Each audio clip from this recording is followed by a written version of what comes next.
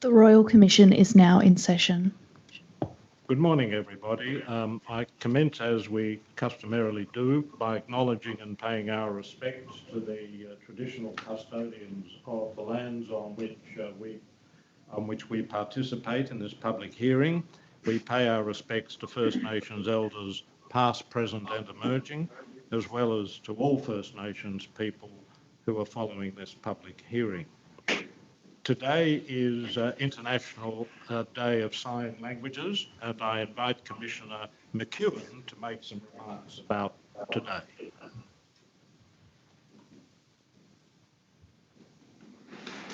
Thank you, Chair. Today is International Day of Sign Languages, which is officially recognised by the United Nations.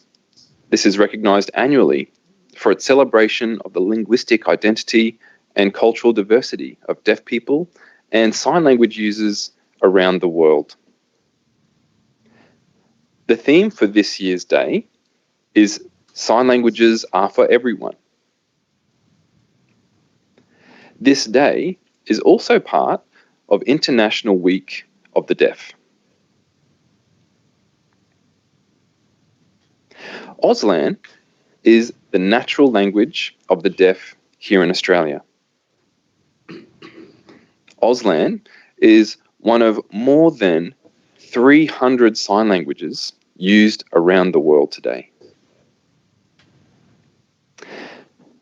Some people believe that sign languages are the same all over the world.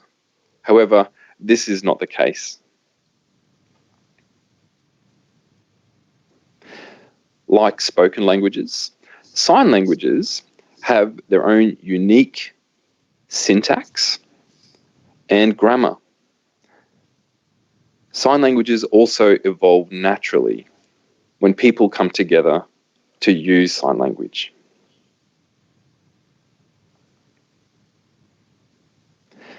Sign languages are also as diverse as the communities to which they belong to. Sign languages are used by deaf people, their families and friends, professionals, and community members. There are many variations of sign languages, including the many First Nations sign languages and also tactile sign language, which is used by deaf-blind people.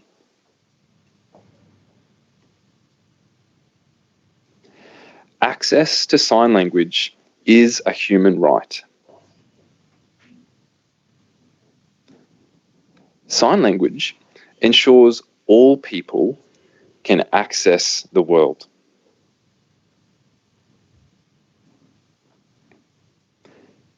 The Disability Royal Commission is very proud to celebrate this important day and also to recognise the true beauty of sign language and deaf culture across Australia.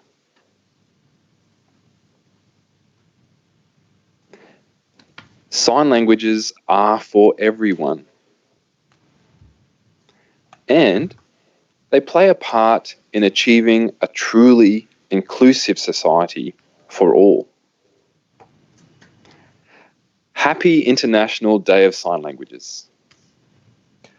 Thank you, Commissioner McEwin, and it's appropriate for me to take this opportunity to express appreciation to our own Auslan interpreters who do an outstanding job of interpreting throughout the work of the Royal Commission. We are most grateful to all who are involved in interpreting the work that we do in the proceedings of these hearings. So thank you. Ms Eastman. Good morning, Commissioners, and good morning everyone following the proceedings of the Royal Commission this morning. Our first witness this morning is Rosemary Ann Atherton.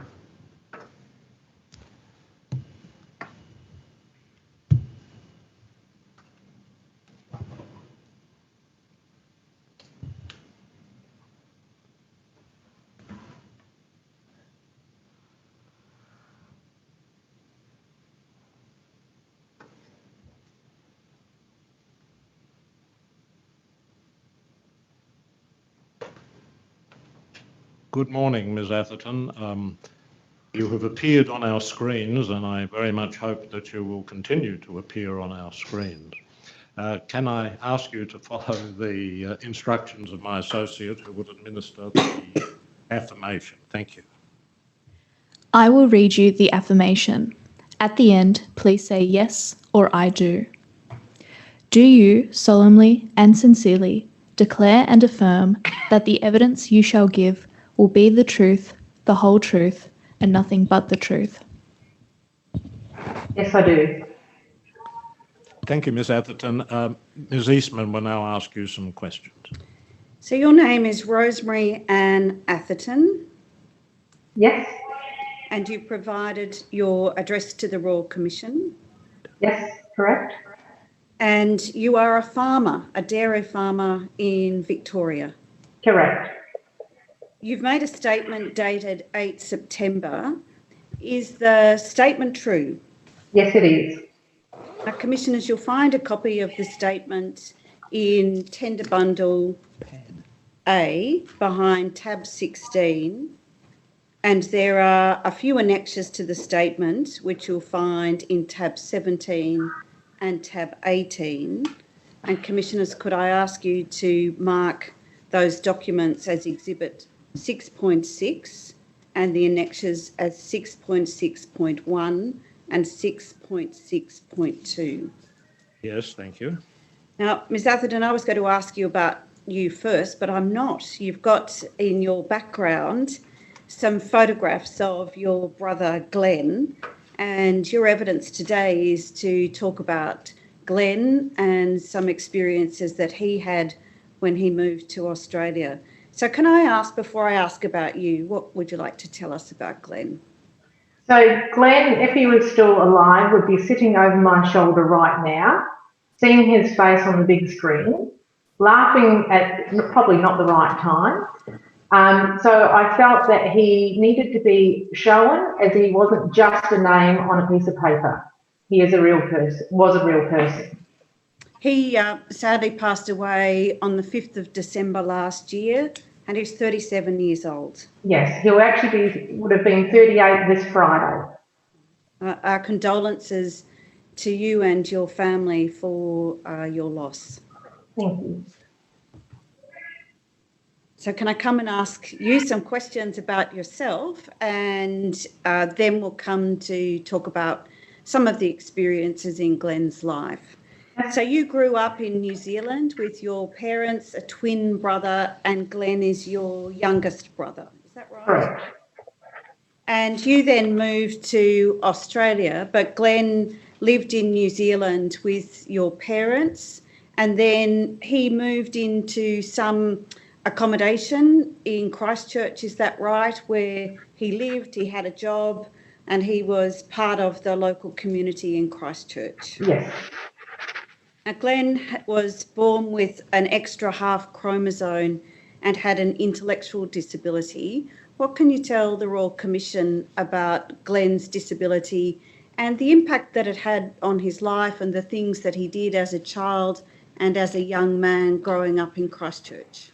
So Glenn was growing up, he always had a smile on his face. He was cheeky, he liked joking with people, he had a great memory for phone numbers, and he also rang, you know, he'd ring a couple of times and he'd remember the number. He was great with dates or events. As I said, he had a loud, booming voice, and he took things literally. He made an everlasting connection with people he ran into, and he never forgot people that he met. Glenn could comprehend most things, and he had a connection also with the older generation, as they would give him the time of day and have that chat with him. Growing up, he turned around and, you know, he was always wanting to do something. Out on the farm, you know, with my grandparents, he turned around and he moved into supported accommodation. So he actually ended up having catching 2 buses to his day placement in Christchurch, 2 buses home. Occasionally he wouldn't actually get home on time because he'd window shop, and then miss the bus, and then he'd get home eventually. He always rang every night, mum and dad or me or my brother. He was very much on the phone, you know, just telling us what happened or who he bumped into. And he had a job at the local supermarket every Saturday morning, and he would do that come hail, snow, sun. He loved it. And again, he'd tell us who he bumped into. He was an independent person. He could make his own decisions. There was no guardianship order or power of attorney. And he managed his own finances, is that right? Yes, he did, but when he came over to Australia, I actually helped him manage those because one time Mum and Dad actually put a cheque into his account for a cow that he sold, and he turned around and actually withdrew the whole $600 and something out. So he didn't quite have the understanding with finance, so that's where too I wanted to make sure that he wasn't getting taken for a ride by anyone as well. So we had a co-signed bank account details, so he couldn't do too much damage. Okay. Now, I want to come to February 2011, and many people may recall the very significant earthquake in Christchurch. And the earthquake was a turning point for Glenn. He went missing for 13 hours, and while there was no physical injury, the earthquake had a really significant impact on him. And what was the impact on him? Yeah, so as you said, he was missing. We didn't know where he was. He was at a evacuation centre. When Mum went and picked him up, he couldn't hardly get off the bed, and Mum took him back to live with her. Because his house where he lived in the sport accommodation had no power, no sewerage, nothing, and his day placement that he was going to was deemed unfit. So he had nowhere to go, so he had no routine. So Mum was due to come over here for a holiday, so I turned around and said to her, well, just bring him with you, because he was, all the aftershocks, he was beside himself, just didn't know where to turn, quite anxious. And then, yeah, Mum, they came over and he turned around and said, I don't want to go back to New Zealand. I want to stay here. I was lucky enough that the day centre, our local day centre where he attended, I actually rang them before he came over and said, you know, what had happened. And they said, look, he's more than welcome to come in here for a couple of days just to give him that routine and stability. Which he did. And then when he decided that he didn't want to go home, I said to Mum, we can't force him. We can't force him to go back to New Zealand if he doesn't want to. So that's where he stayed with me until we managed to find somewhere for him to live. Okay, and we'll talk about that in a moment. Yes. Can I ask you, just in terms of your knowledge of Glenn, how would you describe his physical health and his mental health prior to the earthquake, and then any changes that you observed following the earthquake? So physical, he was quite, you know, he was really, it was more his attention span he couldn't keep. So physically wise, there was nothing wrong with it. He was quite, you know, big frame, strong, but physically he could help out with anything. So he, you know, he wasn't impacted physically wise. Mentally, he was fine, apart from, you know, he was on Ritalin for his ADHD. But then with the earthquake, when he came over, he was very much withdrawn, very much went back into himself. You know, and I sort of feel too, I don't know how I would have coped going through that, let alone someone like Glenn. Okay. Now, because Glenn was a citizen of New Zealand, was Glenn able to access the NDIS or any particular supports from the Australian system? So he got a package called an ISP, a individual support package, which is now changed to COS, a continuity of support package maybe, I can't quite remember the right wording. So he got paid by the New Zealand and also Australian, like his pension. So he managed to get, through the ISP, managed to get funding for his day placement, and then eventually we managed to get funding for his accommodation. All right. And in terms of his accommodation, by 2013, he'd lived with you for a while, and you thought that maybe living a little more independently from the family might be a good thing for Glenn. And was Glenn supportive of that approach as well? What did he want to do? Yeah, no, he wanted that, and he also wanted to find a job as well. And I felt we needed that to have that brother-sister relationship rather than that carer-brother relationship. So that's, and it took us that long to get through the process of finding out where to even start looking to start with. And so your expectation, and as far as you know, Glenn's expectation, was that moving into some supported accommodation would be an avenue to independence. Yes. So he moved into his first group home in 2013, and at the start there was a little bit of a transition, and you were advised just to allow him to stay in the home, settle in, and to just allow him to find his feet. So did you have a lot to do with him when he first moved to the group home? Yes, we did. We still kept in contact. We'd still ring every night. And we'd see him on the weekends as well. So, yeah, we always, because he was only 5 minutes away from us, we could still access him easily. Okay.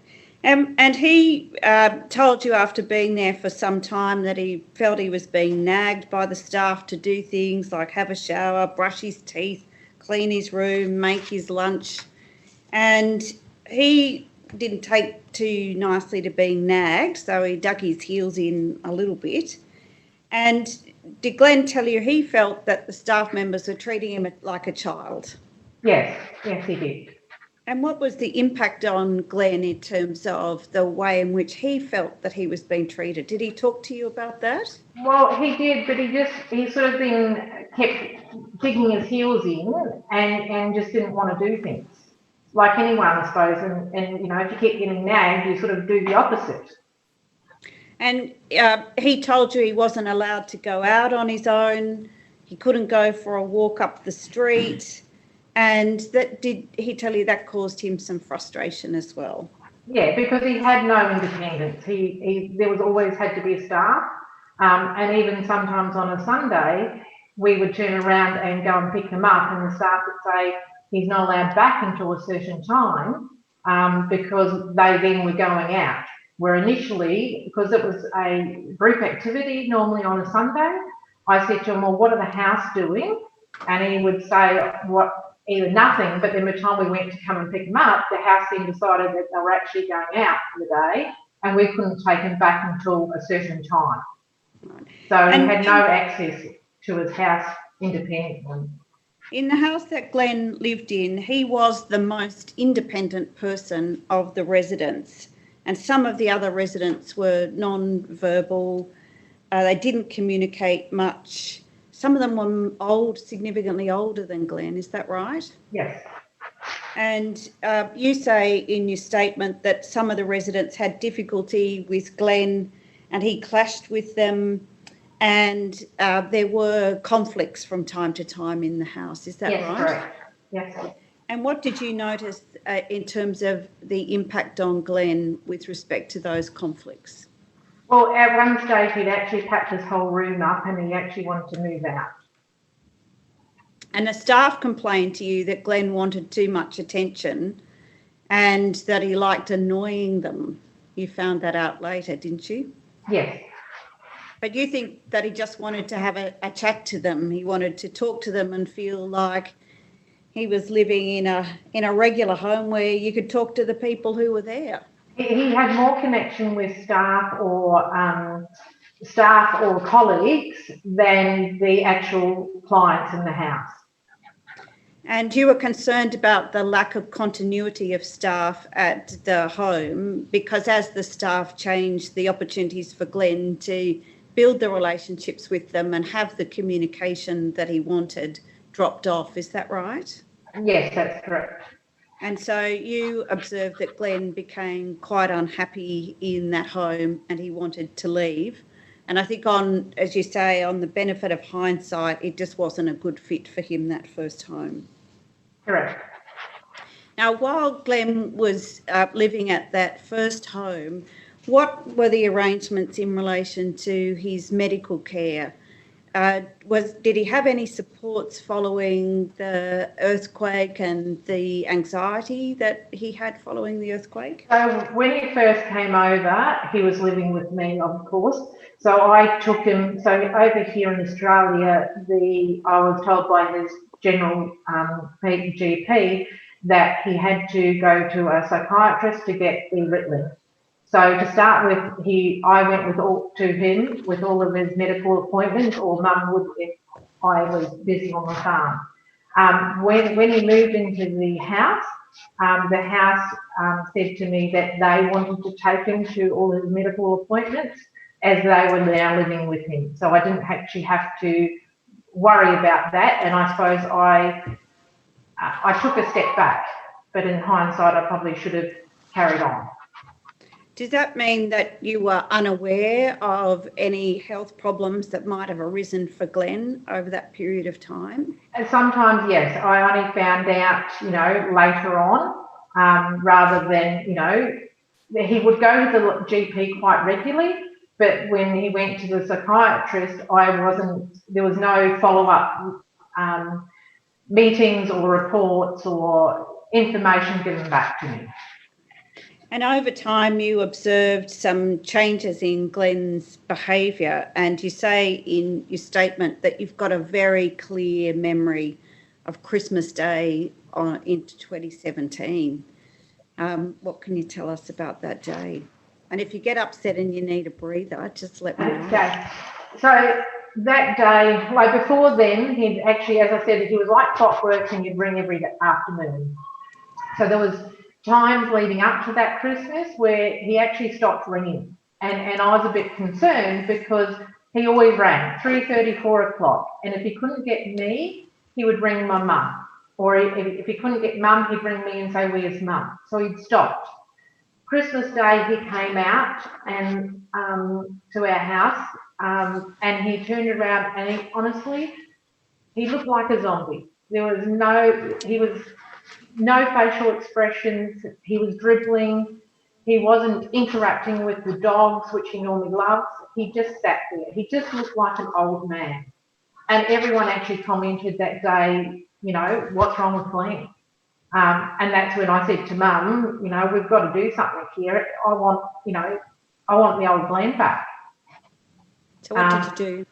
And that's when I rang the psychiatrist and I said, I need to come back and see you and see what's going on. And that's what started the process. And when I did go back to see her, I said to me, I always want a family member with Glenn when he comes to the appointments. And from then on, Mum and I did. And was it the case that when you attended the appointments, did you find out as to whether Glenn was prescribed any particular medication and the purpose for that medication? Look, in hindsight, yes, he did, but I can't remember what they were. But then the psychiatrist backed off the medication because he even said to me, where's the old Glenn? So he'd known Glenn, we've seen one psychiatrist first, and I wasn't happy with the way he treated Glenn. And he didn't have a connection with Glenn, so that's why we changed to the second one. And he had a real rapport with Glenn and really interacted and really cared for Glenn. And there was a period of time where the psychiatrist removed some medications, yes. Is that right? And that's when that happened after that Christmas, and then he started ringing us again. So there was definitely something there, but I can't quite pinpoint what the medication was, sorry. But you were contacted sometime in the following year, 2018, from a staff member of the group home, and they said they wanted Glenn to go back to the psychiatrist as they felt his behaviours were escalating, and the staff thought it might be that Glenn was having a psychotic episode. So were you involved in what happened after that contact with the staff member and any treatment?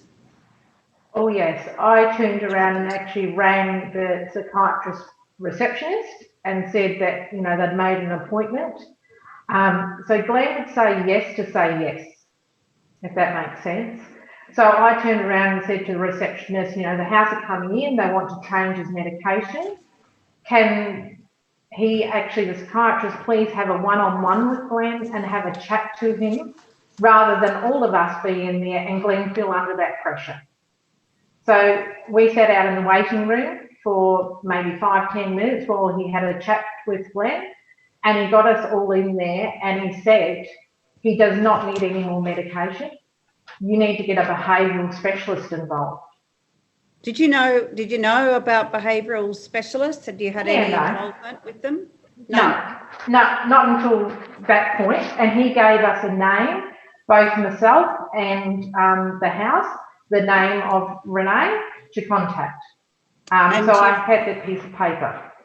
So the person who you were recommended and who you went to see is a psychologist and behavioural specialist, and she's based in the same region as you. That's Renee Dela Cruz, is that right? Correct, yes. All right, and then around that time, a few things came together. Yes. There was an incident for Glenn on a bus trip, and you also got access to what you found out to be some behaviour support plans that have been written by the staff at the group home around the same time as the incident on the bus. So do you want me to cover the incident on the bus, or do you want to tell the Royal Commission? All right. Okay. You can. All right. So you put this in your statement, and it's a pretty traumatic issue, I think, to talk about. So I'll go slowly, and if you need a break, let me know. So we go to the 21st of November 2018, and around 4:30 in the afternoon, you were contacted by a support worker to say that an incident had occurred that morning between Glenn and one of the female residents at the home. They were going on the bus to be taken to their various day placements. And Glenn was sitting at the back of the bus, and he asked the female resident to move her bag. His account is that when he asked her to do that, she then reached over and took the glasses, or tried to take the glasses off her face. He reacted, and he then hit her. He punched her. You were informed of the incident later in that afternoon, and you immediately contacted Glenn to ask him what had happened, and he was very distressed. You got a call a couple of days later from a supervisor telling you that the female resident's family wanted to take some action, and that they had made an application for a personal safety intervention order against Glenn. You got a further call from the supervisor to say that the family had been successful in getting an interim order against Glenn. You knew that this wasn't right, and you felt that there had been no other options offered to Glenn other than being on the end of an intervention order. This meant that Glenn was taken to the police station so the intervention order could be served on him. No, sorry, they wanted me to take him to the police station. To take him. Yeah. No one really knew what was going on, and you were all concerned that you're in a legal process without having any idea what this meant. So at that point, can I ask you to take up from here what happened to Glenn, and what did the effect of the order mean on him and his accommodation? Because as you say later in the statement, you went through a fairly lengthy court process to have the intervention order removed. And that was engaging lawyers and following processes. And I think you say in your statement, we ended up in this system that we never expected to be in. But can I come back to Glenn? What was the impact on Glenn in terms of being served with the intervention order and what it meant for where he could live? So the house, as you said, they rang me and they actually asked me, the supervisor asked me to take him to the police station to get served the papers.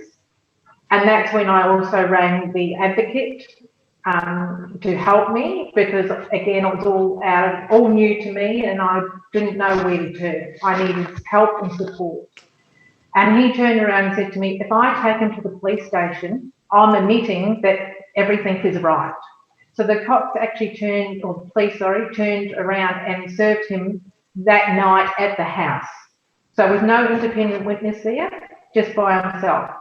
The supervisor, the house supervisor that night rang me, or the worker, sorry, and she turned around and said to me, he's been served the papers. I can't get hold of the supervisor, so he will have to stay, but there's a 5-metre rule. So he stayed there that night, and then the next morning, they went in different buses to, I think he called a taxi to the day service.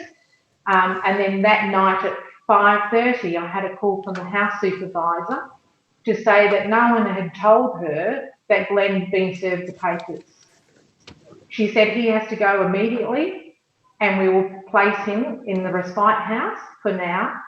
And I said, well, how does Glenn feel about that? They hadn't told him at that stage. So within only half an hour to an hour, he was packed up with a couple of bags or a bag and moved to the respite house. They then turned around and told me that he'd be there for only 3 days and then relocated to another region, away from his family, day placement. And I said, how can you do that? And she turned around and said to me, well, he's done it before when he moved from New Zealand, he can do it again. And I thought, this is someone who is a supervisor in a disability. How could they say that? You know, would they do that to their own? The 3 days turned into 11 months. Correct, because with the advocate and me pushing to say he needs to stay locally, how can you, it was for us, it's only an hour, but we've been on the farm away, too far. So yes, but he loved it there. He had a great connection with the staff there and he had no behaviours of concern.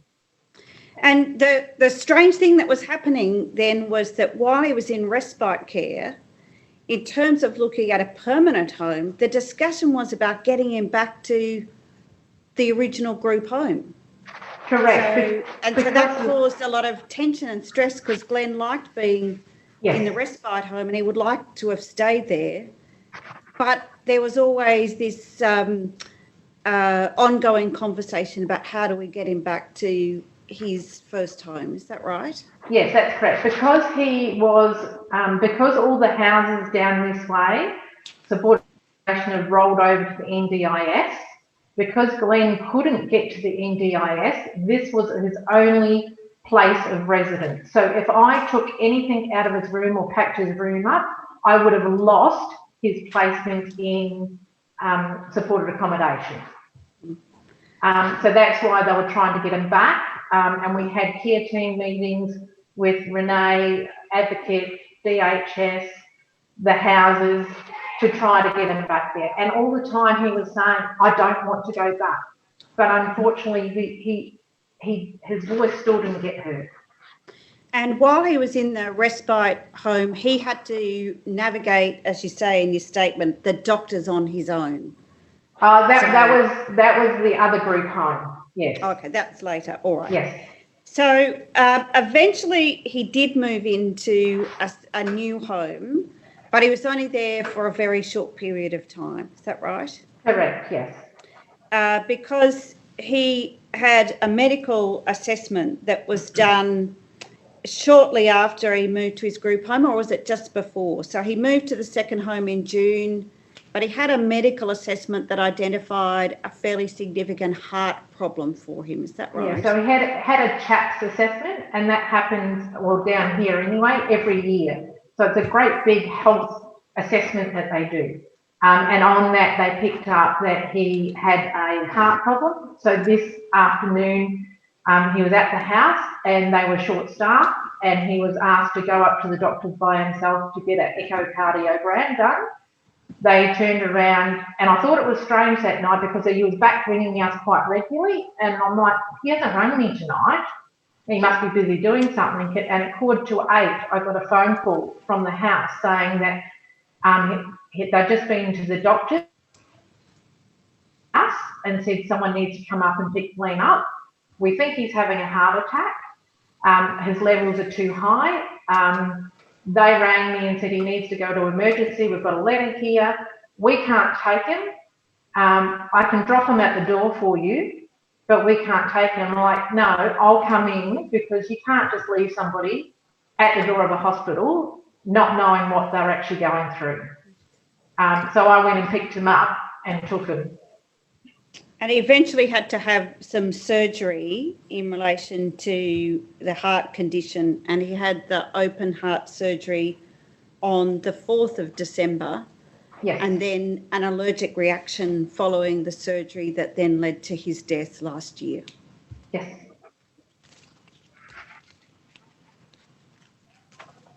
I want to finish by asking you two things. First of all, coming back to the support that you had from Renee de la Cruz and the behaviour support plans that you saw. And then finally, I want to invite you to just tell the Royal Commission what you think, having gone through these experiences and speaking for your brother here, what should change. So around the time of the bus incident, and because the psychiatrist had said, I think you need to speak to a behaviour support specialist, Renee became involved, and you were able to get hold of a behaviour support plan that had been prepared by the group home. And as I said earlier, this was a staff member. And you've provided in the evidence for the Royal Commission a copy of the behaviour support plan. And in the time that we've got this morning, I won't go through it, and the commissioners, I know, have read the document, and when your evidence goes up onto the internet, other people can read the document.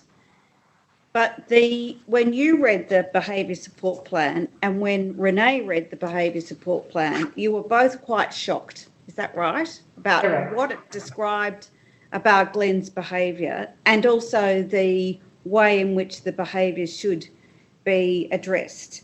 And you've included in your evidence Renee's report in relation to her review of the plan.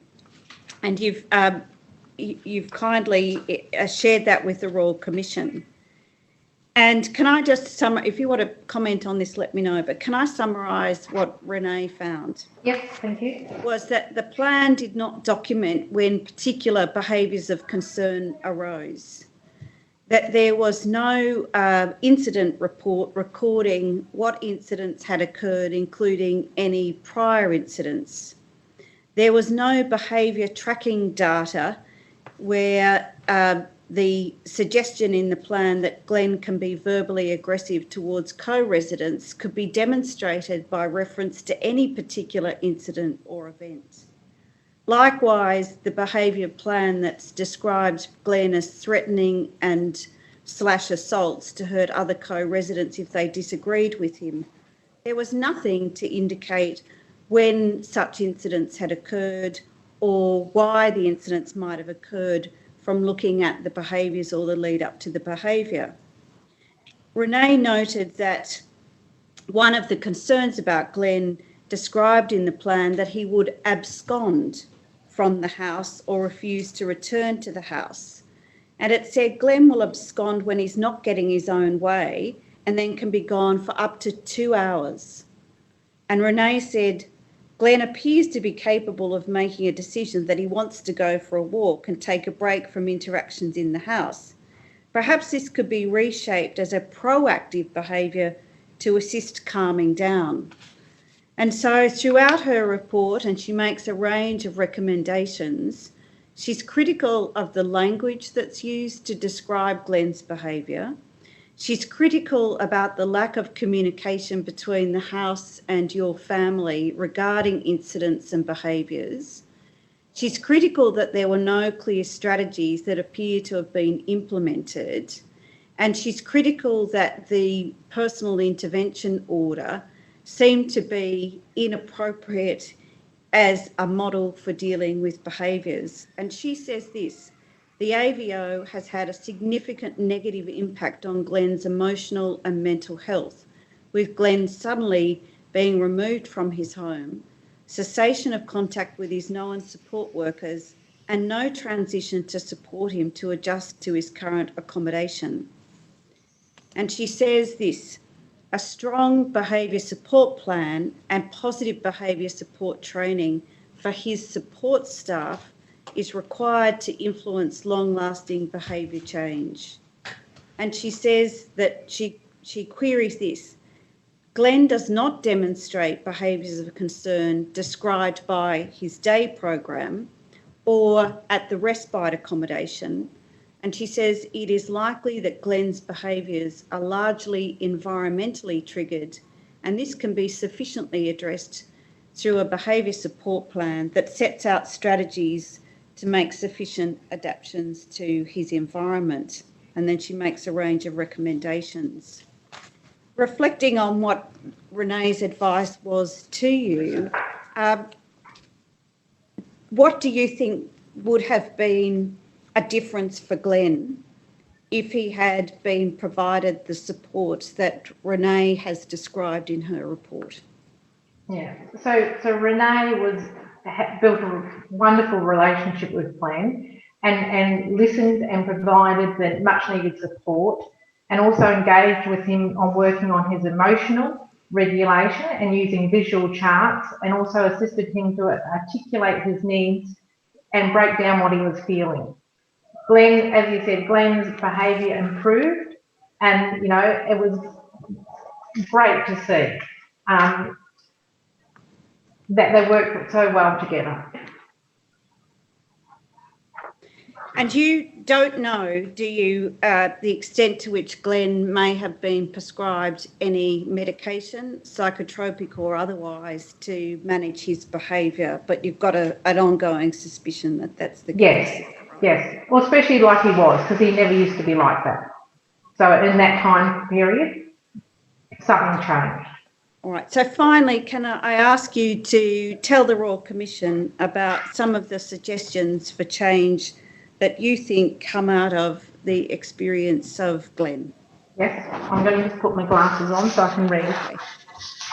I thought by placing Glenn in supported accommodation, he was in the hands of experienced professionals who would provide him with the required quality of care that he needed.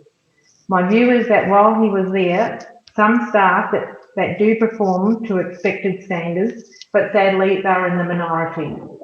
In my experience, the organisation provided my brother supported accommodation let us down.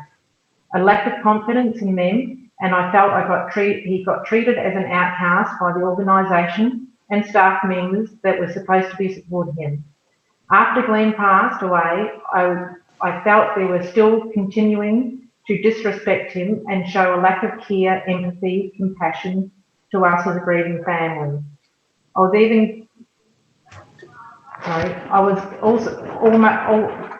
was absolutely gutted. Even then, it seemed that I constantly had to be proactive in order to get anything done for Glenn, such as keeping on following up with the service provider about resolving Glenn's financial issues and money that was owed to us.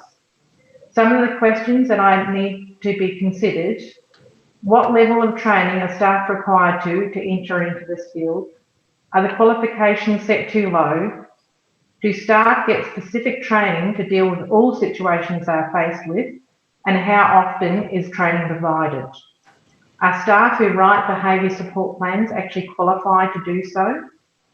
I think there needs to be more follow-up staff at group homes when issues arise with the family. Mediation options need to be explored, and there must be regular communication with family.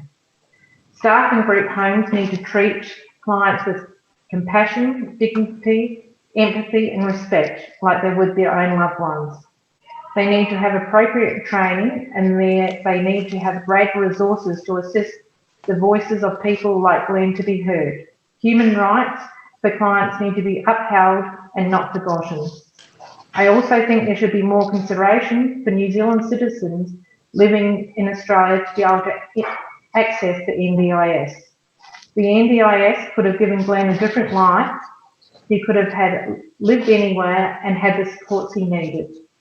His behaviours or concerns would have perhaps been addressed a lot earlier.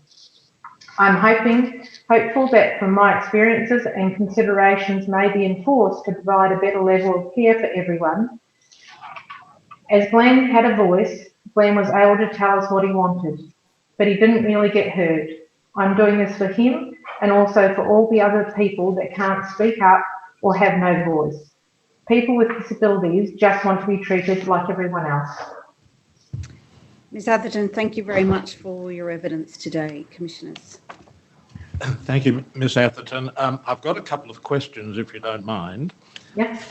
The first is that you said that in your statement that Glenn had decided to become a permanent resident in Australia by March 2011, but that he was unable to get assistance from the NDIS because he was not an Australian citizen. Was there a particular reason why he did not become an Australian citizen between 2011 and the time the NDIS came in? Yes, he wasn't able to through all the categories. I went to an immigration agent and I trying to bring him under because my mum's also living here in Australia, but mum unfortunately didn't meet the criteria. And Glenn, with having a disability, he actually couldn't get citizenship. So he actually wanted to become an Australian citizen. He didn't want to go back to New Zealand. He wanted to stay here where he felt safe and had a really good network of people. So it was Glenn's disability that was a major obstacle to obtaining citizenship? Yes, it was. Thank you for that. The other question I had was you indicated that Glenn had had a comprehensive health assessment program or assessment in around about October 2019. Was that the first such comprehensive health assessment that Glenn had? No, they have one since he arrived here in Australia. They actually had one every year. So it was an annual review. So because some people obviously with disabilities, they can't talk. So that way with doing this, they can actually check. So it was blood pressure, it was heart, it was asthma, diabetes, podiatrists. So it was really taking real good care of people to make sure they get everything that they need and probably can't articulate what's wrong. Right. But it was the 2019 assessment that picked up the heart issue. Yeah. Yes, correct. Thank you. I'll ask Commissioner Atkinson if she has a question. I'll then ask Commissioner McEwin.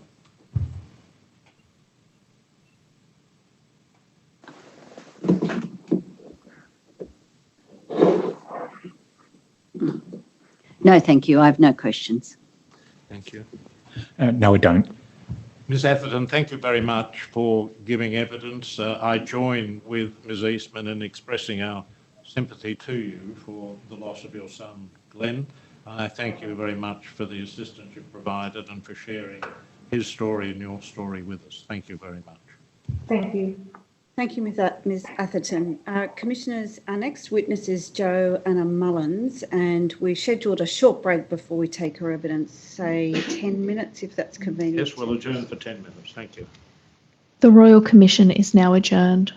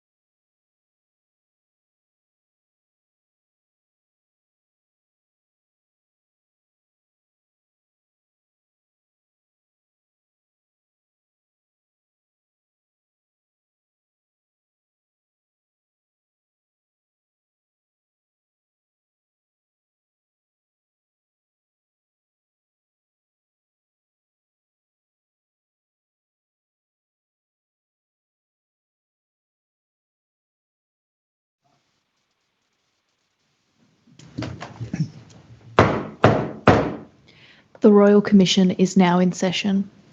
Ms Eastman, yes. Thank you, Commissioners. Our next witness is in Townsville. It's Joanna Grace Mullins, and I think, Commissioners, you can see Ms Mullins on the screen now. We can see you, Ms Mullins. Thank you very much for coming to give evidence. I will ask my associate to administer the affirmation to you. Thank you. I will read you the affirmation. At the end, please say yes or I do. Do you solemnly and sincerely declare and affirm that the evidence you shall give will be the truth, the whole truth, and nothing but the truth? I do. Thank you, Ms Mullins. Ms Eastman will now ask you some questions. You are Joanna Grace Mullins. Yes, I am. You might have to, I'm not quite catching your sound. I'll just check that we're... Perhaps say Yes. something, Ms Mullins. Yes, I am. That's better. Thank you. And you're an advocate and NDIS Appeals Support Officer with Independent Advocacy North Queensland. That's correct. You've prepared a statement dated 4 September this year. Is the statement true? Yes, it is. Commissioners, you'll find a copy of the statement in Tender Bundle Part A behind tab 19, and there are some annexures. At tab 20 is a copy of Ms Mullins' CV, and then Ms Mullins' evidence is going to focus on one of her clients, and she's going to speak about her client with the consent of the client and the client's mother, and copies of the behaviour support plans in relation to the client who has a pseudonym ABK. And ABK is the person who I described as Robin yesterday in opening. Those behaviour support plans should also be received into evidence and marked Exhibit 6.7.2, 6.7.3, 6.7.4 and the CV 6.7.1. Yes, thank you. Now, Ms Mullins, your statement is in 4 parts, setting out your professional background and experience, and then your statement deals with a regulatory overview and background, and then the third part is dealing with ABK, and then finally suggestions and reflections on change and reform based on your experience. So I want to start with your professional background and then turn to the regulatory overview. I don't think we need to go into the full detail that's in the written statement, but it may assist in understanding what has occurred to ABK to understand the regulatory systems that operate in Queensland. So you're happy with that approach with your evidence? Yes, I am. All right. So let's start with you. You are an advocate and appeal support officer for people with disability, and you are an employee of Independent Advocacy North Queensland. What is Independent Advocacy North Queensland? We are, as the title suggests, an independent advocacy organisation. We receive funding from the Commonwealth and state governments to advocate on behalf of people with a disability in various settings. So advocacy is a bit of a singular job. We're not counsellors, we're not advisors, we're not lawyers. Our job in essence is to be the voice of people with a disability who for whatever reason cannot speak up for themselves. So we help them explore what they want to achieve, what their options are for achieving it, and we speak up for them and help them achieve their goals. You use something called a client advocacy action plan in the advocacy work that you do. You've described it in paragraph 10 of the statement, but can you tell the Royal Commission about how a client advocacy action plan works in practice? What do you do? So when we first receive a referral, clients will come with a certain number of issues. We talk to the clients. We look at what their goals are in relation to those issues. And then we have an agreement that says what I, as an advocate, will do and what they will do to help themselves. And because obviously our funding is not a magic pudding, once for a particular client, all the items on the client advocacy plan have been completed, then we will close that file and a new client will be allocated. So you don't take on the advocacy role that you become the permanent advocate for the person. It's very much focused on achieving the particular goals or outcomes identified by the client. So that's the approach taken with independent advocacy NQ? Exactly. There is, if a new issue that is related to existing issues come up during the course of advocating for a client, we can add that issue to the plan with permission. But as I said, if we just became permanent advocates, then we would have a permanent group of clients and no new advocacy, or no new clients could get advocacy. So we do have to have endpoints.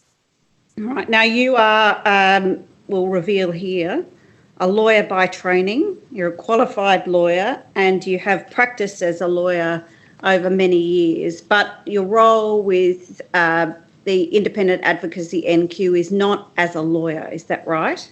That's correct. Certainly my legal skills come in handy, but I do not give legal advice to my clients at all. I can't play any legal role. I can represent them, but in lower level tribunal hearings, but I can't give legal advice.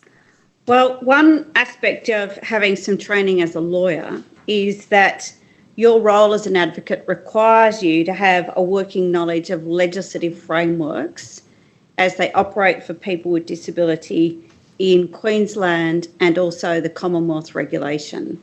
And I think, is it fair to say, stepping back from your statement, that understanding the relevant legislative frameworks are very complex?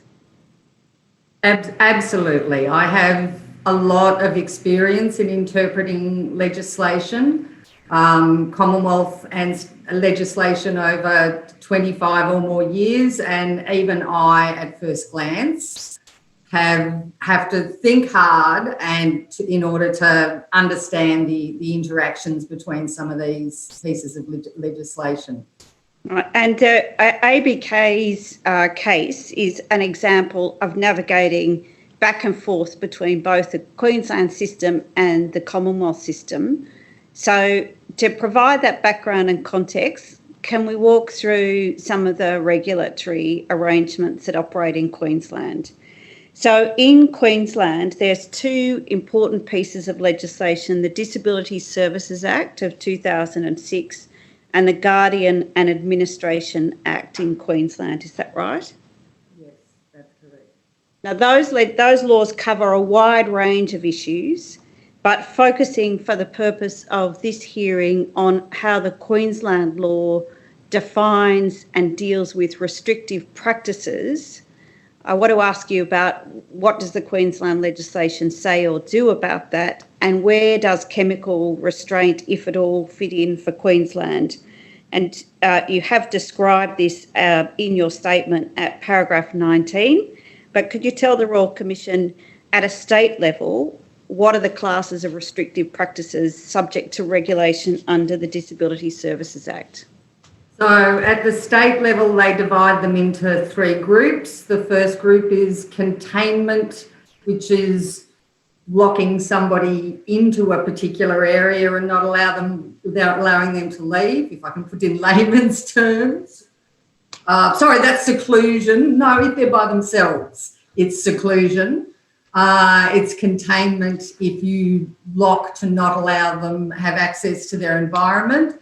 Chemical restraint is giving somebody a drug for the purpose of controlling their behaviour, and that can be done either on a regular basis or on what they call a PRN basis, which is in response to a behaviour. The other classes there are physical, so using your body to restrain somebody, and mechanical restraint, which is buckling people in, things like that. The third class is very broad and called restricting access to objects, and that would include knives, any other sort of objects, fridges, any objects, really. Right. Now, the Queensland laws apply only to people over the age of 18, is that right? Yes, that's correct. Not to all people over the age of 18, but certainly they don't apply at all for people under 18. And if a chemical restraint, or frankly any other type of restrictive practices, is to be authorised in Queensland, how does one go about getting authorisation? Where do you go and what do you need to satisfy? Okay. The first thing that you are going to need to do is apply to the Department of Communities for a short-term approval. Do you want me to focus in just on chemical? Yes. So you would have I think if we just focus on chemical, otherwise it might take a long time. So let's go on chemical only. All right. So you would need to apply to the Department of Communities for a short-term approval of the chemical restraint. So a behaviour support plan will be required as part of this process, as well as the qualification of the purpose of the medication from a doctor. Now that does not apply to people in Queensland who only receive respite or community access services or community access. All right. Now, I want to come in a moment to some of the specific elements of that approval process and the role of family service providers and medical practitioners in seeking approvals. So that's for Queensland.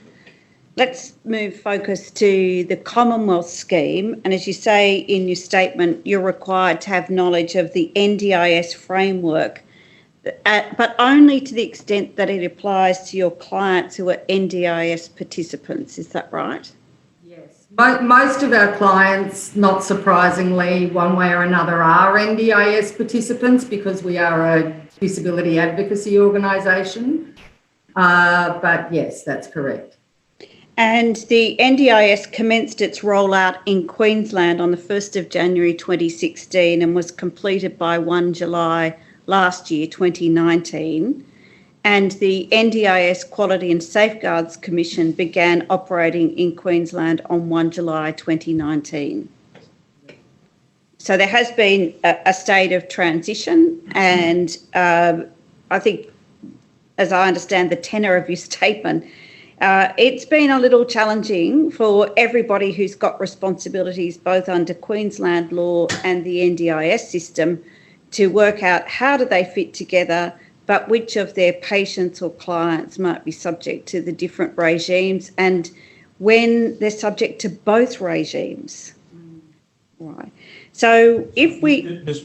Mullins, I wonder if you wouldn't mind, instead of nodding. To say yes or whatever you want to say, because we need to record it in the transcript. Thank you. I'm sorry, Commissioner. Yes, I will. You can use your extensive legal experience to understand why we need to record it.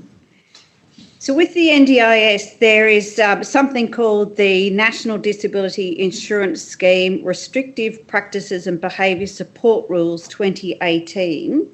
And in terms of the NDIS behaviour support rules, what do they describe as regulated restrictive practices? And do you want to comment on the difference between regulated and unregulated restrictive practices for the purpose of the NDIS?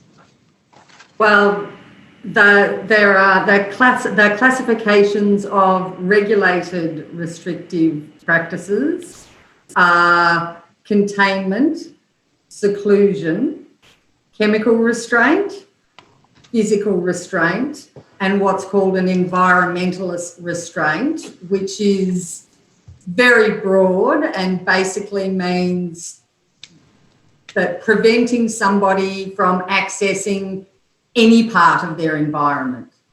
So it's... What does that mean in a practical, like give us a practical example of what that would mean? Stopping people from using a knife, stopping people from accessing their fridge, putting a guard in a car between the front and the back seats to prevent somebody who's being transported in the back from accessing the front, locking the front gate so they cannot leave the property and go out into the environment. It's an extremely broad category, and in fact a lot broader than the Queensland category. And Queensland also has the exemption for what they call skills deficits. So in Queensland, if we lock the front gate because you don't know how to cross a road, then that's not considered a restrictive practice. At the Commonwealth level, that there is no such exemption for skills deficits. So that would be considered a restrictive practice. The consequence of something not being considered a restrictive practice for Commonwealth purposes is that it will only be regulated under the Queensland regime. There will be no oversight of that particular restrictive practice for the purposes of the NDIS Quality and Safeguards Commission. But really the breadth of that environmental restraint probably means that in practice, it's hard to think of things that wouldn't be covered by that would be covered by the Queensland regime. And with respect to the NDIS definition of a chemical restraint, a distinction's made there between what is and what isn't a chemical restraint, and that's based on whether a medical practitioner prescribes a chemical substance for a particular purpose. Do you want to comment on the distinction in the rules? And again, from a practical perspective, what does that mean? So if a chemical, if a pharmaceutical is prescribed for a recognised medical condition, then it is not considered a chemical restraint. So, for example, if somebody has been diagnosed with schizophrenia and they're being given antipsychotic drugs, then the drug is being given for a prescribed medical condition. It becomes a chemical restraint if it's being prescribed for the purposes of behaviour or controlling somebody's behaviour rather than for the purposes of treating a prescribed treating an identified medical condition. Right. When you're talking about regulating behaviour, in your experience, is there anything in the NDIS rules or anything in the NDIS framework that would tell you, well, what behaviours are in and what behaviours are out for the purpose of using medication as a chemical restraint? Is there anything about the nature of the behaviours that you need to know about before it has that label chemical restraint? In terms of, well, the behaviour, what's in the regulation is about what triggers a behaviour support plan. So it's more about behaviours that will harm themselves or harm other people. That could be anything, couldn't it? Yeah, well, it could be, yes. Yes, it could. So there's no hard limit. Definition. Yeah, where's the definition? No, not a definition. No, I mean the definition. No, there's no further definition there that I'm aware of. I don't know whether in the documentation that's provided to behaviour support practitioners, I will say I've not read all of that. There may be something in that documentation, but certainly not in the legislation that I am aware of. As you know, as lawyers, often we like to apply an objective test and we get nervous with subjective tests. Is there anything that gives you an objective test to understand what a challenging behaviour or behaviour of concern would be, or is the whole area really subjective? And if you want to talk about that difference, can I invite you to do so?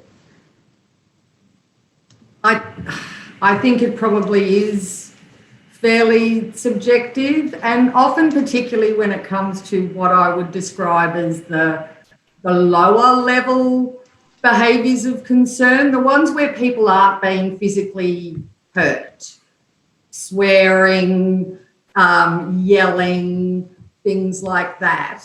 If people are being hurt or they're hurting other people, then that's important. But other sorts of behaviours, to start putting people on chemical restraints because they yell a bit when they're in public, or they haven't been taught how to regulate their emotions, I think and it is subjective in the eyes of sometimes the family, sometimes the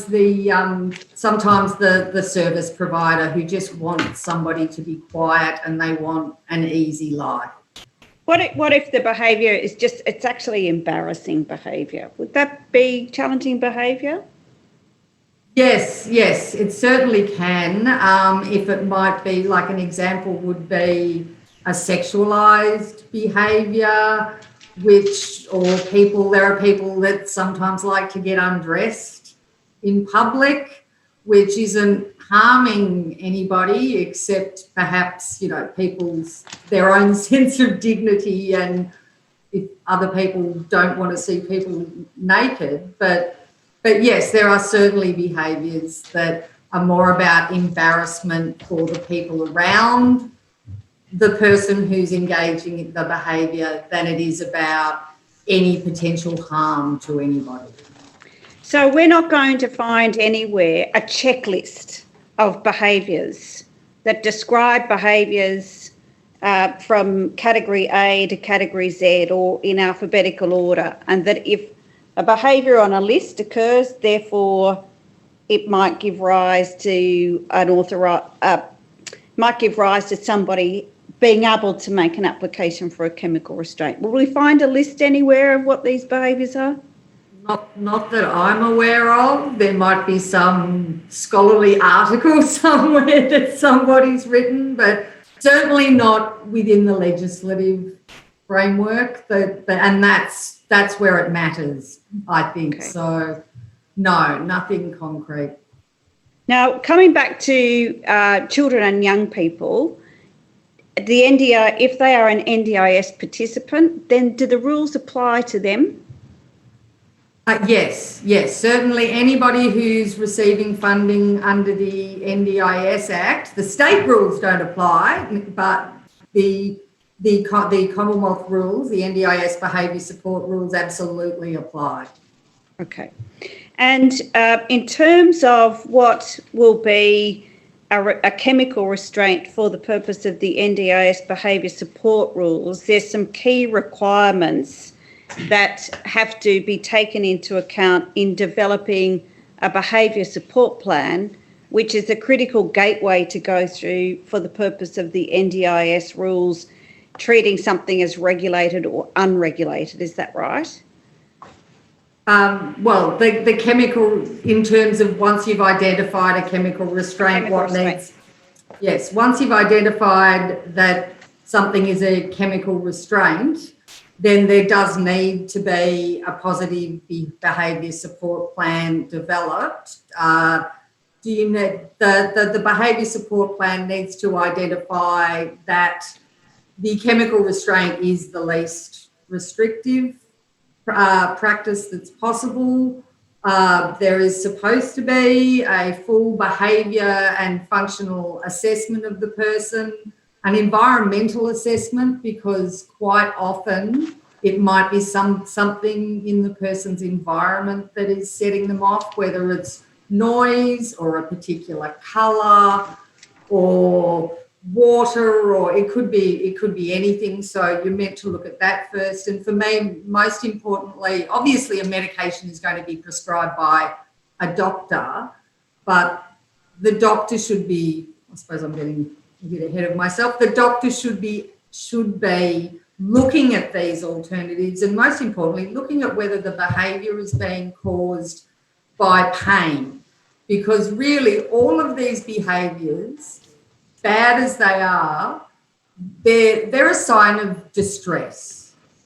Whether the distress is, I want to do that, I don't want to do that, they're distressed because they can't communicate what it is they want to get across. And if you address the underlying distress first, then the need for chemical restraint will often not exist.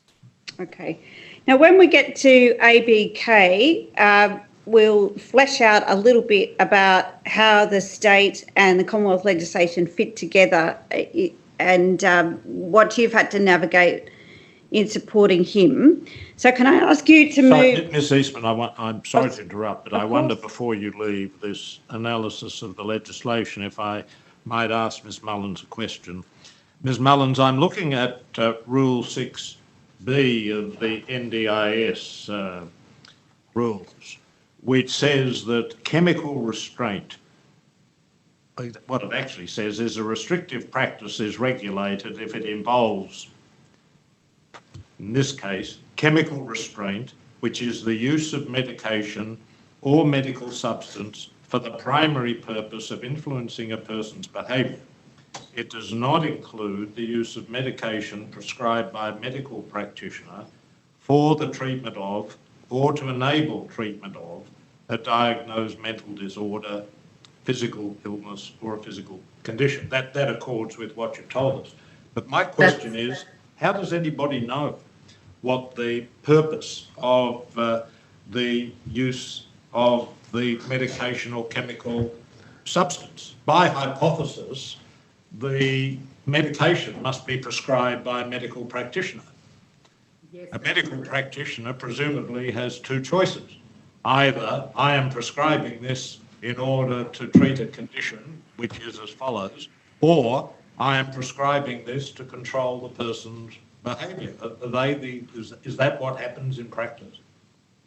Yes, Commissioner, that's exactly what happens in practice, because, as you rightly pointed out, nobody can get on these medications without them being prescribed. And there's a document called a clarification of purpose of medication form, which is pretty similar whether it's used for state or Commonwealth purposes. The doctor lists the name of the medication, what the dosage is, and then ticks a box to say whether it is for a diagnosed mental illness or condition or whether it is for controlling behaviours. So in the end, it is the doctor who makes that final decision, and it's hard to influence that, can I say? This is one of the issues that you deal with in your statement, and thank you, Commissioner, because I was just about to go to paragraph 37 where this issue's raised. I'll treat that as a genuine thank you. No, well, this is where we're up to, so thank you. So one of these issues is that the CPM form is an important form that can operate as a safeguard because it provides a written record that brings transparency to the prescribing practice. Is that right? Correct. But you identify in your statement 3 concerns in relation to the authorisation of chemical restraints, and this partly picks up on what the practice of completing the CPM form is. So can I ask you to have a look at your statement at paragraph 39? Yes, I have that. And one of the first issues is this, is that while the Disability Services Act in Queensland operates to regulate the use of restrictive practices, including chemical restraints, you say medical practitioners aren't bound by that legislation. So what does that mean in terms of a consequence of having a regulatory scheme to deal with restrictive practices, including chemical restraint? But as the Commissioner's question just raised, the medical practitioner is the gateway to the chemical restraint, but the legislation doesn't apply to the medical practitioner. So what does that mean in terms of both an understanding of the system, but also is there a way of enforcing medical practitioners to complete their CPM forms? Not that I'm aware of. It does and can become a huge issue, but there is really no way to force them to do it. And of course, because they're the doctors, dare I say, there's no way also to stop them from diagnosing perhaps dubious, dare I say it, medical conditions in order to justify a particular use of a chemical restraint and say, oh no, this person has that condition, therefore this is not a chemical restraint. They also, I think I've said, they tend to use a medical model. So the way they look at it is that the illness is the disability, the symptom of the illness is bad behaviour, and under a medical model, well, we give them the medicine, and in their heads, that's not a chemical restraint. That's treating somebody. So it's hard sometimes to get GPs to get their head around that.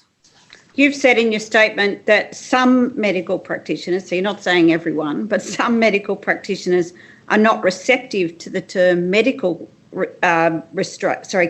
restraint. And just that language might steer a person to want to characterise the issue as a medical illness issue rather than a way of controlling behaviour. Is that right? Yeah, I agree. As a lawyer, we just see it as terminology and it's just a legal term. But as a doctor who doesn't have a great deal of interaction with the law, when I think about it, it's a pretty full-on term. Chemical restraint. It does sound bad, which of course it is bad, but so I can see why doctors don't like the idea that that term, I don't know what terminology would be better, but that terminology itself, I think, is part of the barrier. Then the final issue is this concern about the interaction between the medical practitioner and the behaviour support specialist, and you say that's an issue as well. But that leads you into a discussion in your statement about behaviour support and the development of behaviour support plans. And you identify a few concerns about, on the behaviour support side, how the plans are developed, the relevant expertise of the person preparing a plan, the way in which a plan takes into account all of these relevant factors. And is it the case that when the behaviour support plans are developed, a chemical restraint might be only one small part, and that there might be a range of restraints or restrictive practices being used together? So do you want to say just briefly something about the way in which the behaviour support plans are used and how they're developed? And then I'm keen to get into the situation of ABK. Okay. Part of the problem, particularly because there's been such a huge expansion in the number of people requiring behaviour support plans, is that there are a limited number of people with real expertise in behaviour support and in writing behaviour support plans. So you've got a lot of people with not very much expertise that are following precedents effectively. And if you don't have experience in behaviour support, going and meeting somebody with challenging behaviours can be a bit frightening. Not everybody reacts well to that. So trying to get them to take information from somebody other than the family who may have their own issues and may not have ever had any training in how to deal with the client. So a lot of the information comes secondhand, and the emphasis is pretty well on what are the behaviours, how can we count the behaviours, how do we categorise the behaviours, and I mean, how to limit the behaviours. And is there any differences between how Queensland requires behaviour support plans to be developed, and then are they regulated, or is there an approval process for a plan or monitoring? And then for the NDIS, the same. Is there a particular set of guidelines or rules that have to be followed? And what about the monitoring or compliance issues? And what happens if both apply, both Queensland and NDIS? What happens Well, there you go. Well, if both apply, starting with that, then both apply. But to the extent of any inconsistency from a constitutional point of view, the NDIA or the NDIS regulations will trump the state. I think the Quality and Safeguards Commission is a great idea, and the regulations contain a lot of information about what should be in a plan, or some information about what should be in a plan, but I don't think the Quality and Safeguards Commission have the resources to actually monitor whether the plans meet those requirements. So simply uploading the plan seems to be enough at the moment, unless you are one of the practitioners that they randomly monitor. In Queensland, it's a very different thing. You have to apply for a short-term approval. While to get your short-term approval through, there are hoops you need to pass through. You need the clarification of purpose of medication form. They usually expect some sort of behaviour support plan or some sort of structure in place. You will, if they're not happy, you will have meetings with the department, and they will talk to you about how things need to be improved.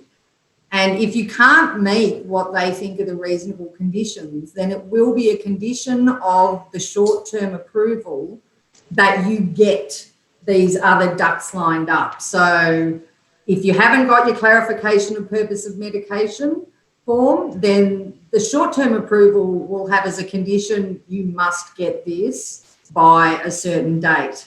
Failing to get it by that date, the short-term approval's gone, and you can't, it suddenly becomes illegal to use those restrictive practices. So there's a lot more direct.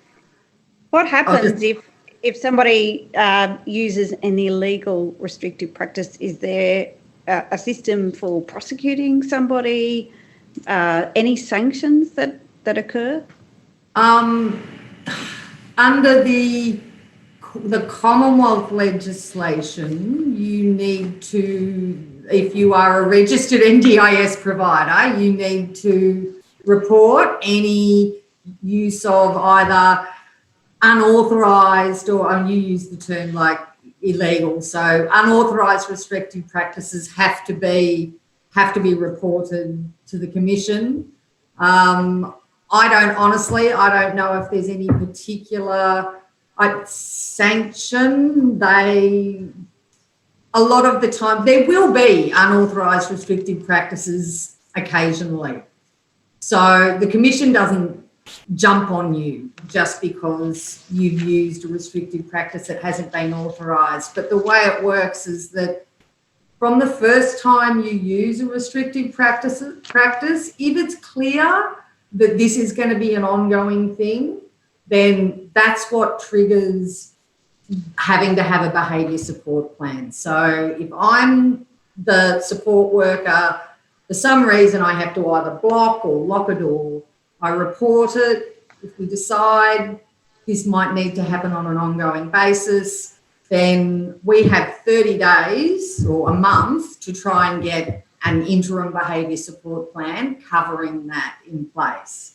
But there's nobody monitoring that. Like, the rules are there, but I don't know that anybody's actually monitoring it, or they have the resources to monitor it.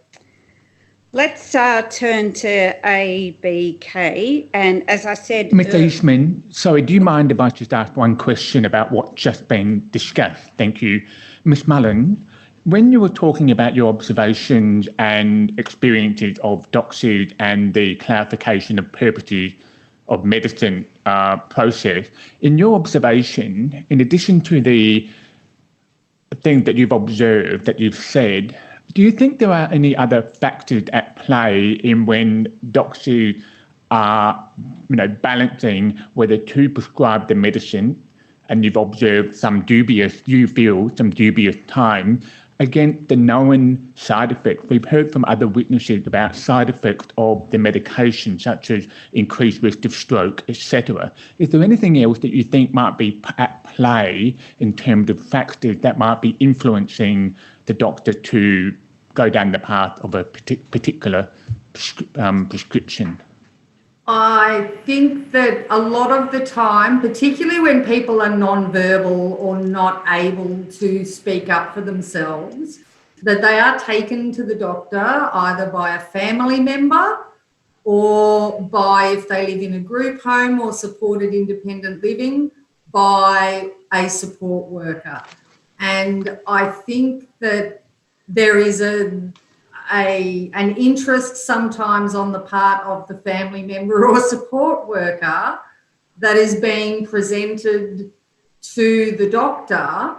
I think that family, not always family, but let's say particularly for people with older children with an intellectual disability, this whole idea of positive behaviour support plans and behaviour intervention was not around in the 50s. So you have these families with 40, 50-year-old children where the parents are still looking after them, who've never had any interventions, and it just works for everybody. The doctor does feel some empathy with the family who have to deal with this. Sadly, I think if the family knew that there were other options, then that is a possibility. But I've spoken to parents who've just said, this person's my child is a bad person. They've been a bad person all their life. And when I say they've never had training to understand what an emotion is, how to control their emotions, how to understand their emotions, Ms. Mullins, may I ask this? I take it that you haven't actually had first-hand experience with what doctors do because you don't see what they do. No. The closest I have come, when I think Joycelyn Smith is giving evidence after me, and she has certainly been to the doctor with various clients. So my experience is... Perhaps we might save this for her in due course. Okay, thank you. All right, can I come to ABK? As I said earlier, you have the consent to share the story. And there were some discussions about whether ABK and his mother might also come with you to give the evidence, but it's their wish that you speak on their behalf. Is that right? Yes, that's right. ABK himself is not able to speak up for himself and would probably be pretty bored fairly quickly sitting through this. And his mother... it felt very comfortable with me giving this information rather than her giving it. Okay. And you described earlier that often the advocacy is quite short-term, but you've continued to advocate for ABK for almost 3 years, and this length of time is reflecting the particular challenges that he's faced in receiving appropriate behaviour support. So when you were given the file, you'd only sort of shortly started in the role, and you met ABK for the first time in January 2018. And at that stage, he was living with his mum and a younger sibling. And may I say, describe in quite graphic terms meeting him for the first time. Can you tell us what happened when you met him for the first time? Yes, he was locked in his room, as he tended to be all the time. The only thing in his room was a mattress on the floor and some bottle caps. At that point, his only real, the thing that he did a lot was sitting there playing with bottle caps. So I was taken in, the door opened, he was sitting on the floor, he looked up, I smiled at him, thumbs up, he's always liked the thumbs up, said hello, he smiled back, and it was just a very quick meet and greet. He was happy, but yeah, that was it. To me, quite frankly, it was like he was living like he was a caged animal, and I know that sounds emotive, but that is how it felt. He was 15. He was just about to turn 16 in that January. He identifies as a First Nations person, and he has a number of disabilities. And you've described them in paragraph 60 of the statement. What can you tell us about his disabilities? Not just simply what the label or diagnosis is, but what the nature of the disabilities have meant for his life. And I'm asking you that because, as you've observed, he had very limited, or indeed in some cases no, childhood intervention or support.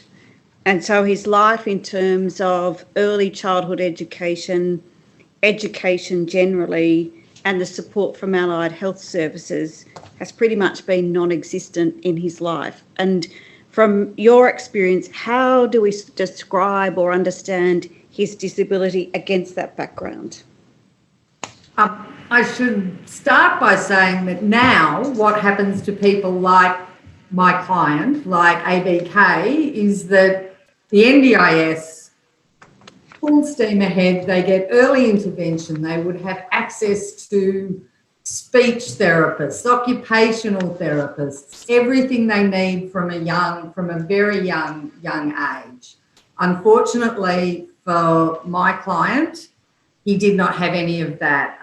He has a severe intellectual disability, which means that I know that the behaviour support plans say he has limited written skills. I can quite happily say he has no literacy whatsoever.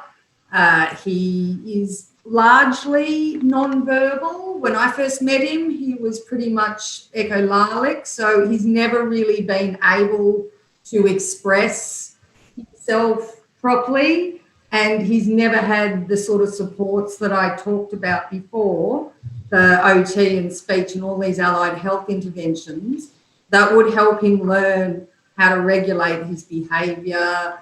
So without any of these interventions, he was basically wild for a while. When he was living in a remote location, ABK would run around, do whatever he liked. When he was at school, there were cases of the teacher having to literally hold on to him, restricted practices, but he was under 18, for anything up to an hour to calm him down. When he became elevated, he would mash everything up. When he was upset, the whole house was in danger.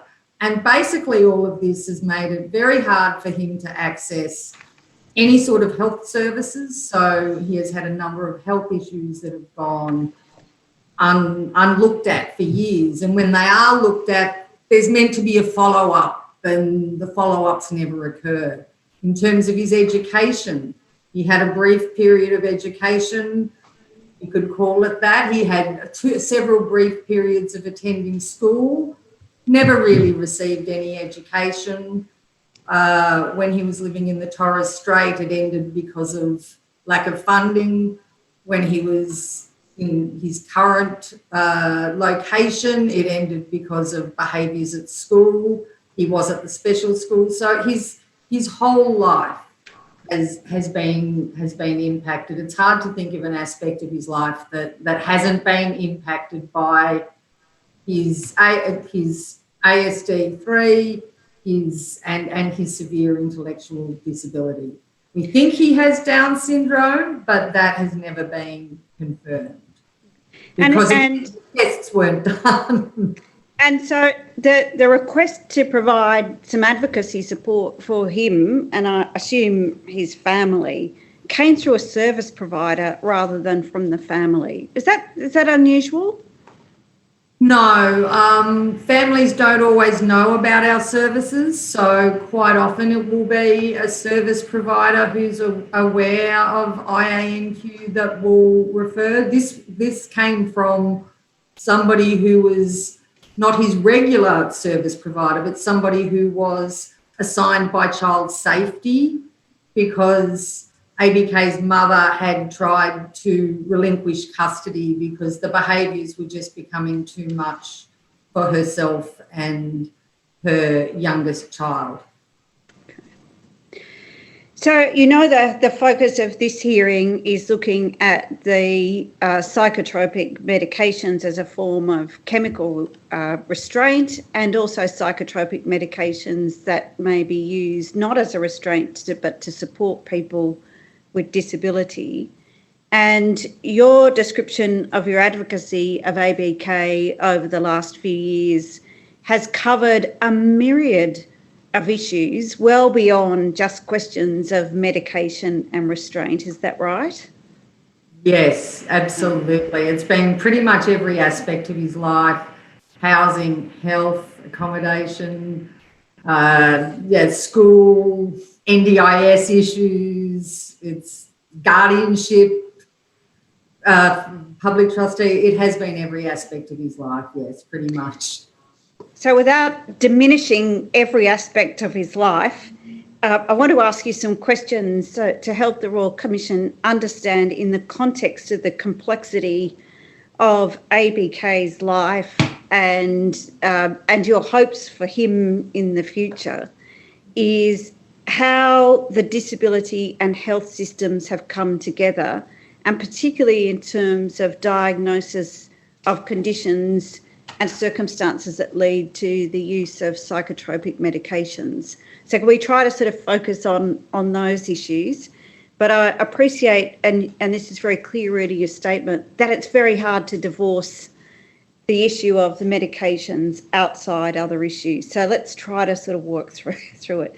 So in early 2018, when you started the advocacy, having met ABK for the first time, did you have to have any interventions with ABK's health arrangements, and were you involved in meeting any of the medical practitioners providing support to him? And if so, what occurred during this first part of your advocacy work with him? Once we'd established a regular stakeholder meeting, both a GP and eventually a paediatrician both came on board. So that my interactions in relation to the medication were at the stakeholder meetings. He had been put on quetiapine in September by a visiting doctor, and that was around the time when the child safety interventions were happening. So the state government stepped up. A visiting doctor from a state government service put him on quetiapine before I was involved. And then after that, the GP became involved, and having tried to get the state medical services involved and locally, and having them refuse us, he eventually found a paediatrician. So it was a monthly stakeholder meeting that we all used to attend.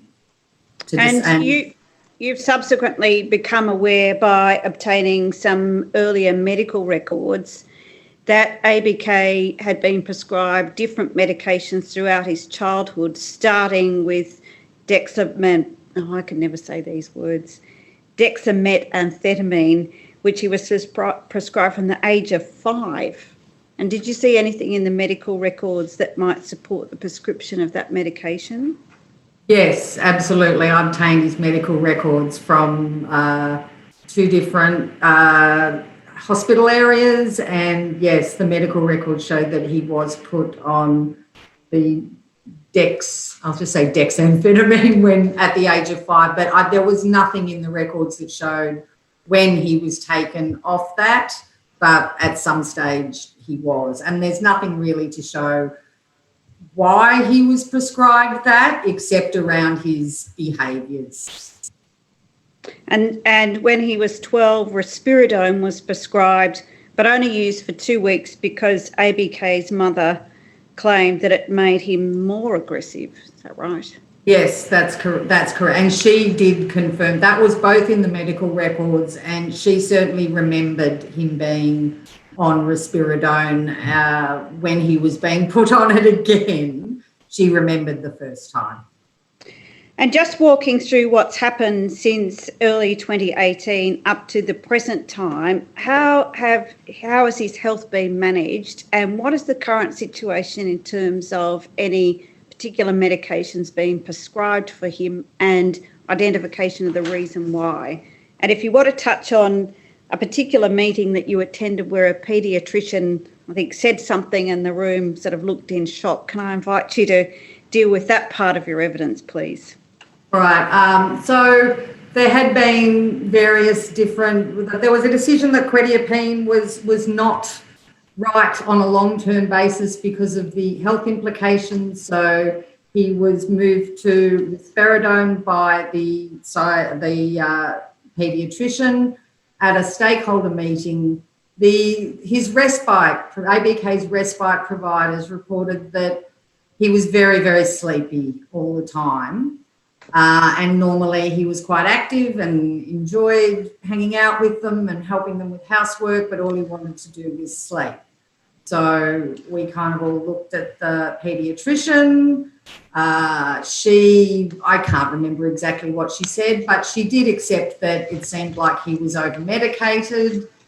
She turned to ABK's mother and asked her whether it was all right if the medication was lowered. ABK's mother indicated some nervousness because she had been through a lot in the past. So she was not happy and basically said that she relied on the medication.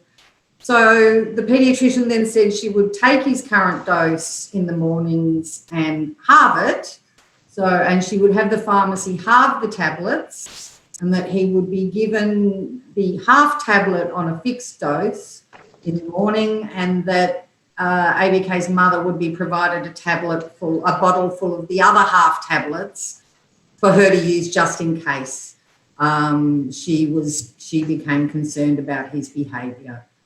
So I can remember I think you'll understand that sometimes it's difficult to question a doctor, particularly a specialist, which a paediatrician is. I remember the rest of us looking at each other quite shocked, and I can remember afterwards us having a discussion that it looked like a casual PRN being given to ABK's mother. But sorry, could you just explain a PRN, please, because we've heard that term. I'm not sure it's been explained. Okay, a PRN is the screen just broke up for a moment. You're back. A PRN is a drug that is given when needed as opposed to on a regular basis. So my client was on what we call a fixed dose every day, but there are sometimes drugs can be approved. This person has become elevated. We can give them one of these tablets now to calm them down, because these antipsychotic drugs do have quite a strong calming is one way to put it. Turning somebody into a zombie is another way to put it. Okay. Can I turn now to the advocacy work that you've done in relation to the development of the behaviour support plans? And you've included in your evidence redacted form of 3 behaviour support plans that have been developed for ABK. And what can you tell the Royal Commission about the process that you've observed around the development of these plans, and who had been involved, and from your observation, what expertise did they have in developing a plan for ABK? I think I touched on this before, and one of the problems at the moment is that there's so much NDIS funding floating around and so many people needing behaviour support plans that there aren't enough people who are experts in this field drawing them up. And that particularly in regional, remote areas, those people that are experts have a waiting list a mile long. So the first thing you're doing is you're often dealing with a behaviour support practitioner who is well-meaning. I'm not saying that they have bad intent, but they just don't have the experience. And as I said before, if you're not used to dealing with challenging behaviours, you yourself can find them quite confronting and frightening, which makes it harder for you to actually step into the space and look at the person. They have a tendency to rely on reports from family, from support workers. So that part of the development of the plan, I think, rather than really looking at the person, relying just on second-hand accounts, I don't think is the best way to go there. In terms of how the plan is developed, there is a requirement that relevant people are consulted. Again, there's the requirement. We like the doctor. We hope the doctor will sign a clarification of purpose of medicine. That's really theoretically necessary, but if they don't, you tend to rely on, take a precautionary approach and assume it is. That's in fact what happened with ABK, because after multiple attempts by all of us to get a CPM signed, it just wasn't coming. We received advice to say, treat it, from the NDIS Quality and Safeguards Commission, saying, treat it like they are. And of course, when it came round to the Queensland approval, the person who approved it for Queensland looked at the drugs involved and said, they are chemical restraint. It doesn't matter what the previous doctor said. All right, so pausing there. Sorry. Up until January this year, ABK was only under the NDIS regulations and rules. That's correct. And when he turned 18 in January this year, that required the Queensland laws to kick in. That's correct. And so there had to be the approval processes for any restrictive practices. That's not just the chemical restraints, but every restrictive practice that was operating. And there were a number weren't there for ABK, the environmental restraints, some of the containment restraints that you've referred to. And you say at paragraph 127 of your statement that because the plan that was developed and had to be approved by the Office of the Public Guardian in Queensland included seclusion, a request for approval was forwarded to OPG, and in February this year, OPG advised that the approval was not granted for containment or seclusion because there was insufficient evidence of the practice being necessary. And so you step in at that point in terms of advocacy. So I think you said earlier, you had the discussion with OPG, and then what happened? So bring us up to the sort of current time in terms of what is or is not presently authorised under Queensland law. So after OPG said no to containment and seclusion, we did still need approval for chemical restraint, fixed dose, and for a few physical blocking techniques. So that's where the short-term approval with Queensland came in. So we put a request for a short-term approval in. The initial, that included the interim behaviour support plan as our evidence of what we were doing. We were told by Department of Communities that that was insufficient evidence. We provided insufficient evidence for them to make a decision. I then approached them once we had the comprehensive plan and said, well, here's the comprehensive plan. Is this enough evidence for you to approve? They said no. They agreed to have a phone hookup, during which time we discussed the fact that they did not consider that the positive behaviour support plan that was filed with the Quality and Safeguards Commission met the required Queensland standards. Right. So they gave us a short-term approval, but one of the conditions was we had 6 months to do a new positive behaviour support plan. And I think we had like one month to get the chemical restraint clarification. So the short-term approval for both the physical and chemical restraint was granted by the department in June this year. So there's a process now of time to complete a new positive behaviour support plan. And I'm conscious of the time, Commissioner, so bear with me. But Ms Mullins, can I end by asking you about what are the current arrangements for ABK, and as at the present time, what's happening with him, and if you could just comment on his quality of life from when you first met him. And I know we've spent a lot of time navigating systems and regulations, but can we end actually by just telling us where is ABK now and what's happening with him? Okay, 2.5 years later, I am really pleased to say that his life has changed completely. His mother and younger brother have moved into different housing, but only 5 doors away, so they're still close by. So he's turned 18, he has his own home, he has, I must say in his case, a very good NDIS plan with 24/7 supports. He goes out into the community. He is exercising his own choice and control over when he does things and what he does. He's showing the ability to do so many more things on his own that previously it was thought that he didn't have the capacity to do. He's showing he can do it.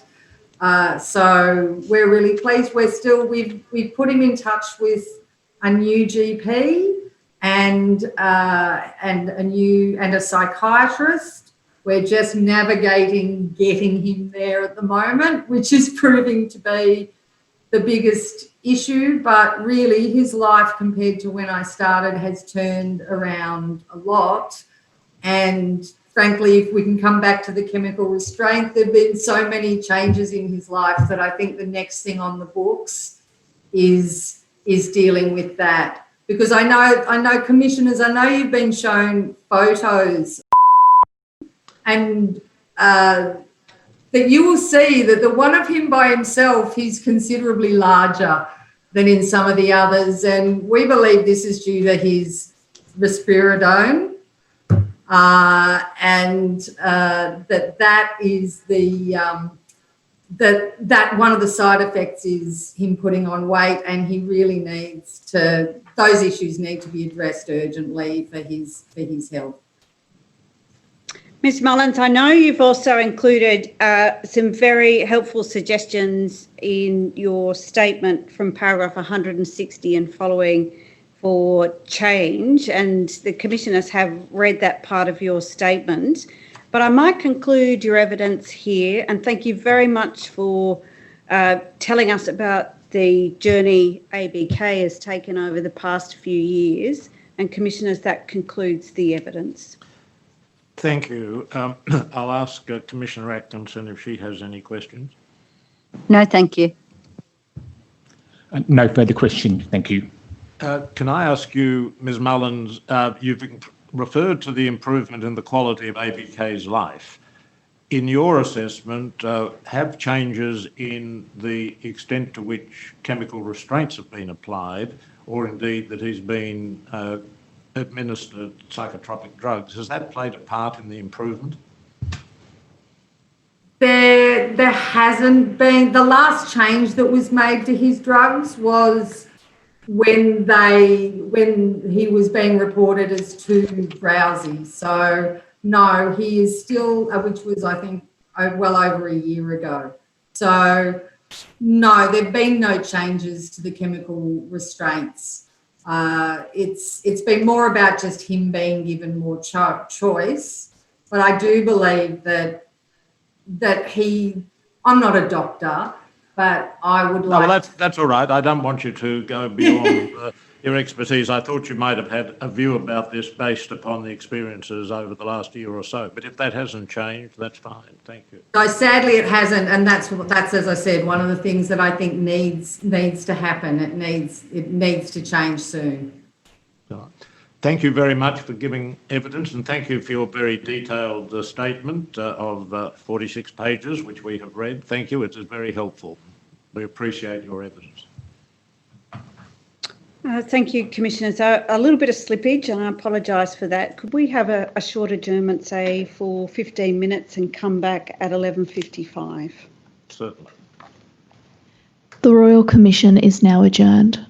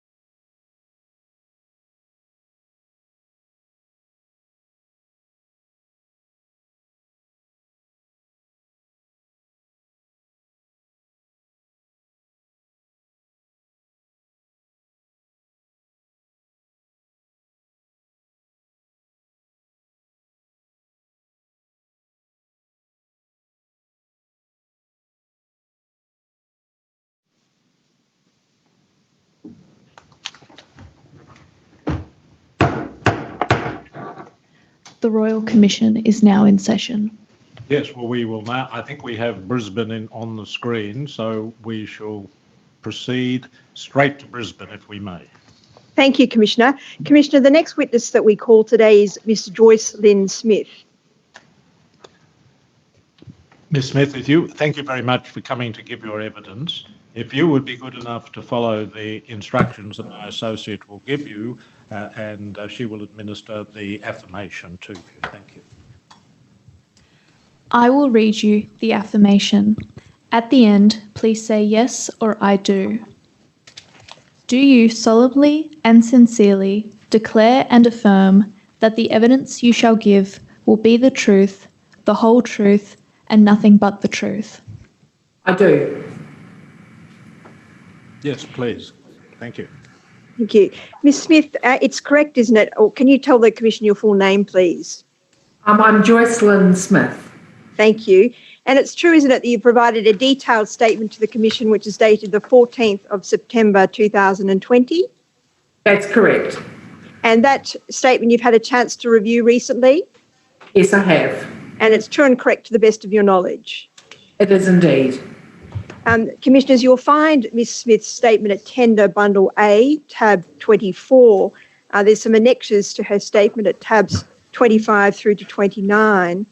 Commissioners, I'd seek leave to tender those documents and mark them as exhibits 6.8.1 through to 6.8.5. Yes, thank you, Ms. Zerner. We'll mark them in that way. Thank you. Thank you, Commissioner. Ms. Smith, I just want to commence with a little bit of introduction about you. And as I understand, you're the Clinical Director of Professional Disability Development Supports and Services. That's correct? Correct. And it's shortened to be called PODS. Is that right? That's right, yes. And you set that business up in July 2017? That's correct. And your organisation consists of a number of people, but there's certain services that you provide in the organisation, that's correct? That's right. And it ranges from support coordination, positive behaviour support planning, training and skills development of disability support workers, and psychology and counselling services. That's correct. Today, part of the focus is going to be on behaviour support plans, and we'll take you to that shortly. But you've got experience in disability that spans over 22 years, that's correct? That's right, yes. And in January 2007, you commenced working with the Queensland Department of Communities, Child Safety and Disability Services, as it was known then. That's correct. And in your time there at the department, it's the case, isn't it, that you worked in the intensive behaviour support team? That's right. And is it the case that that came out of the Carter inquiry in Queensland in relation to services being provided to the intellectually disabled people? That's correct. And in regards to your role in the intensive behaviour support team, you were responsible for writing and reviewing positive behaviour support plans, weren't you? That's right. Now, not all of those plans had chemical restraint, did they? No, they didn't. So a portion of them contained chemical restraint and others not, maybe other restraints. That's right. Okay. And then in 2007 to 2008, around the time you started in the department, it's true, isn't it, that you commenced or completed a 6-month training course on behaviour support with the Institute of Applied Behaviour Analysis. That's correct, yes. And that organisation is based in America, in Los Angeles. That's right. And as you explained it in your statement, you say you're involved in intensive training and working through the various stages of a positive behaviour support plan. Yes. When you say intensive training, what did they put you through? So it's a 6-month program where you write a positive behaviour support plan with somebody, and it's overseen by Professor Gary Lavinia, and he provides very robust discussion around the development of those plans, what they should look like and how they should be constructed. Okay. And you were able to apply those skills and that training you had, and you've been doing that work ever since, really. That's right. All right. And in May 2016, you had perhaps a unique opportunity to work in the National Disability Insurance Agency. Yes, that's right, on secondment as the Department of Communities was winding down. Okay. And that was for 6 months, was that right? That's right. And what did that give you an insight into when you had that opportunity? Well, it gave me an insight into how the NDIS system works and how things needed to be presented to them to assist with getting the best outcomes for people. Mm-hmm. And then in 2017, it's the case, isn't it, that your position at the department had become redundant? That's correct. And part of that was in relation to the rolling out of the NDIS. Is that correct? That's right. All right. Now, you've provided the Commission a very detailed statement. It's 32 pages long. We're not going to have the opportunity to go through all of your statement today, but there's 2 topics that I'd like to take you to specifically. We're going to look at behaviour support and then challenges in relation to the regulation. Now, some of the astute people that are watching on or in court will notice that you've got the same backdrop as Miss Mullins. That's correct? That's correct, yes. And you've had the opportunity to listen through Miss Mullins' evidence? I have. All right. And in regards to listening on in that evidence, you would have heard that there was a number of questions asked, and I hope that we can answer those questions throughout your evidence today. Sure, yeah. Now, in regards to behaviour support, we've heard a recurring theme, and that theme is that the gateway to chemical restraint is through the medical profession. That's correct. We've also heard another theme, and that is the difficulty in differentiating between perhaps challenging behaviours and mental illness. Correct. And that you see in practice a fair bit, don't you? I do, yes. And in Queensland, the service provider is required by the department to use a clarification of purpose medication form. That's correct. And you would have heard Ms Mullins refer to that and the importance of that in relation to restrictive practices. That's right. Can I please ask that a copy of the department's clarification of purpose medication form be brought up? Commissioners, this document is within the tender bundle. It's at tender bundle C behind tab 44, and it's one of the annexes to the statement of Donna Lockyer. I just wanted to go through that with you.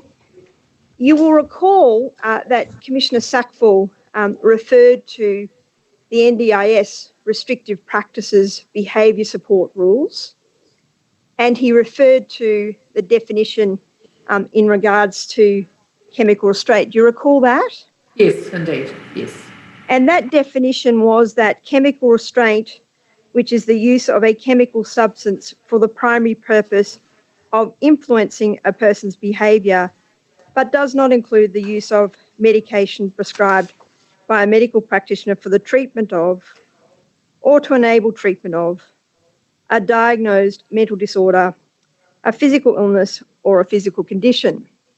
Correct. Now, on this particular form, we can see the definition under the Queensland legislation, the Disability Services Act 2006, and we can see there's a difference in the definition, isn't there? Yes, there is a slight difference.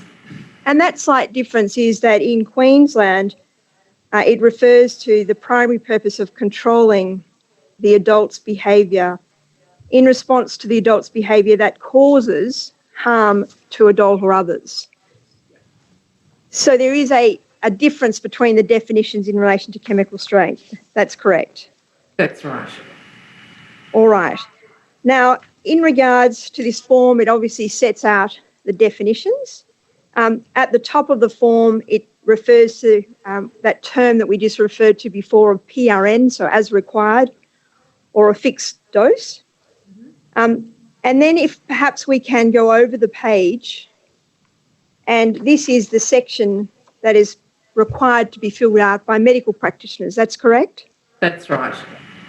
And we can see there's lots of information that needs to be recorded. But the 3 columns with the check boxes are the critical boxes, are they not? That's right. And so it's up to a medical practitioner to assess the patient and try and fit what information they've been provided into one of these boxes. That's correct. And it's the case, isn't it, that depending on which box they tick, it will lead the patient to a different pathway. That's correct, yes. So one pathway would be that it is treated as a medication for therapeutic purposes where there's no regulation or oversight. That's right. Yep.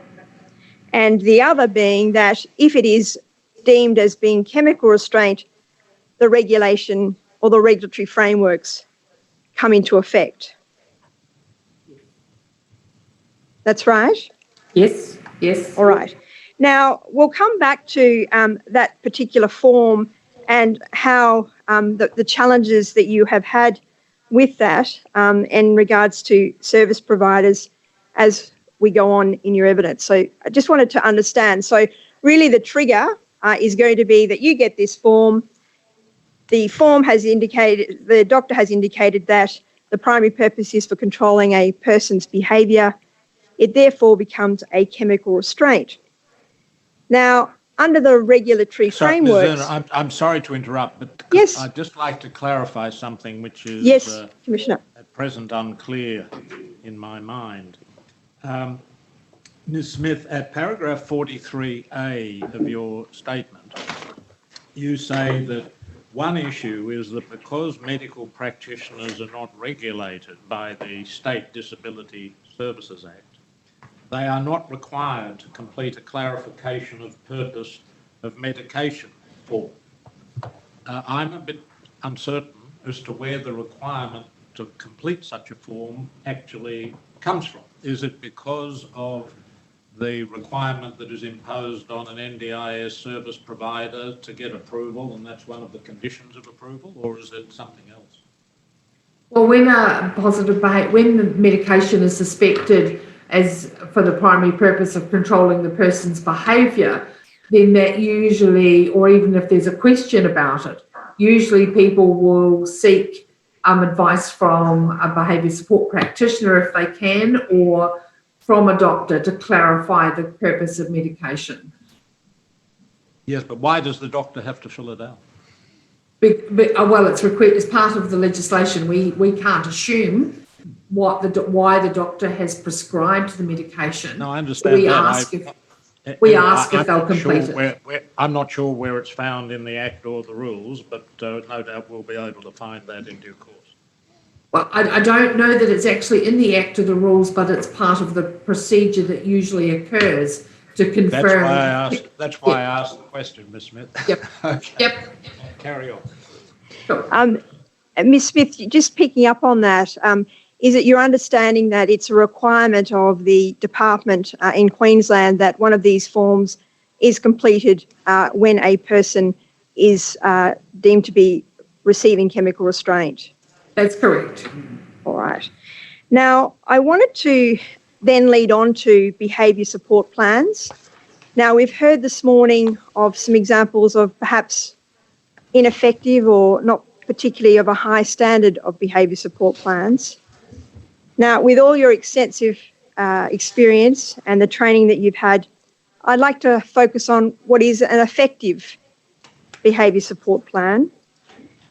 You talk about a behaviour support plan being person-centred, and really that's about meeting with the person, meeting with the people around them, and getting a good sense of that particular person that you're actually preparing the plan for. That's right? That's right, including doing some observations and spending some time with the person. And when you're spending time with the person, what does that involve?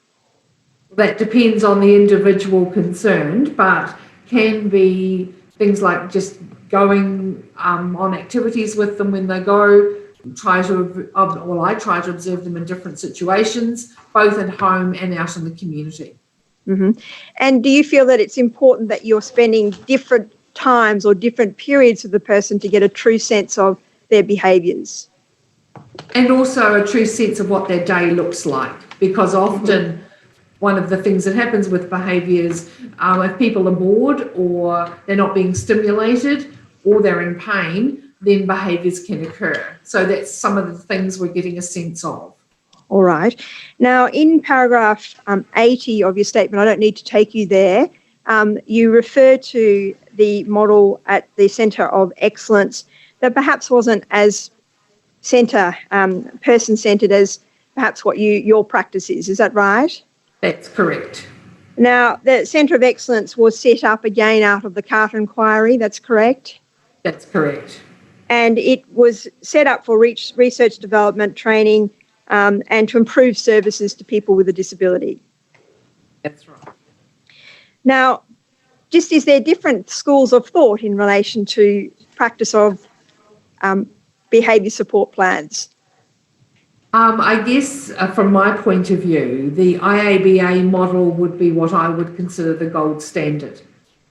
And I think that previously some of the problems that may have occurred were that some practitioners were overly verbose when they came to completing the plans, and the documents got a little bit unwieldy in terms of size. Mm-hmm. So I think it's important I acknowledge the reason why the shorter document was developed, but I think it became too short and missed important aspects of the person. All right, thank you. Just moving on to the next element of an effective behaviour support of what you say in your statement, you say that it involves initial and frequent ongoing consultation with all stakeholders involved, family support people, doctors, allied health. When you say initial, that would be part of that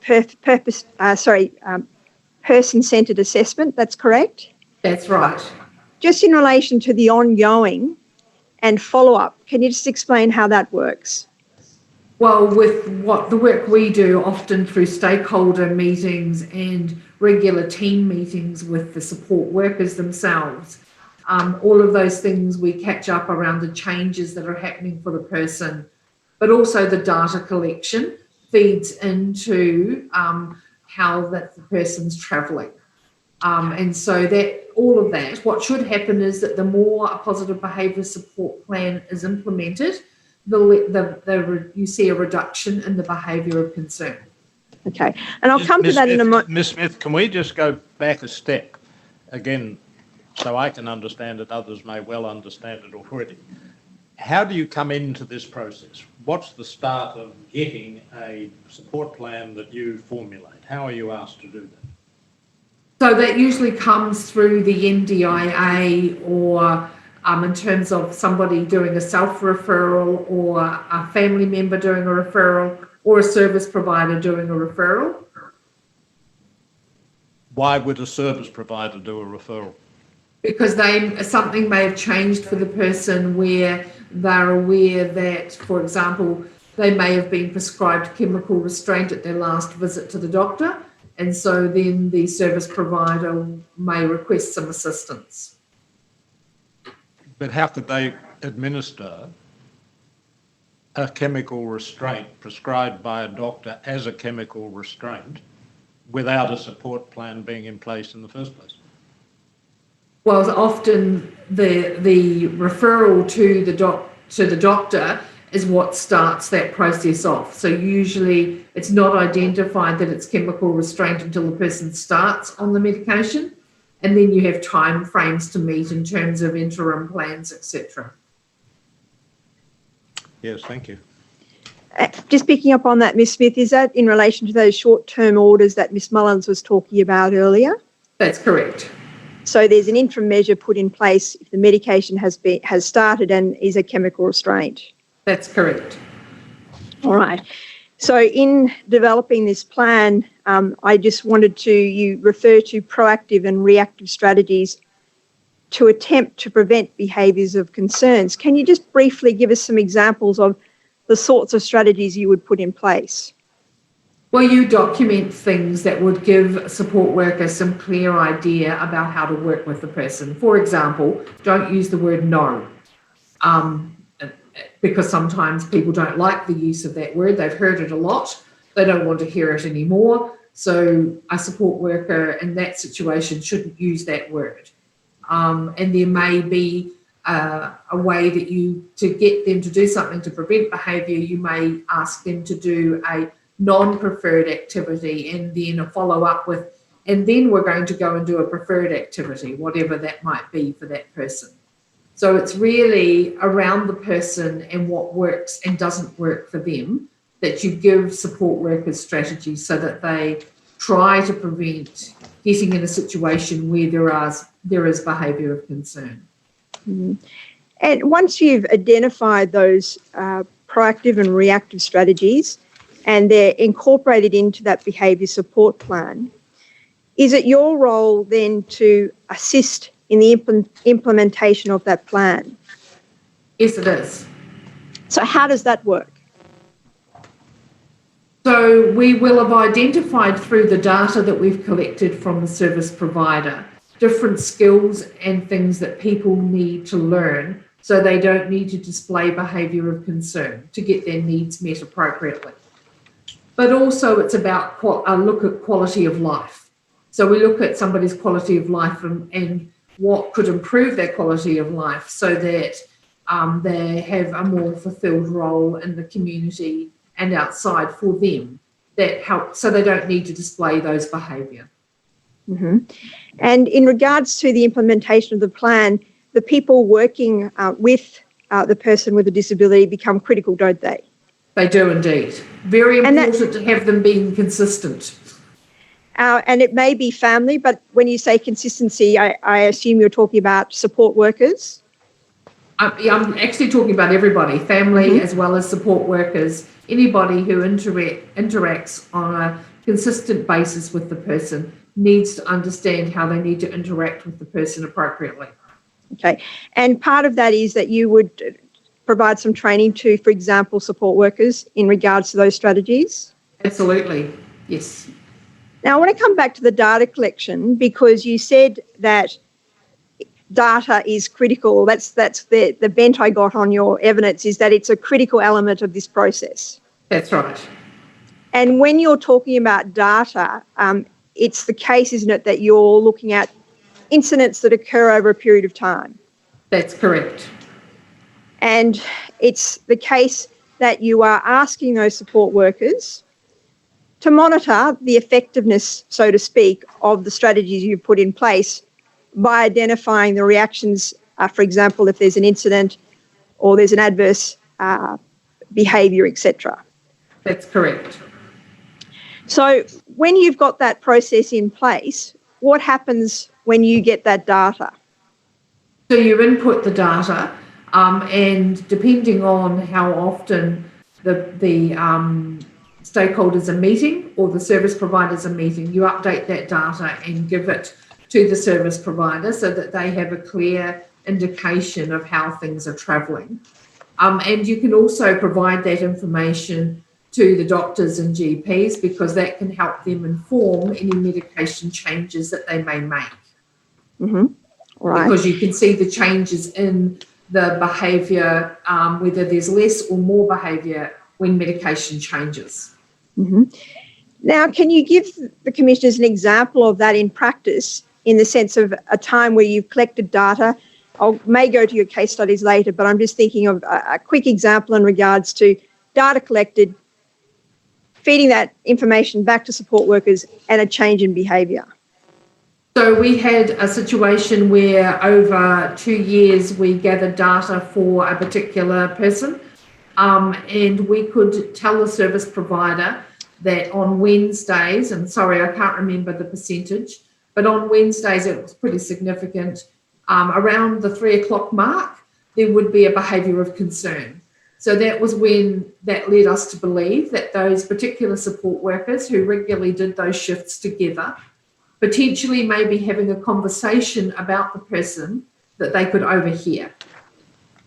And that's because one of the things that often happens for people with various disabilities is they often have higher hearing ability, so they can hear conversations at a distance. And I'm talking at considerable distance from where those conversations can be heard, despite numbers of walls and things. So in terms of their ability to overhear conversations that are negative.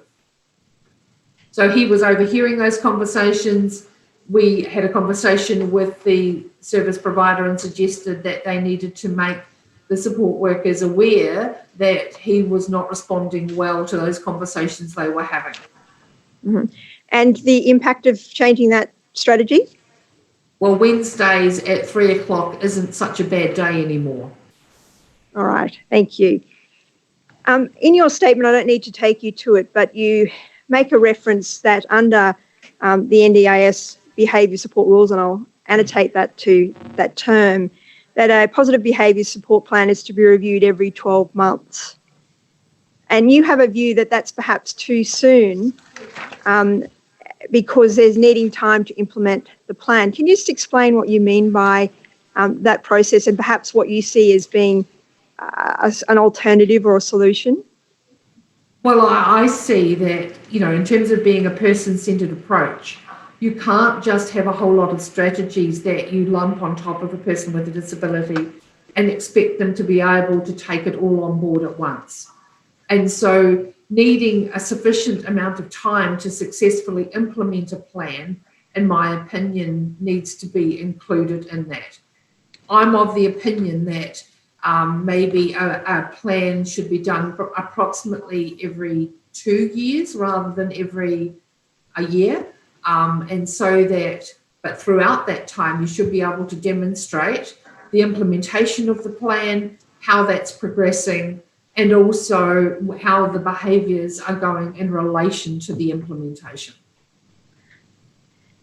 Just want to pick up on something you said there, and that was in relation to the demonstration of the implementation of the plan, be it successful or unsuccessful.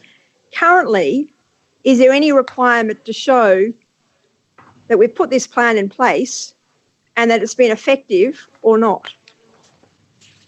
Well, you can do that within the reports, but there's no, and maybe this is the statistician in me, there's no actual evidence of the success of that necessarily provided, depending on the person doing the plan or the practitioner. Mm-hmm. In relation to preparation of these plans, they can be expensive to prepare a plan, that's correct? Yes, very. Figures of 12,000 to 20,000 wouldn't be unusual? No, not at all. Can be higher? Yes. And an element of that funding is to go towards the training as well as the development of the plan, that's correct? That's correct. But once that plan is in place, there's nothing else in relation to any tied funding or anything like that in regards to the implementation and the effectiveness of that plan. That's correct. So we would come back at 12 months later and we're required to undergo that same process again. Is that right? That's correct. Okay. Now, in regards to behaviour support plans, you've been doing these for a long time, since 2007, 2008. What do you see, and perhaps you can give some examples of the effectiveness of good behaviour support plan when it has all of those elements we talked about? So it's person-centred, it involves all of the team, so we've got stakeholders, it's got the proactive and reactive strategies, it's implemented by a team that's trained to be able to put it into place, and there's data collected to see if it's working, if it's effective. So can you give us some examples of when it's worked and what those outcomes have been? So I worked on, it was actually the very first case I did with under the IABA, where I completed the first part of the report and presented that to the support team. We noted that the gentleman had had 13 serious incidences, and it just happened that I was presenting that information on the 16th of March, so mid-month pretty much. After I presented them this gentleman's history and explained some of the things that had happened to him, for the rest of the month there was one incident. So even presenting information to the support staff to understand the person and why he was doing some of the things he did made a significant impact on the behaviour.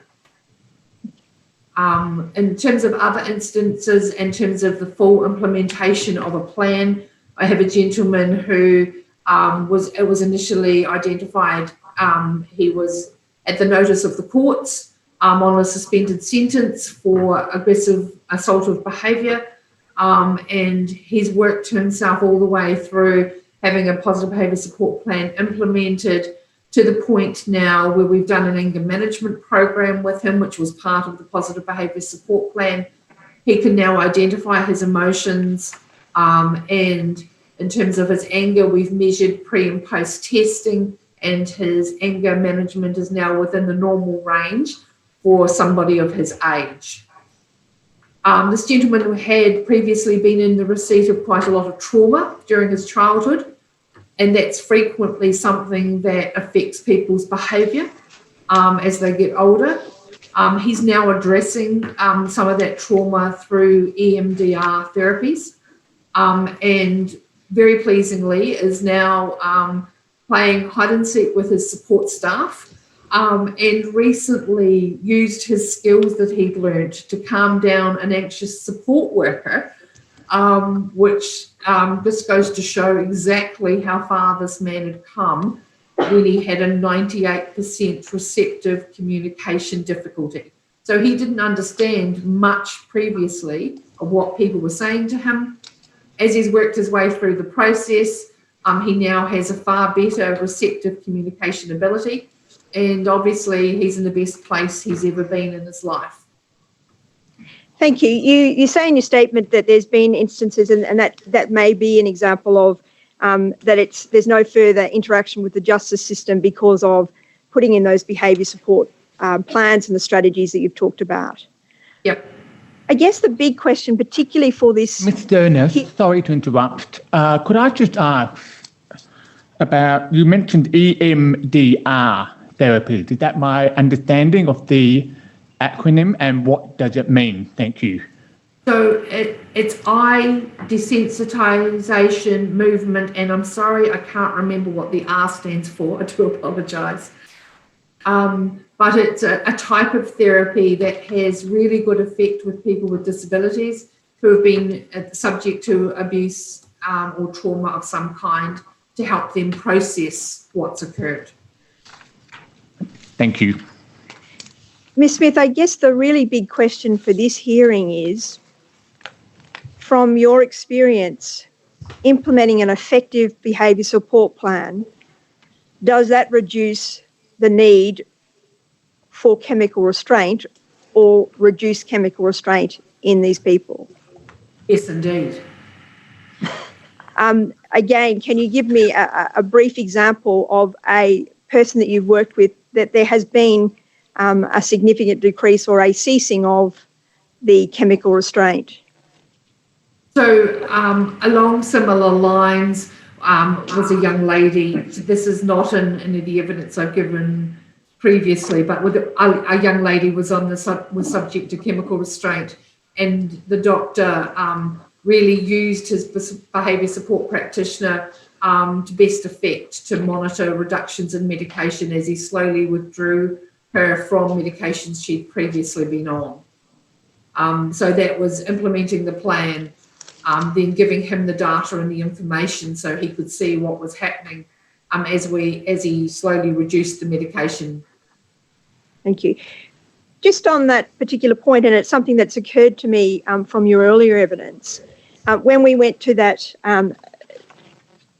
medication form, the clarification of purpose medication form, That can be any doctor. It could be a GP that's never worked with people with intellectual disability before, isn't it? That's correct. All right. I just wanted to clarify that point. Now, I want to move on, if I can, please, at paragraph 21 of your statement. Oh, yes, yes, Commissioner. I wish to interrupt to ask a question. You mentioned someone being subject to, I think, a suspended sentence. I'm sorry, I'm not looking at you because I'm looking at you on the screen. It's okay. It's very disconcerting. How often are people who have these behaviours of concern, as we've referred to them as, how often do they come in contact with the police and the criminal justice system? Frequently. And if I can be frank, you'll find that most jails and, sorry, I can't remember the name for the Detention centre. Yep. So detention centres and similar often have people with disabilities in those settings. So an alternative way of dealing with them might be these positive behaviour support plans rather than chemical restraint and being put in criminal justice institutions such as jails and youth detention centres.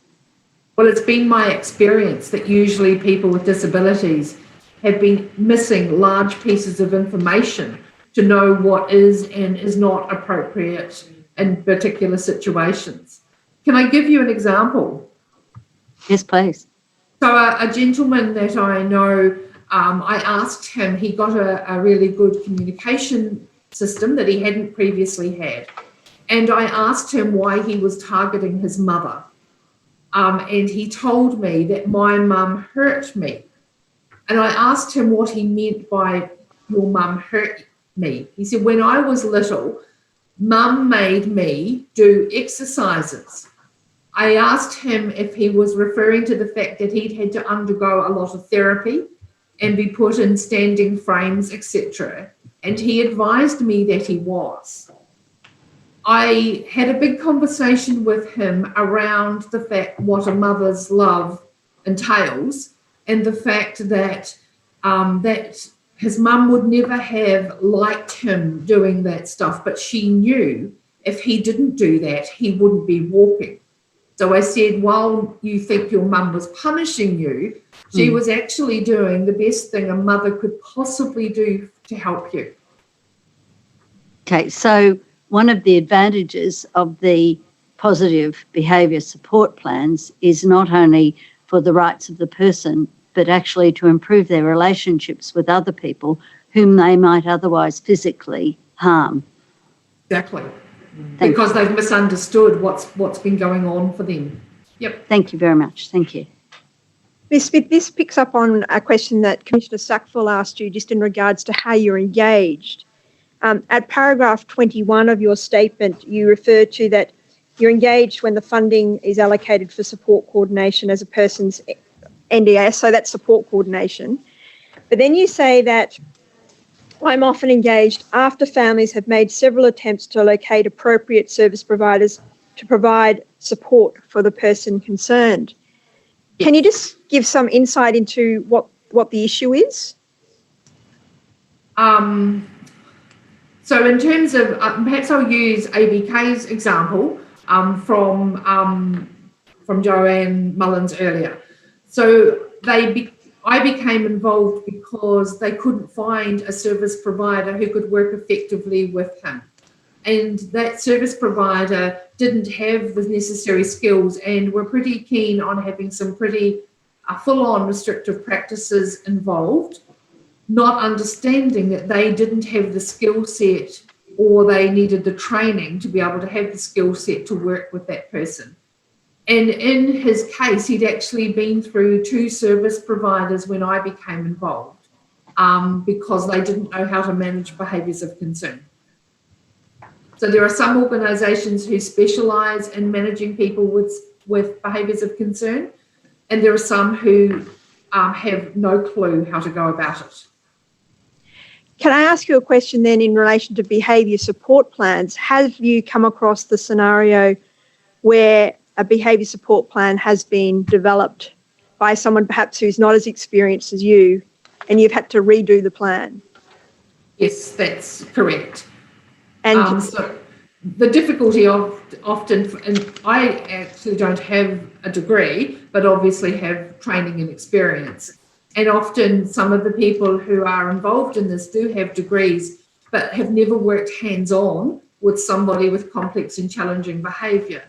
So the mismatch and the understanding of how somebody is portrayed and discussed, but also understanding some of the things that may affect somebody's behaviour that you don't necessarily learn at a university makes it very challenging for them to be able to understand what's happening for somebody. Mm-hmm. So I'm referring to, for example, sensory processing and movement disorder, where people's bodies behave in different ways, and sometimes that's mistaken as challenging behaviour, but it's actually a movement disorder or a sensory processing difficulty. Mm-hmm. And it's the case, isn't it, that you've also been called in perhaps by a service provider after a behaviour support plan has been written and given to the service provider to train the staff and to implement that plan? Yes, because they didn't think that the practitioner was able to do that. And that's even when the funding is linked to training and implementation of such a plan. That's correct. Right. Leading on to this, and it's another question that came out of earlier evidence today about quality control of the behaviour support plans. And at paragraph 91 of your statement, you say, in your experience, 1 in 5 plans that you have uploaded to the portal to the NDIS Quality Safeguards Commission is checked for quality control. That's your understanding? That's what I understand. Now, in regards to checking of strategies, and you say that's a concern in relation to checking the strategies are appropriate and that they are restrictive practices used as a last resort. I'm interested in, prior to the NDS, what happened in Queensland in relation to quality control? Well, obviously, in terms of the department, depending on the person, some of that stuff would be checked through the public guardian. And that was really ticking their boxes in terms of the Act and making sure that particular items were included within that. And obviously, apart from that, obviously your manager or the senior practitioner would be checking those. So just to clarify on that, is that if a person is under a guardianship order for restrictive practices, the public guardian will actually review that plan and give their approval or not?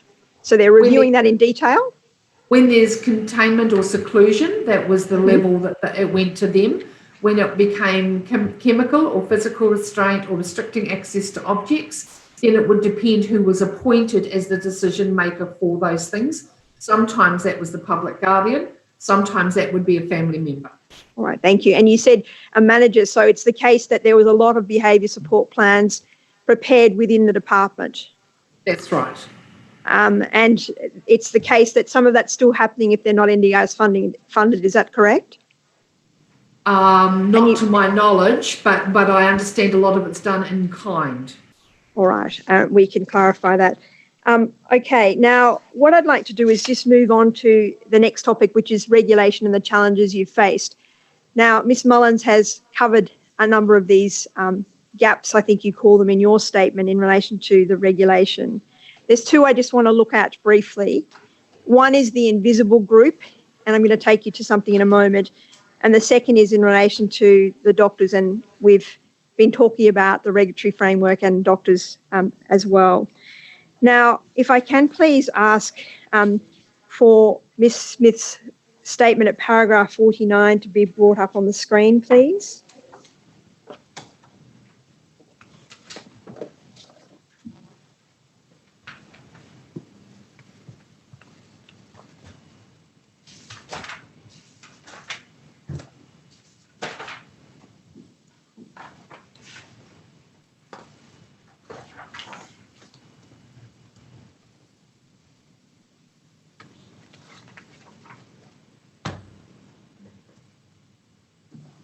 I found that was a really helpful table to really understand the interplay between the regulatory frameworks.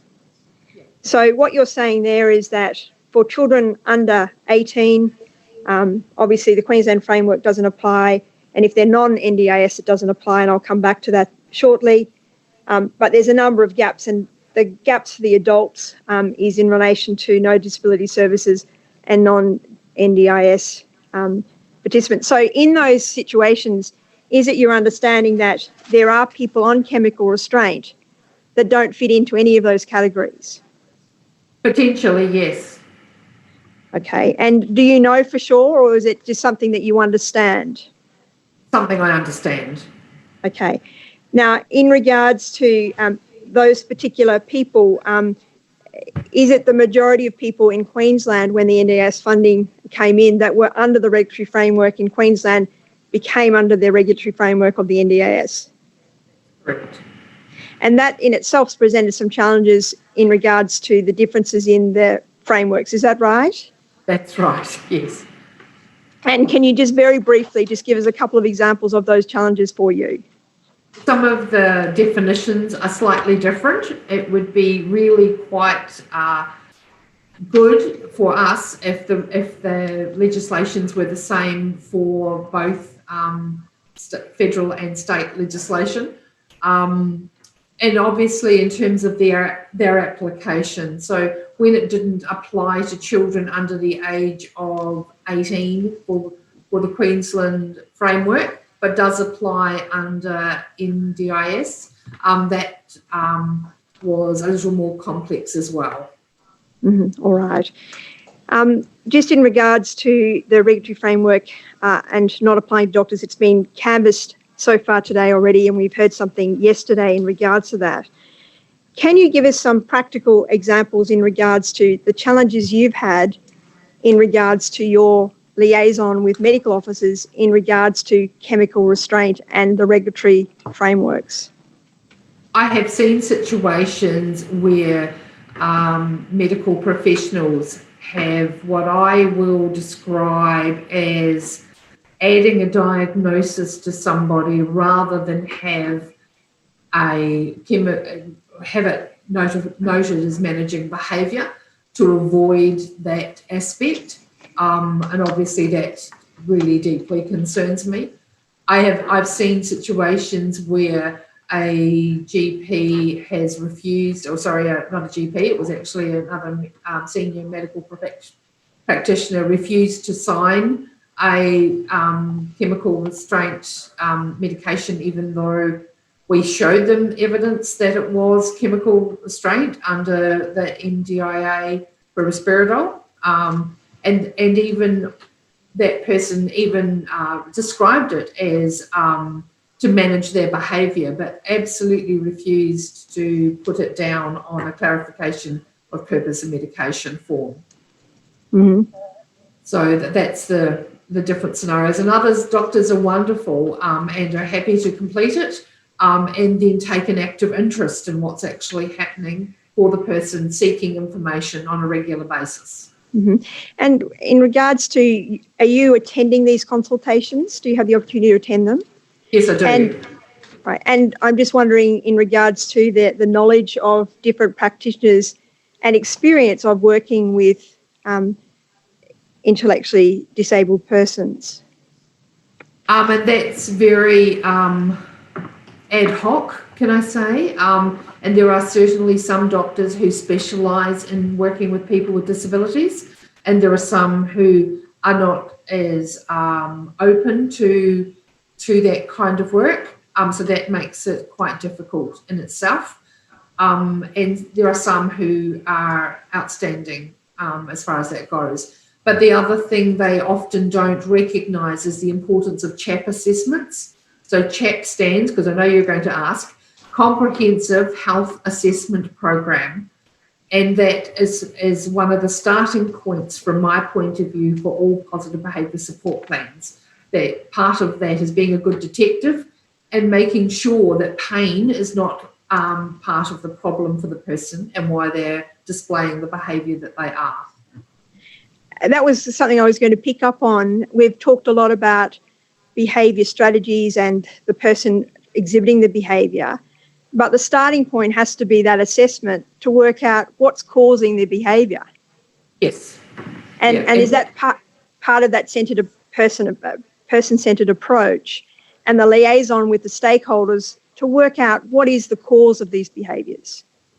Part of it's data analysis and part of it's being a good detective, having a look at their environment, having a look at the service providers and their ethos and the way they go about business, and how person-centred they are, but also looking at the pain-related stuff in quite a bit of depth.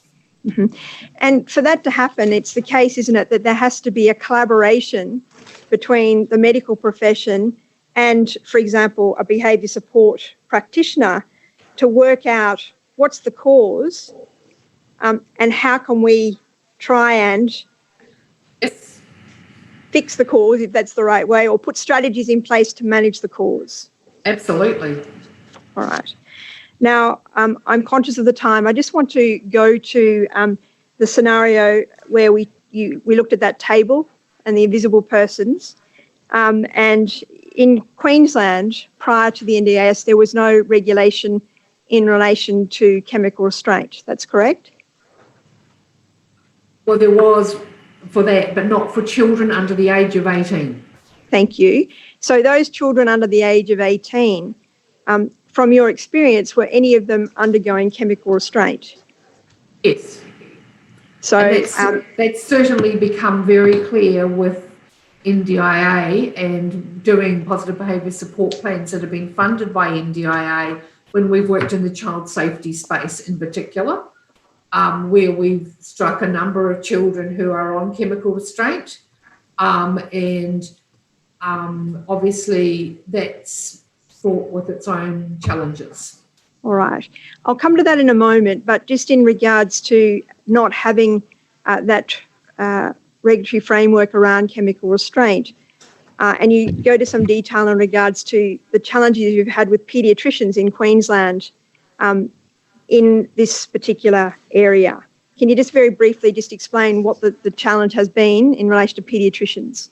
Well, I think previously the department actually did quite a lot of training with psychiatrists, etc., to help them understand the medication and the clarification of purpose of medication, and why they were asking for it. But I don't believe any of that information ever trickled down to paediatricians who support people under the age of 18 for that reason, that they were under the age of 18 and weren't subject to the regulation. So the paediatricians don't have the requisite knowledge or understanding of the process. All right. You mentioned that you have worked with children who are in care of the department, and I just wanted to understand the difference between pre-NDIS and post-NDIS for those children that may be on restrictive practices. Well, previously... particularly chemical restraint, I should say. So, well, obviously, previously, because they didn't come under the legislation, they were never identified. We knew the cohort existed, but we didn't have access to do work with them around restrictive practices. And obviously post-NDIA, because NDIA is funding positive behaviour support plans for children with challenging behaviour, that's when that's become more evident. And what is the process? So now that the NDIS Quality Safeguards Commission has oversight and there's the regulatory framework for a child under the age of 18 who's receiving chemical restraint, what is the process that you undergo as a behaviour support practitioner? We are contacted by a support coordinator and asked if we could complete a positive behaviour support plan, or the guardian, and obviously we go about it in a similar way. There's funding for it. We go forward. But what has happened with the child safety cohort is that child safety don't acknowledge that the use of restrictive practices, and so we've been in a situation where we're identifying that restrictive practices are happening, but they're not acknowledged by the Department of Child Safety and they won't sign those off. Okay, so is it the case you've received funding to undertake a plan, you do all of those things that you said in relation to the effective gathering of material, you put all of that, you upload the plan to the NDIS portal, and NDIS has got it, but the department hasn't signed up on it, is that right? That's correct. And what happens then, do you know? Well, we carry on and do our implementation, and we'll let NDIA and the department sort that out between state and federal governments. I'm sure that's an ongoing conversation. Sure, thank you. Now, the children that we're talking about will be in the school system. Yes, they are. And are you involved in training teachers and principals, etc., educators, in the implementation of these plans? In a lot of situations, they won't actually let us come into the school to do that. They consider that they have the necessary background for that. But some schools are actually getting us in to take training to help them understand things like sensory processing. Thank you. Ms. Smith, can I ask this? As far as service providers are concerned, how do they get their information as to the rules and regulations that apply to chemical restraints or indeed the administration of psychotropic drugs? From the same places that I get it from, in terms of the NDIS Commission, and previously the state government would provide information to service providers. What sort of information? Often written, so that left stuff up to interpretation, depending.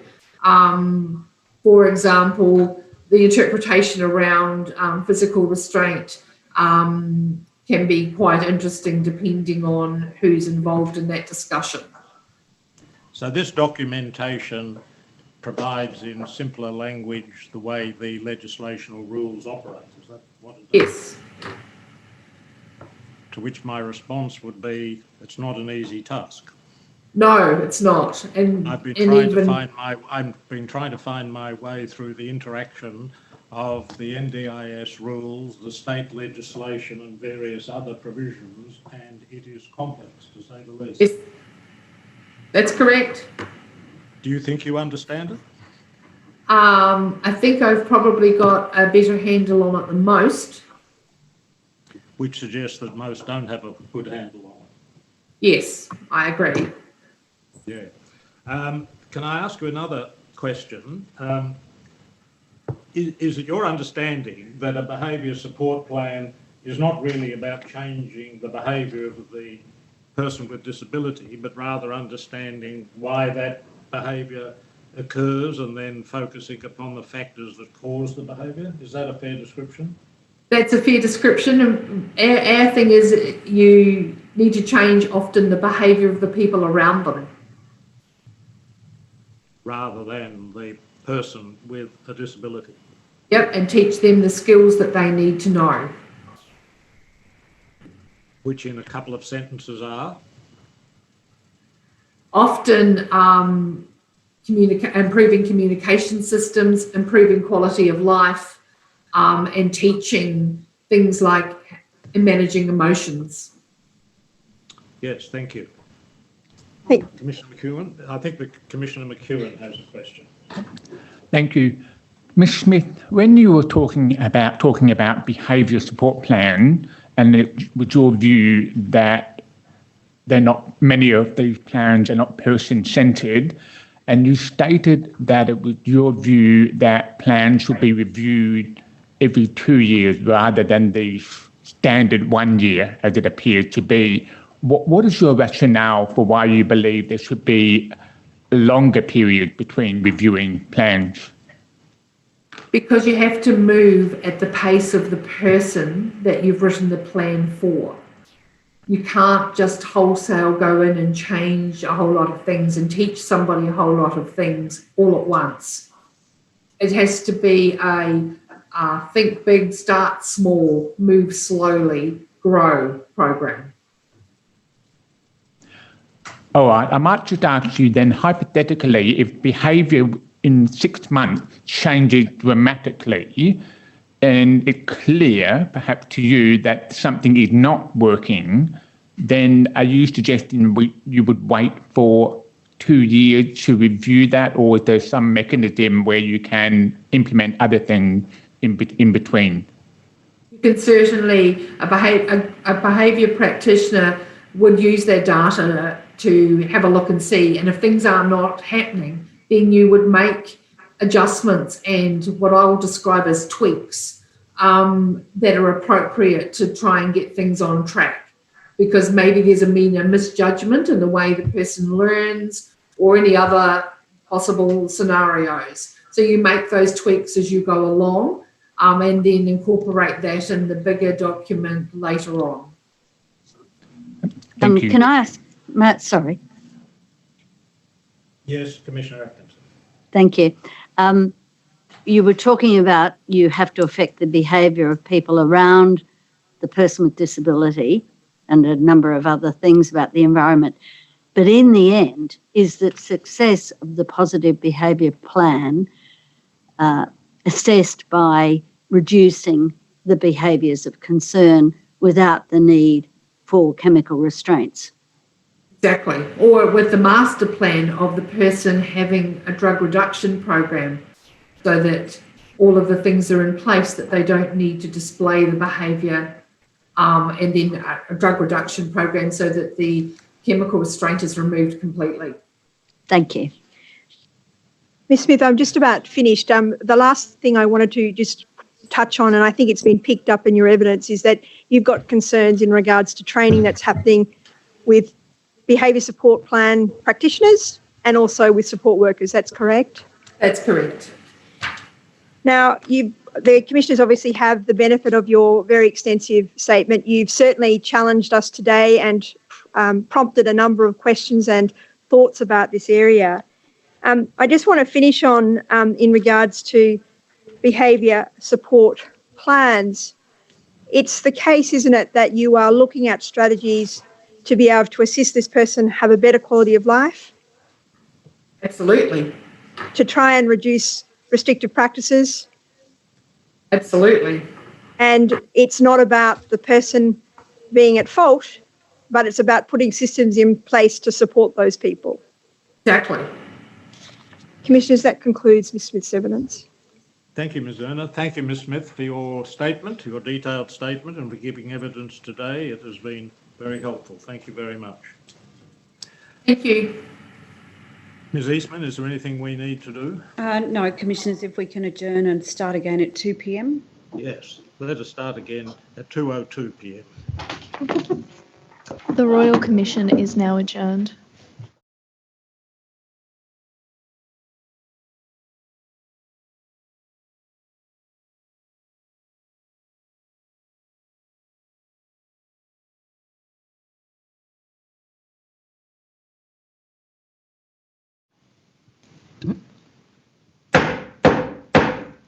The Royal Commission is now in session. Yes, Ms Eastman. Thank you, Commissioners. The next evidence is a pre-recorded evidence that was prepared by Diane Toohey and Kathy Kendall, and they're from SUFI, the advocacy group Speaking Up for You.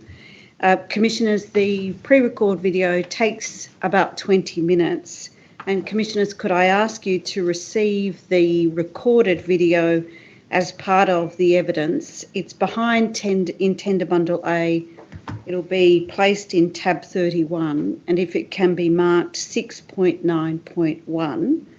Commissioners, you'll hear during the video reference being made to a submission that SUFI has provided, and at this stage I won't tender the submission, and I'll come back to that tender in due course, if the Commission's please. Yes, thank you. So shall we move to the recording? Thank you. So our next witnesses for the Royal Commission are Diane Toohey and Kathy Kendall. They are both advocates with a long involvement with SUFI, which is Speaking Up for You. So, Diane Toohey, can I start with you? Your name is Diane Toohey. That's correct.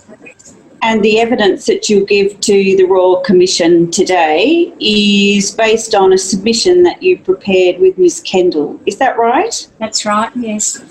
And do you promise to tell the truth in the evidence that you give today? Yes, I do.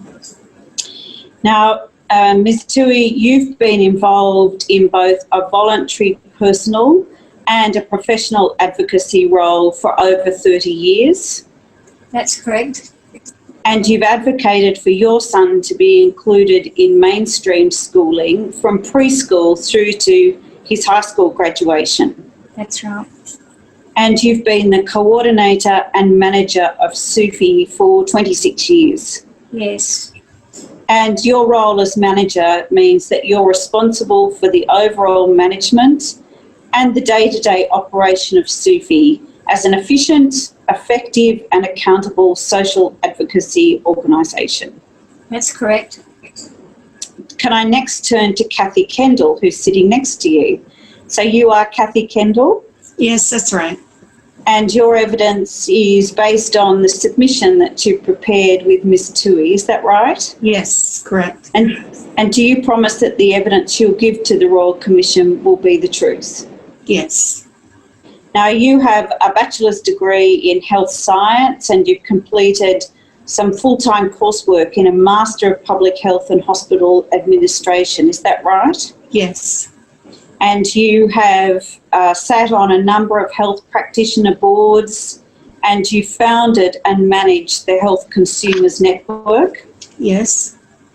And in 2008, you joined SUFI and you've worked as a disability advocate ever since. Yes. So can I ask you both now about SUFI? Ms Toohey, SUFI provides individual advocacy on behalf of vulnerable people with disability whose human rights may have actors and individuals such as family members, practitioners and independent allied health practitioners. Is that right? That's correct. And can I ask you, what is the approach that you take to the advocacy work at SUFI? Sorry, is that directed to me or Kathy? Either of you. Well, we first get to know the person well. We spend time investigating the issue that they might come to us about. And then we talk to people that may know them, know the person as well and what's going on for that person. Then we develop an advocacy plan with a vision and strategies of how we're going to work with that person, which involve the person as much as possible in all the meetings and all the actions we take. We talk about with the person first. Our advocacy is usually quite lengthy, long term, and we work with an array of different people with different types of disabilities in different situations. In your submission, Ms Kendall, you've said at page 5 that there are challenges in advocating for a person who's subjected to chemical restraint, and you say there that it's not easy or comfortable work. Why is that? I think we come from an entirely different perspective that many people do, particularly service providers and those who might be in senior positions trying to administer a hospital or different areas of government. We come from a perspective that respects a human rights framework, and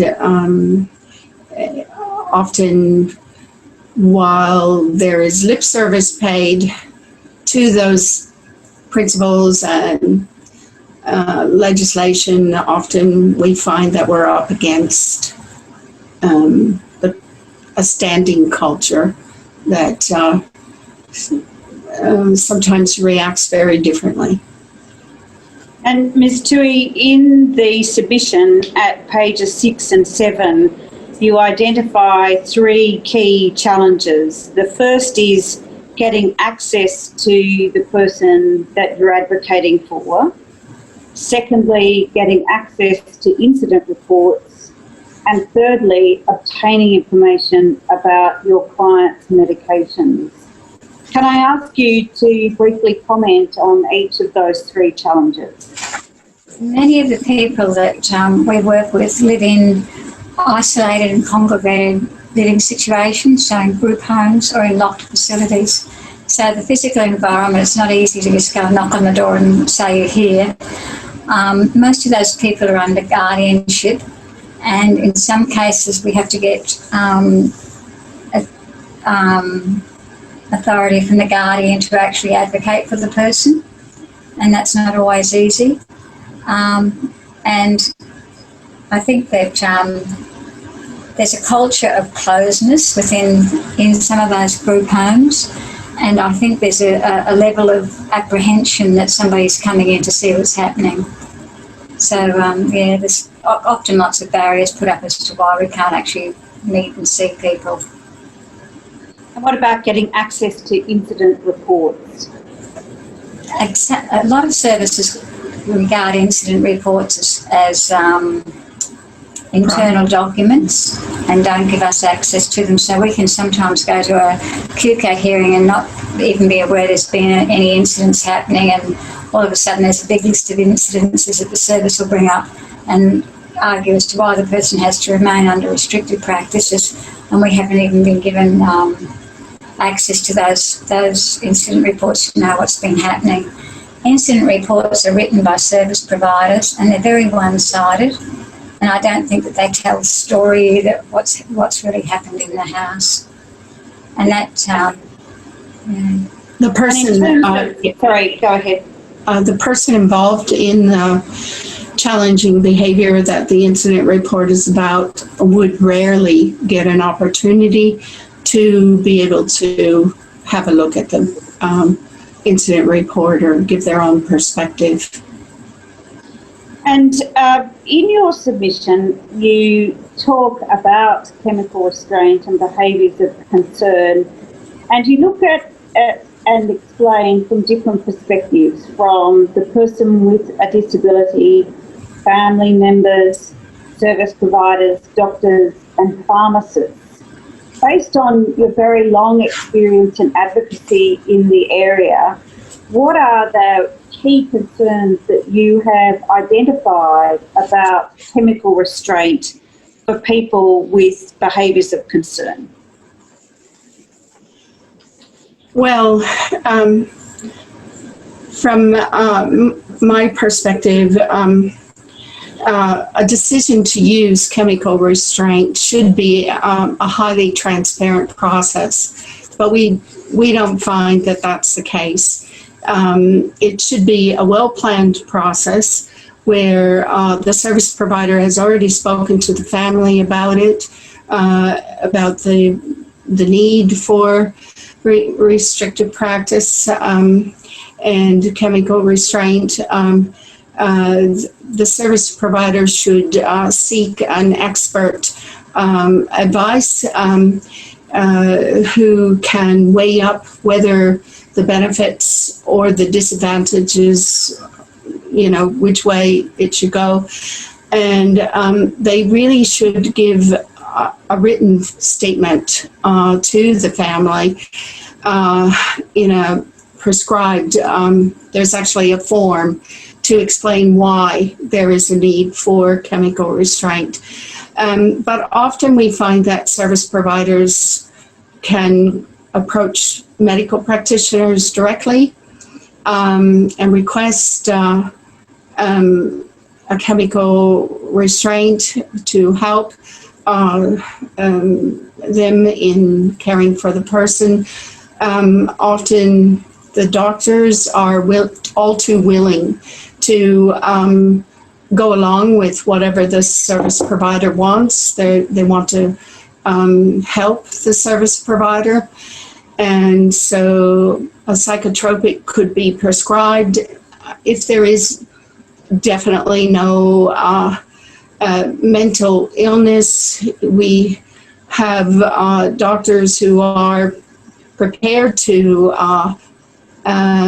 put down a diagnosis of depression or something where the service provider can avoid the use of appropriate legislated safeguards. If a doctor does that, there will be no follow-up often from that prescription. There's no way of monitoring it. There's no way of knowing how much PRN a person is given. There's no incident reports to try and minimize the future use of that medication. Often families don't understand those sorts of important requirements around the use of chemical restraint. So we're relying on doctors to really educate patients' families, and that often doesn't happen. Everybody's busy, and we find that the person who is prescribed the chemical restraint ends up falling through all kinds of safety nets that are supposed to be there as a result of the legislation. So one thing you've said in your submission is the importance of communication and behaviour support. This is page 16 of your statement. And you've said there that when a person has a cognitive disability, including autism or intellectual disability, they often require additional support in receiving and processing information. And that might require specialised approaches with communication techniques. And in this part of your submission, you also talk about positive behaviour support plans. And did you want to make a comment about what you have seen in the course of your advocacy about positive behaviour support plans? Well, I find, and you have to remember that we get the problems, so we get the ones that aren't working well. And from our own personal observations, we would feel that there's not a whole lot of expert skill out there by people who are writing these positive behavior support plans.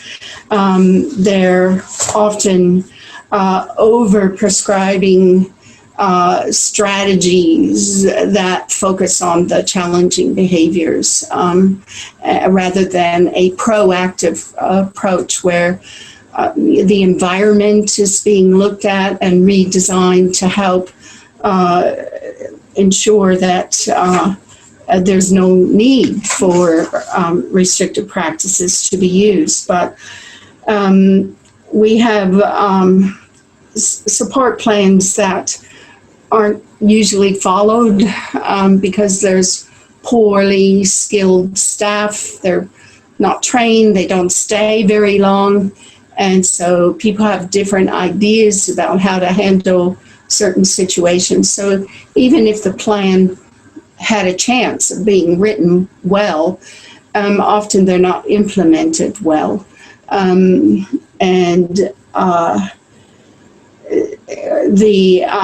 They're not reviewed and monitored well to see if they can be improved. And this can only happen if there are well done incident reports, where the incident reports can analyze how the strategies worked, or what sort of strategies would work better in the future. Because positive behavior support plans are supposed to be fluid, you know, in a sense that they can be updated regularly. You know, every 3 months is a good way of doing that. We don't see that happening. Usually these plans sit on the back shelf of a staff office in the house, perhaps, or employees can't really even get access to it often. So all of the safeguards that the legislation was intended to create, we just don't really believe that the safeguards function very well. And because chemical restraint has legislation behind it, it sort of normalizes the use. It makes it socially normative to use chemical restraint, and it's often used as a first rather than a last resort, especially if a person is whose behaviours are quite threatening. People, out of fear, just go directly to the use of the chemical restraint. We don't believe that the medication use is monitored very well. We have observed situations where we have seen even chemists using old prescriptions, which means that the amount of chemical restraint can be doubled and tripled without anyone having knowledge of that happening. So what you've shared with the Royal Commission in your submission a couple of case studies. And can I ask you about one of those case studies? This is on page 20 of your submission. One of your clients is now 30 years old, and he's a man with disability, and from the age of 19 he was living in a locked facility following his challenging behaviours.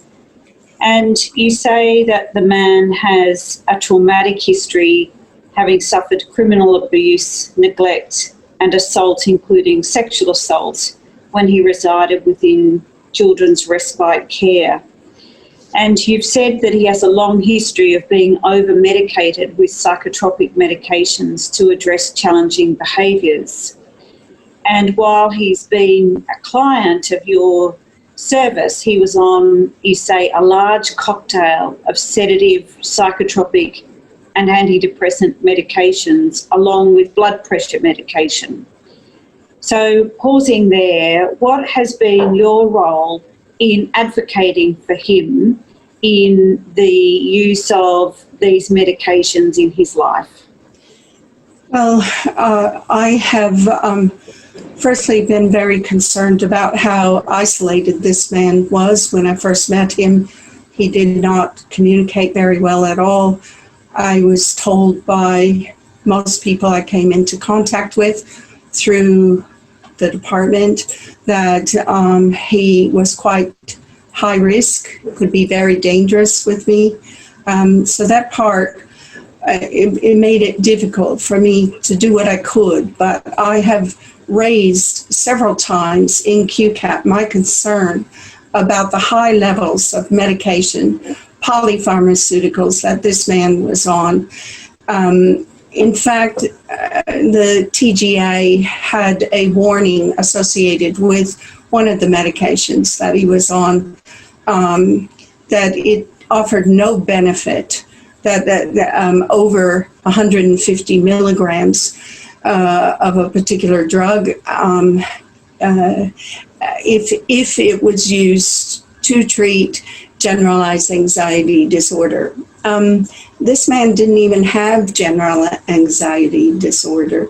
This man just had episodic periods where he would become so frustrated because he was not being given any community access for up to 2 years or longer. Can I finish by asking you about that part of your submission? It's right at the end, around page 25, of some of your suggestions about a better way forward. Do you want to comment on a few of those matters? The first is, you say a medical model is to fix people, and you don't believe the social model of disability has been fully adopted. So you'd like to see the barriers being removed to ensure further equality and offer people with disability more independence, choice and control. And this relates to your advocacy for supported decision-making rather than substituted decision-making. Is that right? That's correct. Yes. And you also want to see a change from chemical restraint being used as a first option and see it to become a last resort option. Is that right? If at all. That's correct.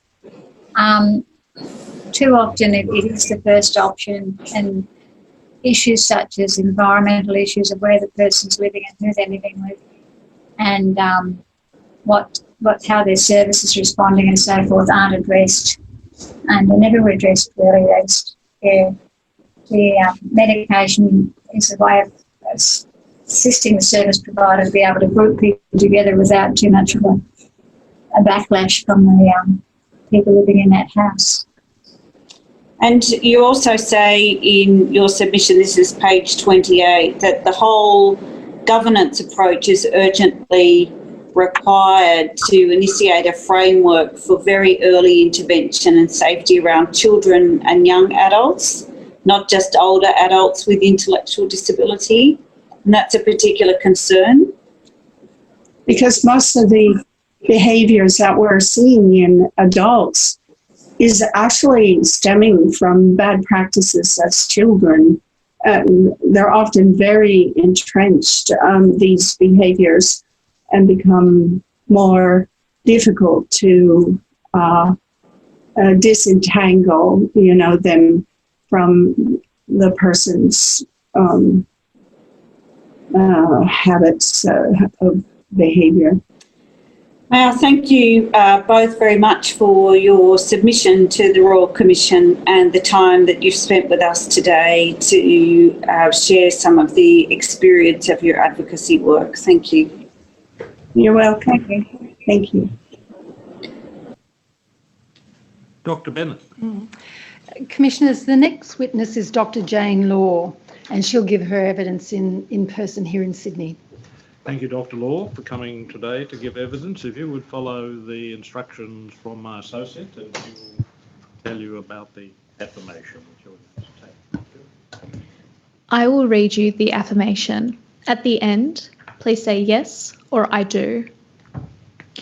Do you solemnly and sincerely declare and affirm that the evidence you shall give will be the truth, the whole truth, and nothing but the truth? I do.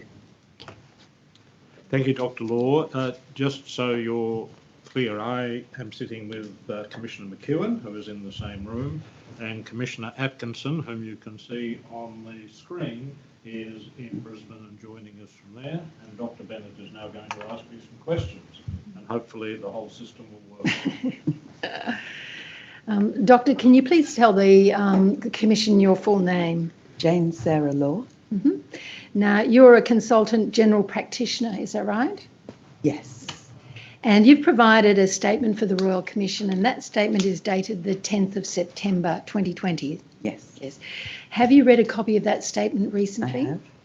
And is the statement true and correct to the best of your knowledge? Thank you. Now, Commissioners, that statement can be found at Tender Bundle A, tab 33. And Commissioners, this statement will be marked as Exhibit 610, and there's an annexure, a CV, and that is at tab 34 and is to be marked as Exhibit 610-1. Yes, thank you. I tender that. That will be marked accordingly. Thank you. Now, Dr. Law, do you have a copy of your statement with you? I do. Thank you. At the beginning of the statement from paragraph 4, you've set out your professional background, that you're a general practitioner, you've got over 30 years of clinical experience. Could you please tell the Commissioners something of that clinical experience leading up to your current position today? So I initially worked as a GP for nearly 20 years in general practice. And then during that time, I started working at the Developmental Disability Health Unit, seeing adults with intellectual disability, doing comprehensive assessments. And ultimately, I gave up my general practice and have just continued to see people with intellectual disability.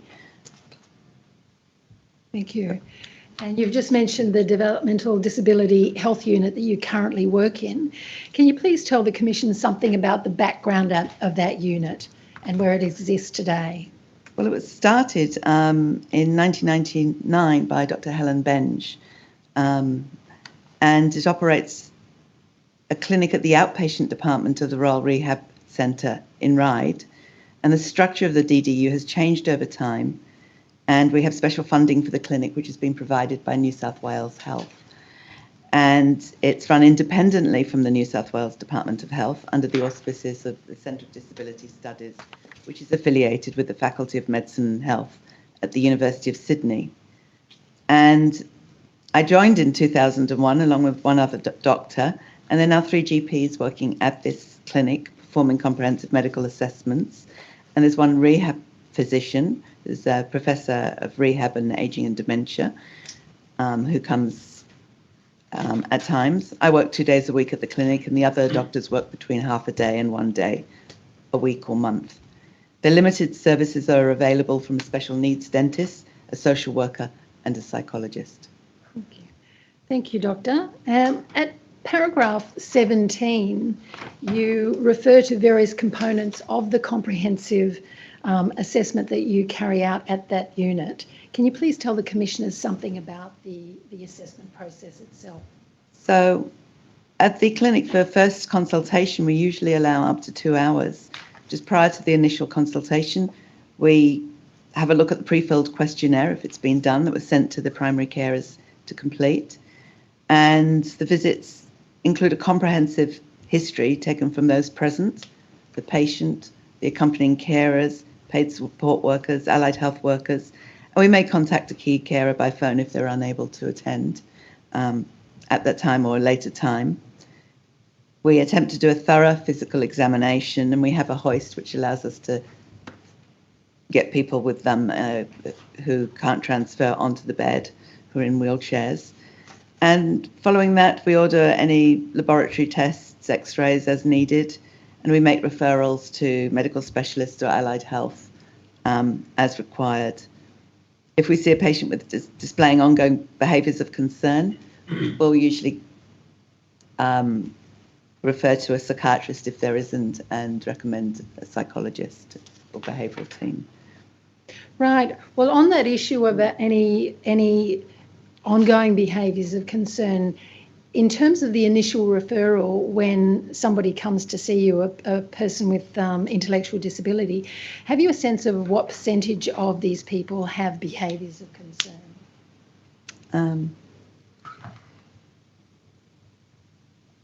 That's a very difficult one, because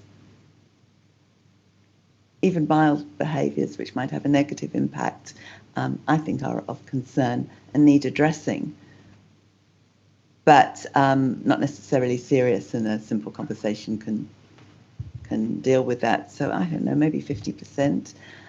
Certainly the more, I see a lot of people with moderate to severe intellectual disability, and the severer the intellectual disability, probably more commonly behaviours that they're increasingly perhaps severe or difficult to understand and manage.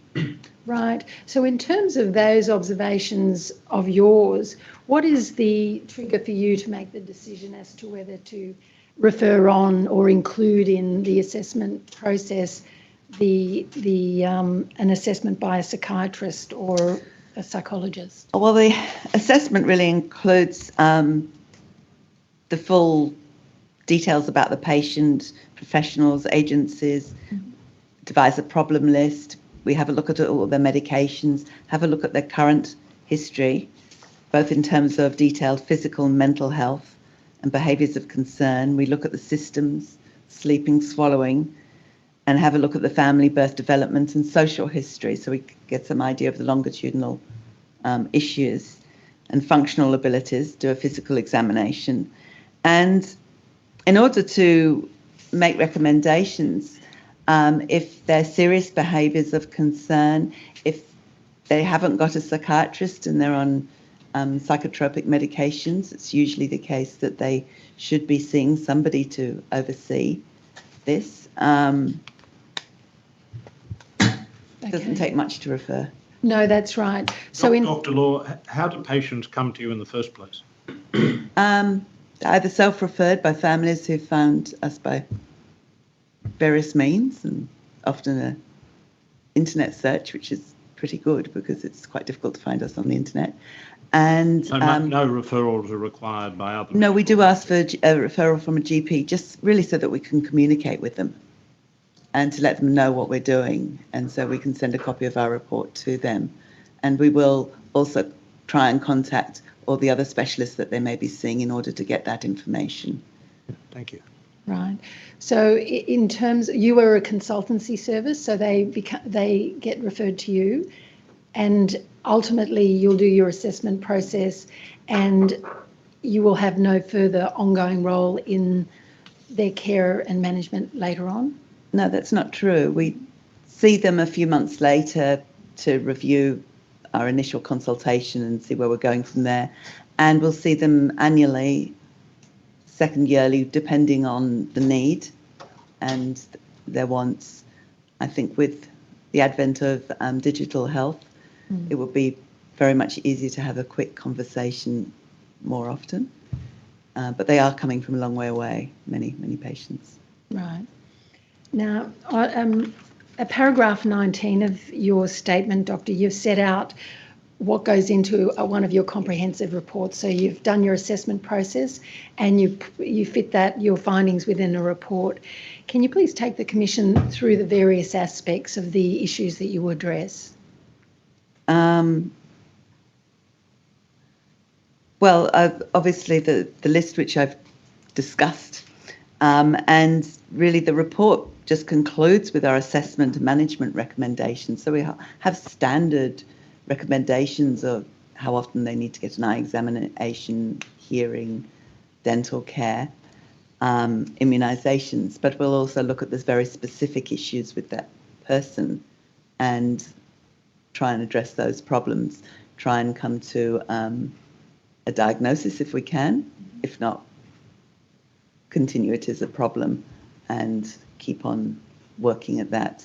And we usually find that there's a good few, 3, 4, 5 new issues that come up for new consultation.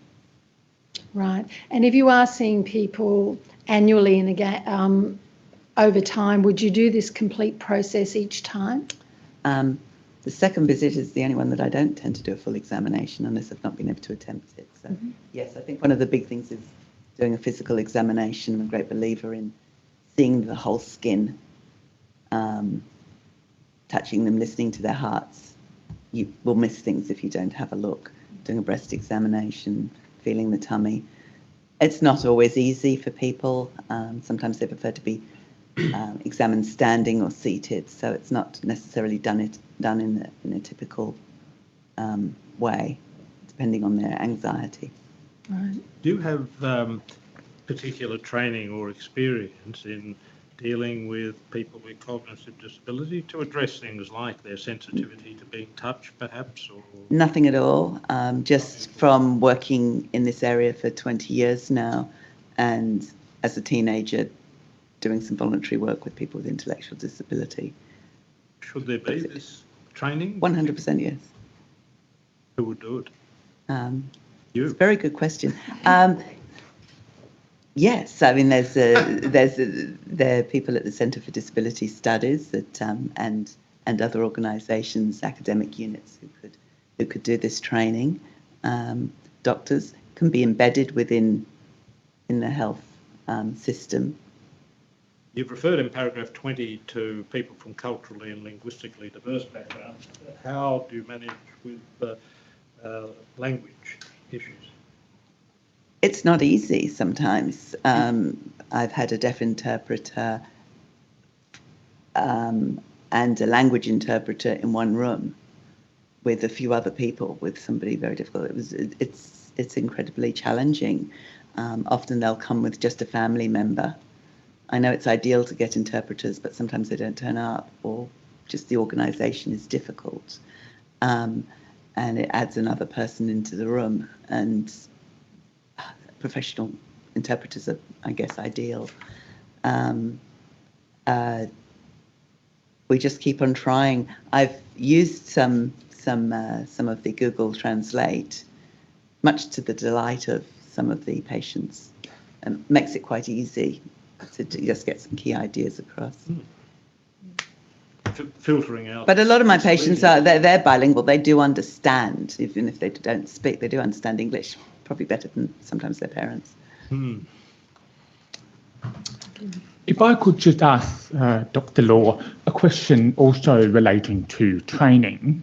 If you can reflect on the time when you went through medical school and to the training of doctors now, what would be your observation about the level of training or the level of awareness for people about people with intellectual disability? Well, I'm aware that some of the universities have a 2 perhaps lecture series, and they might have somebody with a disability coming along to talk. The problem is it's much better in practice when you're actually seeing a person in a clinical setting. That's going to really embed your good practice if you've got somebody to do that. So really they should be sending medical students along to the different clinics. Even going to a group home for one day, it's not much, but rolling up his sleeves and just joining in would be helpful for everybody. And trying to walk in their shoes. Thank you. Thank you. Dr. Laura, from paragraph 25, you refer to patients with behaviours of concern. And you've said there that many patients that are seen at the unit have behaviours of concern that vary greatly in terms of their negative effect on the individual. Behaviours of concern are various.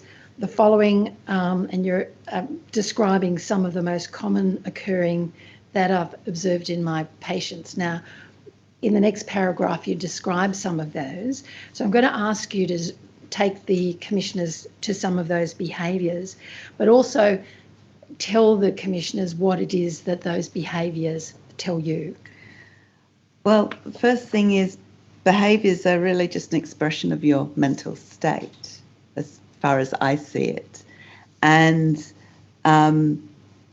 if you are anxious or uncertain, then behaviours can occur. And if attention is difficult for them, impulse control, emotional regulation, that can all be very difficult. So the sort of behaviours that we see are physical aggression, and that can be to the self with self-injury, such as hitting, picking at their body, finding objects to hitting themselves with, and at the worst they will find sharp edges and really go for it. And this is pretty distressing. And then there's physical aggression to others, carers, other residents, members of the public, their families, and it can be directed, so absolutely deliberate, or it could just be collateral damage where they're throwing out their arms because they're anxious and you happen to be in the way. Verbal aggression, invasion of other people's spaces, refusals to move, both within the home and outside the home. The sit-down strikes are very difficult to deal with, particularly if they're in the middle of a road. And other behaviours like overeating, food seeking, food refusals, other oppositional behaviours. It can be a change to the sleeping pattern, a low mood, loss of interest, withdrawal, inappropriate toileting, deliberate soiling, stripping of clothes. So those are the types of behaviours. I'm sure they've all been discussed before. And care needs to be really taken to interpret these behaviours because of all our bias. So carers and parents will come in and I'll ask them about the behaviours and they'll tell me why it's happening. And I'm interested about their theories, but I want to actually find out what the behaviours are, because we need to really try and understand. And they occur often out of frustration and communication. We need to be non-judgmental regarding these behaviours and try and assess what is the meaning behind them. Is it a mental illness? Is it the environment? Is it both? Is it the drugs? Are the drugs helping? Are the drugs making it worse? And there's so many factors, and but my patients are very complex. And it's really important to try and tease out these areas. Thank you. Is that a medical issue, or would you describe it in some other way? What you've just described as trying to work out It's everything. what's behind the fact. Yeah. It's everything. It's both medical, and I think from the medical perspective, and particularly with drugs and with the experience with patients, we can tease it out, particularly those with experience. But it could also be with a behavioural team.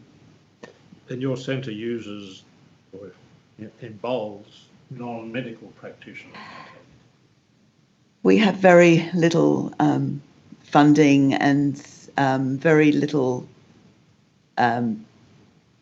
input. So now with the NDIS, I like to, and the other thing is people are coming from a long way away, so I like to embed all the allied health near where they live. I think it's pretty useless, people coming from a long way away to try and do things from afar. They need to be there, they need to be on site. Thanks. And at paragraph 27, you've said, bearing in mind that the rates of mental illness among people with intellectual disability is about 2.5 times higher than in the general population, many patients we see are often on one or more psychotropic medications when we first see them. And then you say the challenge is to avoid excessive or unnecessary use of the medications and polypharmacy. So how is it that you respond to that challenge? So really to monitor the side effects and behavioural management, it's optimal for patient. And it just does require a full history, conducting a physical examination, making sure that there's no physical cause, making investigations and compiling a problem list, noting the multiple comorbidities that they may have, which are common in people with intellectual disability. And we need to collect information from all carers, people involved, as well as obviously the person themselves, and observation. And it becomes obvious if there's totally inappropriate use of medicine. But we have to bear in mind a lot of medicines have been perhaps used for a long time and haven't necessarily had that full review.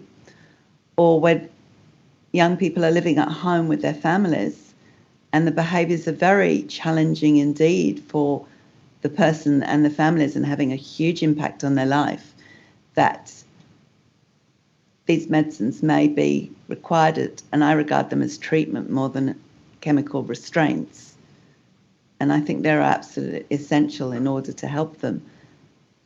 But that it goes without saying, really, that all the other things need to be put into place. And that is our biggest challenge, I think, in this society.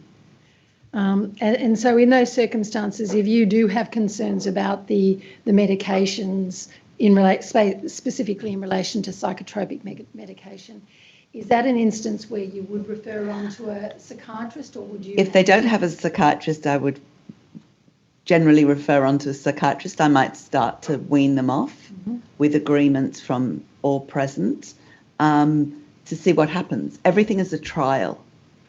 I don't say it's an absolute, because it's very scary for parents or carers to suddenly have a change in the medications.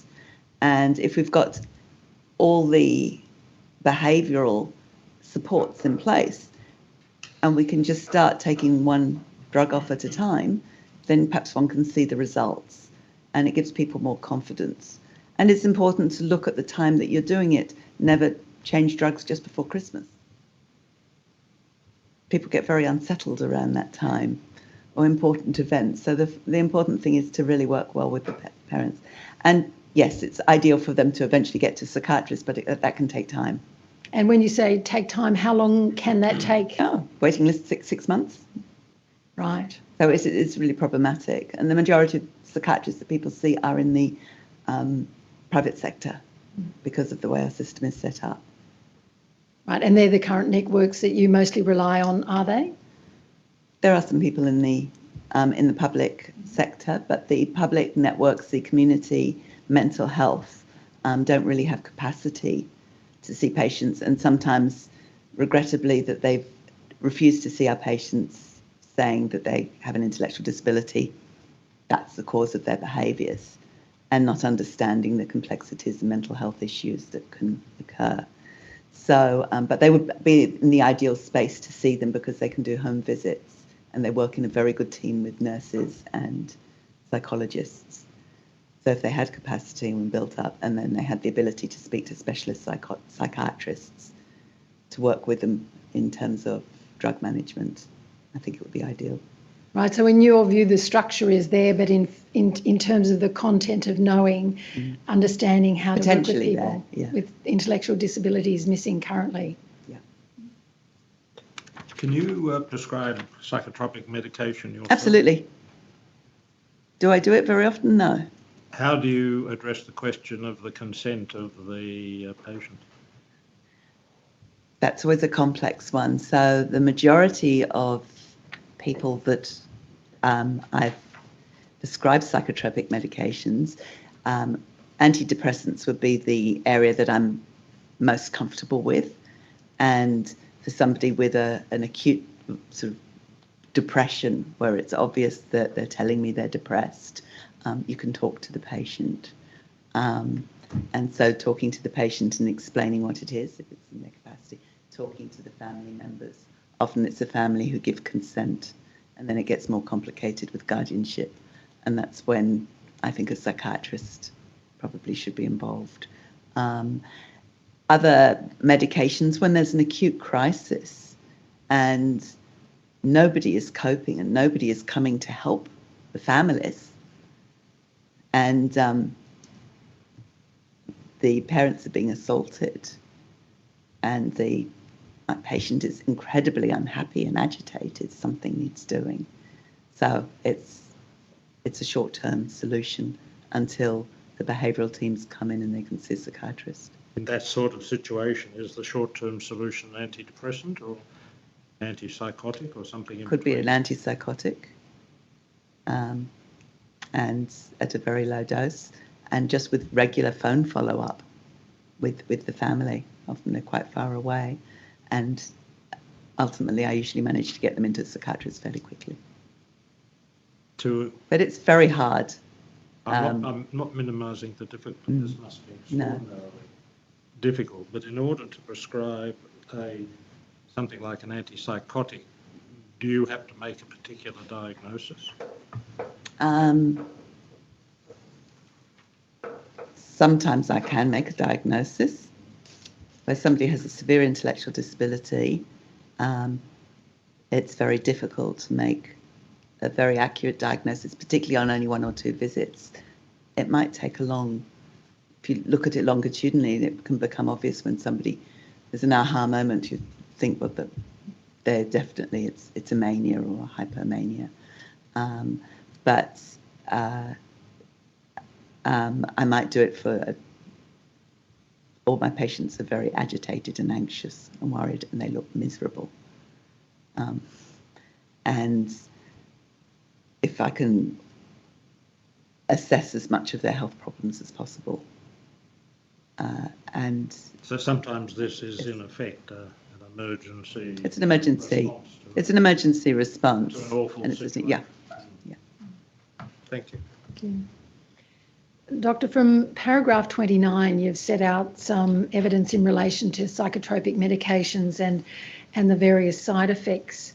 And then down at paragraph 31, you've said, I understand that historically psychotropic medication, in particular antipsychotic medications, which were used in part for their sedative effect, have been relied on in responding to behaviours of concern or problem behaviours. And then you said, from my clinical experience, this is sometimes the case. And then you go on to say a change is gradually occurring. So can you tell the commissioners, in terms of your view currently, do you recognise this and what are your views about current practice? I think current practice, I would say very few people that I see or come through that I would regard it as the behaviours and the treatment are really given as a chemical restraint. It's just perhaps that the mix has not been reviewed well enough and that it could be done better. And also, usually, all the environmental and behavioural management is just not in place. And that the poor person is in chaos, really. Right. You were asked a question earlier about the referral process. Is there any sort of consistency about triggers, the events in the lives of people with intellectual disabilities that triggers a referral to come and see you? Often, well, from group homes, they know us, and so we end up seeing a lot of people from the same organisations, and it's been word of mouth, parents who've had a problem. If we've helped their child, then they will send an adult child. They will. A lot of people come through the door that way, but it's important to remember that access is really difficult, particularly to psychiatrists with a special interest in intellectual disability. There are not enough of them. There's no special training for them. Hopefully this is being addressed, and there are some very strong-minded psychiatrists who do have a special interest and have worked for years in this area who are trying to change this. And within the medical world, a lot of GPs are doing a great job with their patients, and I don't feel I have much to add when they come and see me. But there are a lot of people who are quite frightened of examining my patients. They haven't had a physical examination and they haven't really been looked at in detail. And they go from doctor to doctor at these multi-centre clinics. Right. So when you say access, you're referring to specialists or specialist units that work as a team? Yes. Right. Now, from paragraph 34, you've set out some de-identified examples, and what I'm going to do is ask you to describe them. I'll start from paragraph 35 there. You've referred to patient 1 and 2, and you've said that you determined that the cause of the behaviour of concern was physical. So can you just explain to the Commissioners what that is and perhaps illustrate it from those examples? Yes, well, I've had a number of patients, but these two, it's a very stark example, as two people have walked into my room with their carers, and it's been obvious as they've walked in to me that they were blind. But because they have coped so well and have developed coping strategies, that it was not obvious to the carers and had been missed by anybody seeing them. They both had cataracts, dense cataracts, and the tripping became obvious, and the fact that they were in foreign surroundings, that they had to be led to the bed. But the carers had got so used to doing that. And management with the cataract extraction and lens, they both had terrible behaviours, terrible self-injurious behaviours. Everybody was very worried about what this would do to the operated eye. We had everything in place with one-to-one care for a number of days and nights, but that wasn't needed. And as soon as they could see, it was a huge difference. Didn't take away the behaviours, but it was sensational. The reactions were sensational. For Are these long-term carers? And yeah. They did not know that the people... Lots of people had seen them. Were blind. No. But I've seen somebody who's living at home, who's managed so well, was clearly blind, but his parents, beautiful people, hadn't really noticed because he was refusing to go out of the house and just walking around the house and managing incredibly well. He'd get to the bathroom and throw his towel over the rail. He did. So... Right. And that's Dr. Law. Oh, sorry, yes, please. Sorry. Dr. Law, on that note of the more broader note of having patients come to you with their family members or support workers, etc., if you feel you need time with that patient alone, do you ask for it? And what's your general experience with that? So when I'm going to examine a patient, that's a perfect moment to send everybody out of the room. But people are very uncertain, so I give them the option. I really like to get people who are more who are verbal on their own if I can. But if they're uncomfortable, I'll often say, just let me know and we'll bring them into the room. Or when we come to examine personal things, they can turn around. A lot of people really don't care. They're not shy, but so we try and sort of maintain modesty when it's needed. But yes, there are certain people who do want to spend time alone with me, and yes, I certainly give that to them. And do you often have that respected by the family members or support workers? Well, when they want to be alone, I definitely. I make sure that it's respected. Yep. Thank you. Yeah. All right. Sorry, my question was going back to the two people who were blind. Why did they come to see you? Was it because of the behaviours? Because of the behaviours. And were the behaviours related to the fact that they were blind and that no one had realised Much of it was. They'd had a lifelong history of challenging behaviours and self-harm, but things had escalated. And what were the particular behaviours that brought them to you? Self-injury.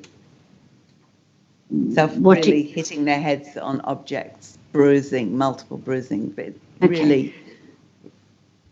And did the operations which solved the blindness make a change to the behaviours? Yes, it reduced the behaviours and helped with the management. Yeah, definitely. Thank you. And the other physical problem, which is quite common, and Dr. Helen Benge noticed this early on, was gastroesophageal reflux is really painful. And if it's occurring a lot, and some people have a lot of self-injury, if you treat it, it can really melt away. They're very dramatic examples, but it's quite satisfying when that happens to sort that one out.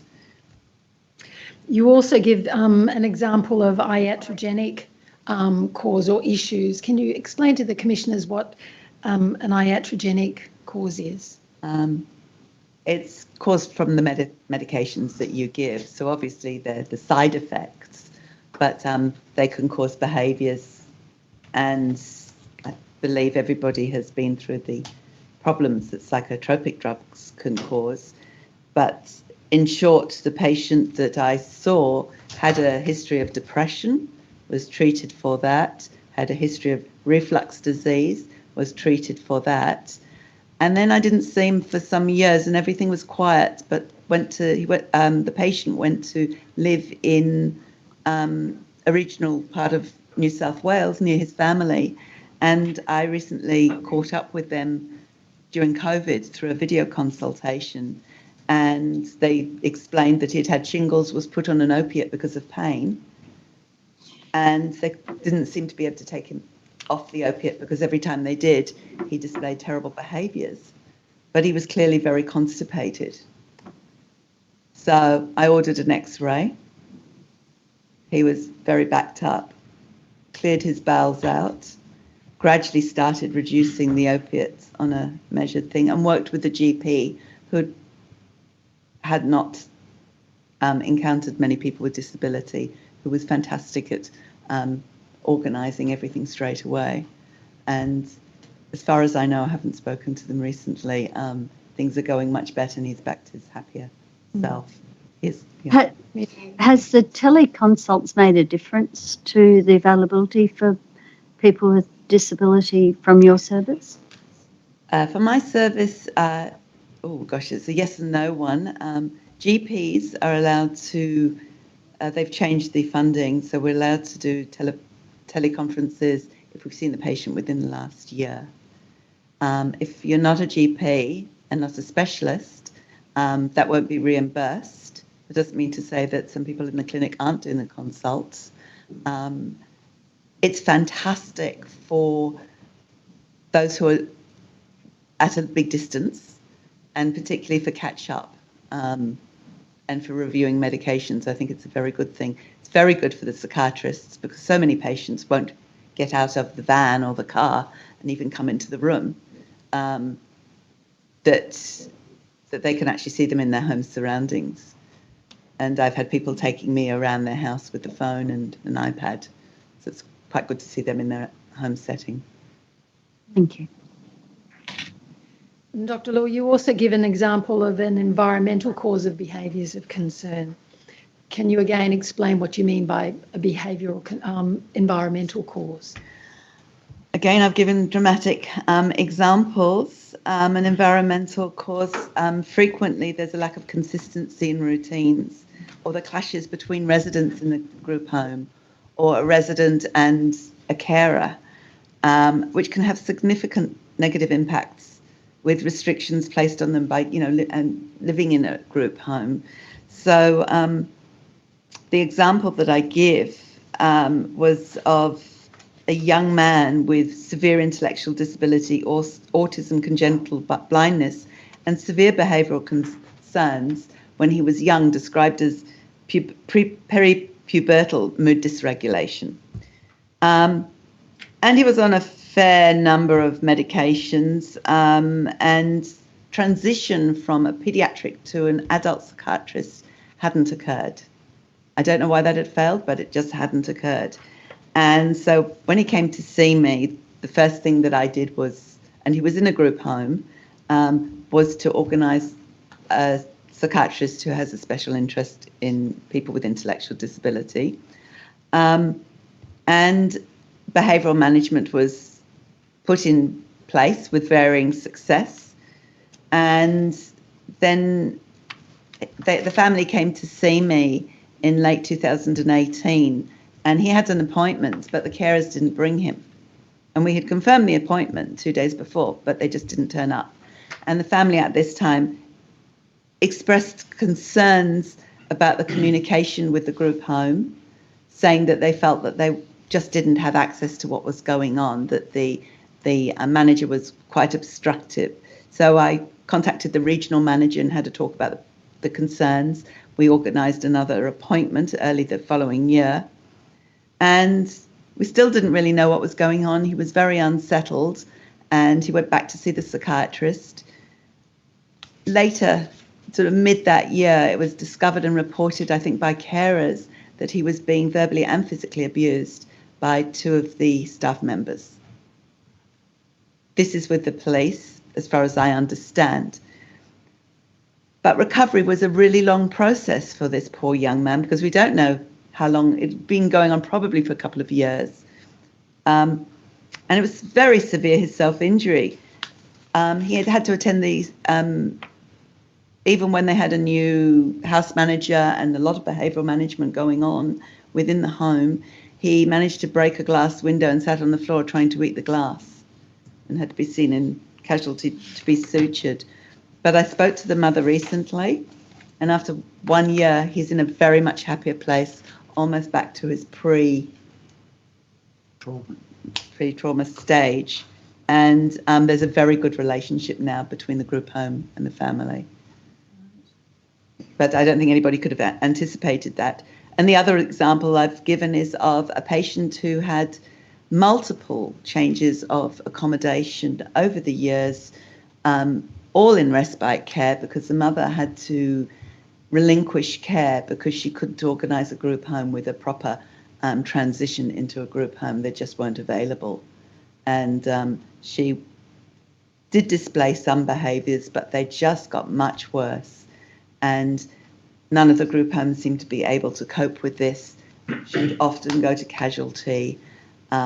She would hit, punch out at people.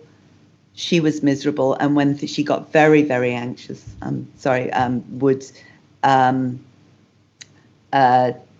would start to regress to the point that she would lose her toileting skills, not want to go out, stop eating.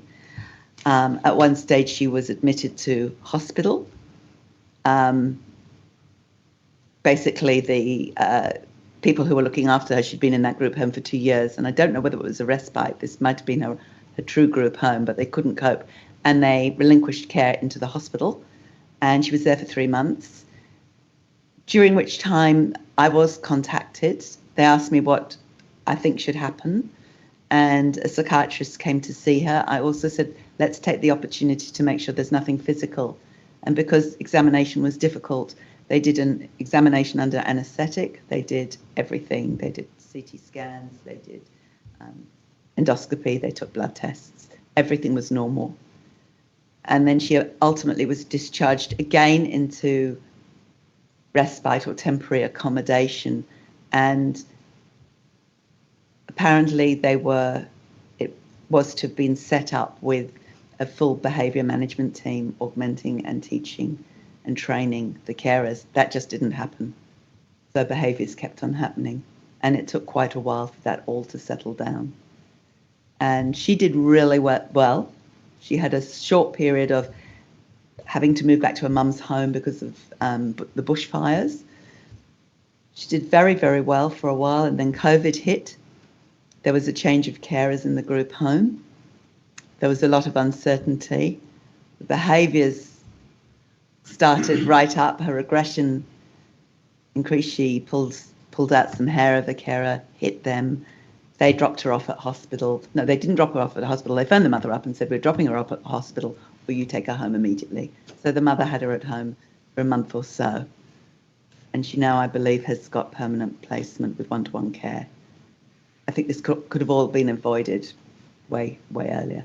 Right, and that's what you referred to in your statement as being the mismanagement. Total, yeah. Right.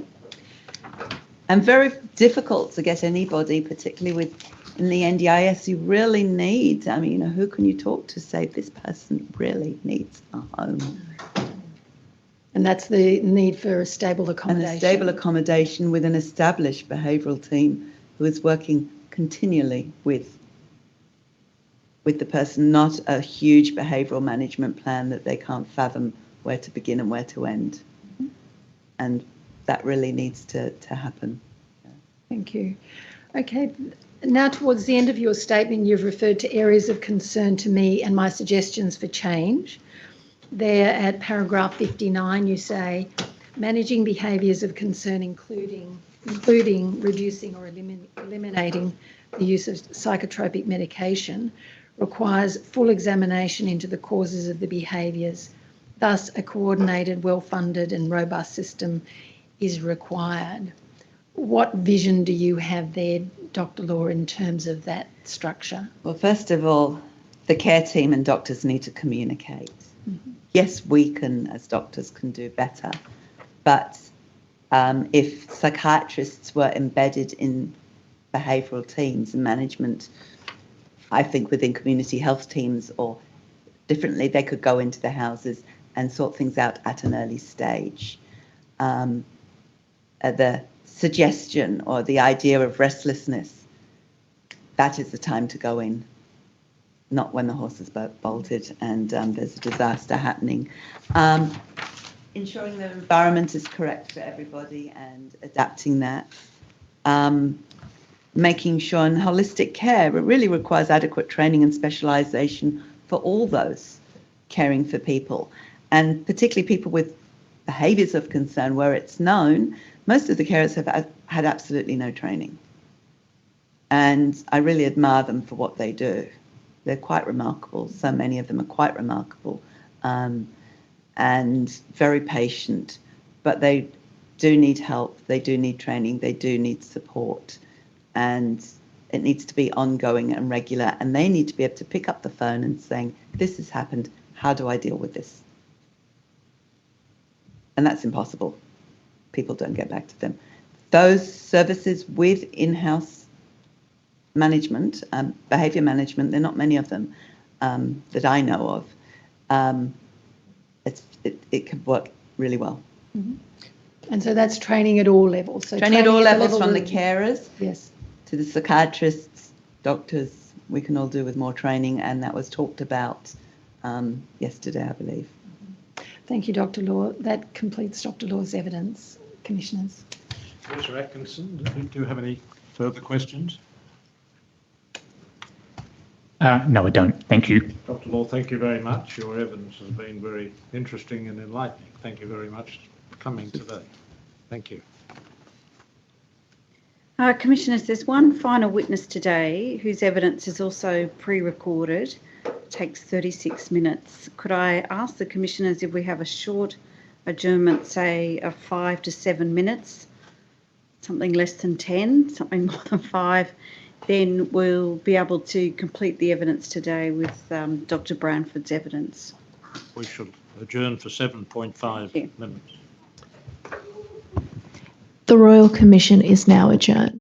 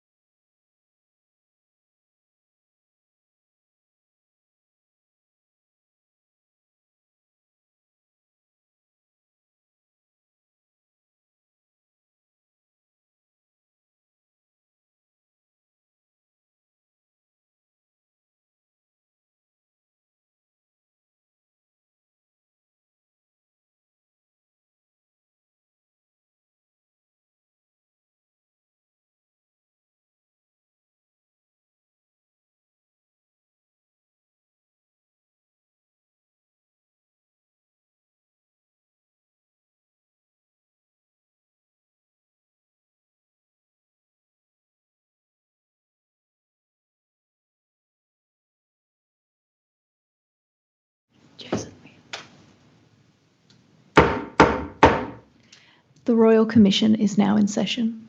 Yes, Ms Eastman, what should we do now? Thank you, Commissioners. Commissioners, you will recall from Paula McGowan's evidence yesterday, her discussion about STOMP, and the final part of the evidence today is based on a submission prepared by Dr. David Branford and Professor Giles Glover, both of whom have been involved with STOMP and some developments in the United Kingdom. Dr. David Branford kindly gave us some of his time last week, and I conducted a pre-recorded interview in relation to his evidence. We'll play that in a moment, but Commissioners, could you receive into evidence the submission, which you will find at tab 70, and that will be marked Exhibit 6.11, and then the pre-recorded video marked as Exhibit 6.11.1. Commissioners, please. Yes, thank you.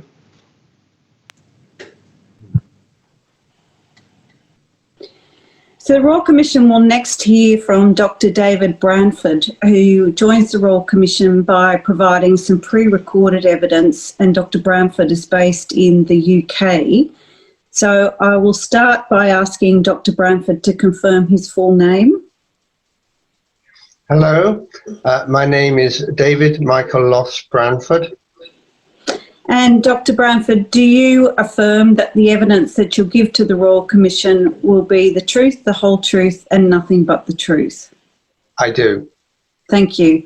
Now, you've provided a submission with Professor Giles Glover to the Royal Commission, and the Commissioners have a copy of that submission. And our evidence today is going to address some aspects of that submission. So can I first confirm that you have a copy of the submission with you? I do. And are the contents of that submission true and correct to the best of your knowledge and belief? They are. All right. Dr. Branford, can I start by asking you to tell the Royal Commission a little bit about your professional experience and background? I'm a pharmacist. I qualified in 1971, so I've been a pharmacist for nearly 50 years now. For much of my career, I worked as a mental health chief pharmacist and a joint academic. I did my PhD in intellectual disabilities, leading a large review program of the antipsychotic drug use of people with intellectual disability living in Leicestershire. Since then, I've been involved with a variety of roles in mental health and in intellectual disabilities. Since the Winterbourne scandal, I have been involved with this STOMP programme. Can I just pause there? In the Royal Commission, we have heard about the Winterbourne scandal, but perhaps if I could just ask you to explain to people who may not be familiar with the scandal that broke in the UK in 2011, what occurred then? The Winterbourne Assessment Centre was a very expensive, high-quality private facility in Bristol, which catered for people with autism and with intellectual disabilities who had severe behavioural problems. There was a panorama expose of a severe mistreatment of the people who were living there.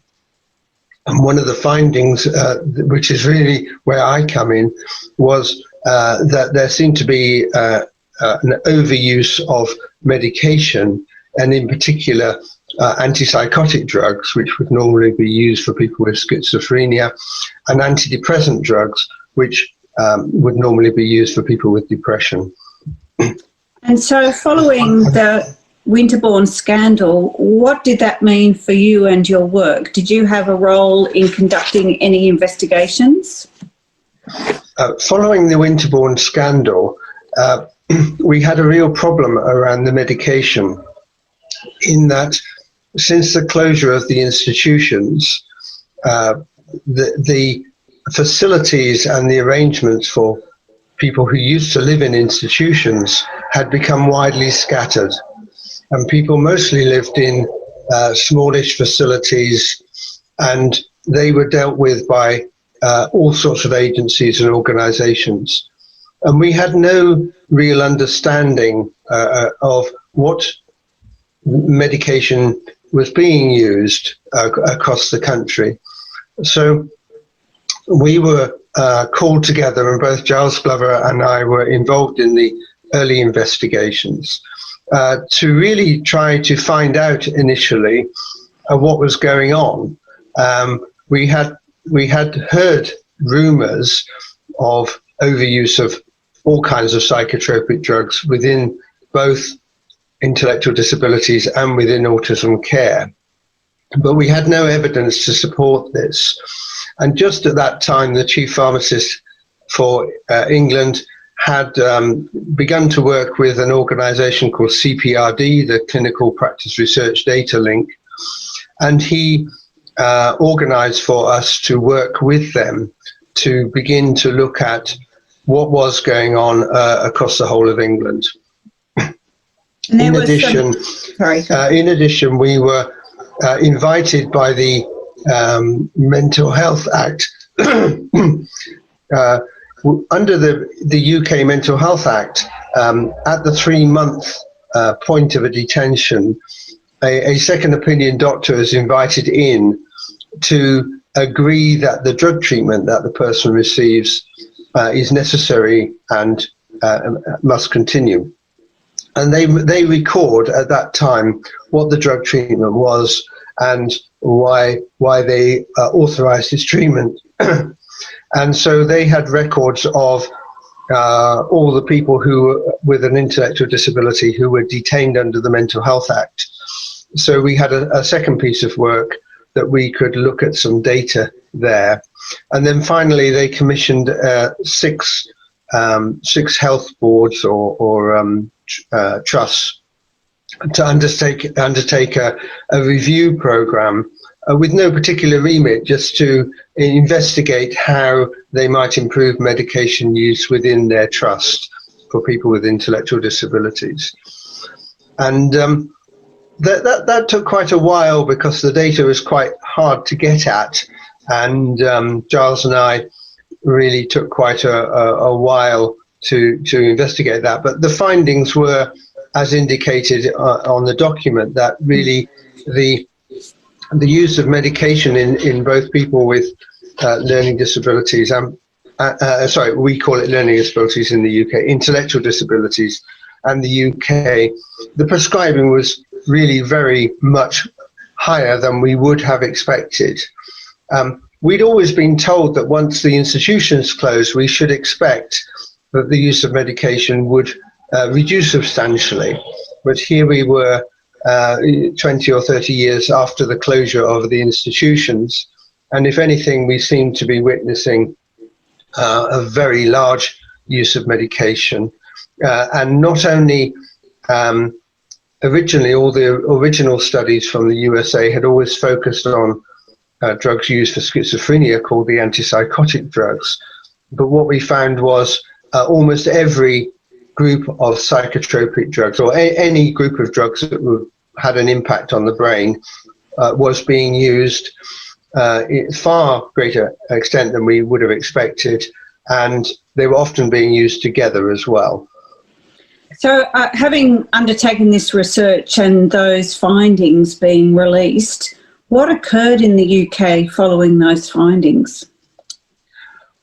Well, what happened after that was the government or the Department of Health brought together a very large meeting of all the stakeholders, and Giles and I and others presented what our findings were, and everyone was really quite alarmed to find such an excessive use of medication going on here.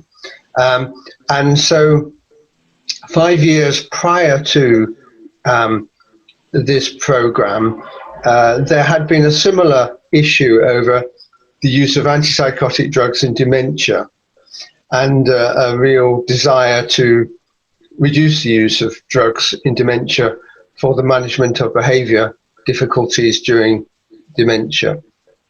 And that program was a sort of pulling together of all the organisations involved with Alzheimer care or dementia care, called a Dementia Alliance. So all the organisations came together and they set up a new methodology at that time called a call to action, which was based on a number of American pieces of work. And fundamentally, what a call to action does is it's completely unscripted, and you basically explain the issue to people and then get them to commit to do something about it. And it's not controlled in any way. You just take all the organisations to undertake some kind of role. The main difference between what we were doing here and what the Dementia Alliance programme was in addition to the call to action, there was significant financial assistance also to trusts to employ pharmacists to undertake medication reviews in care homes. So one of the things that we always complained about in the STOMP program was that we did it on a shoestring.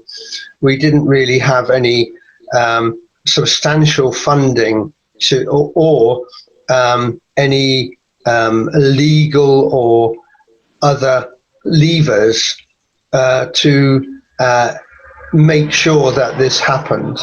So organisations would come to a conference.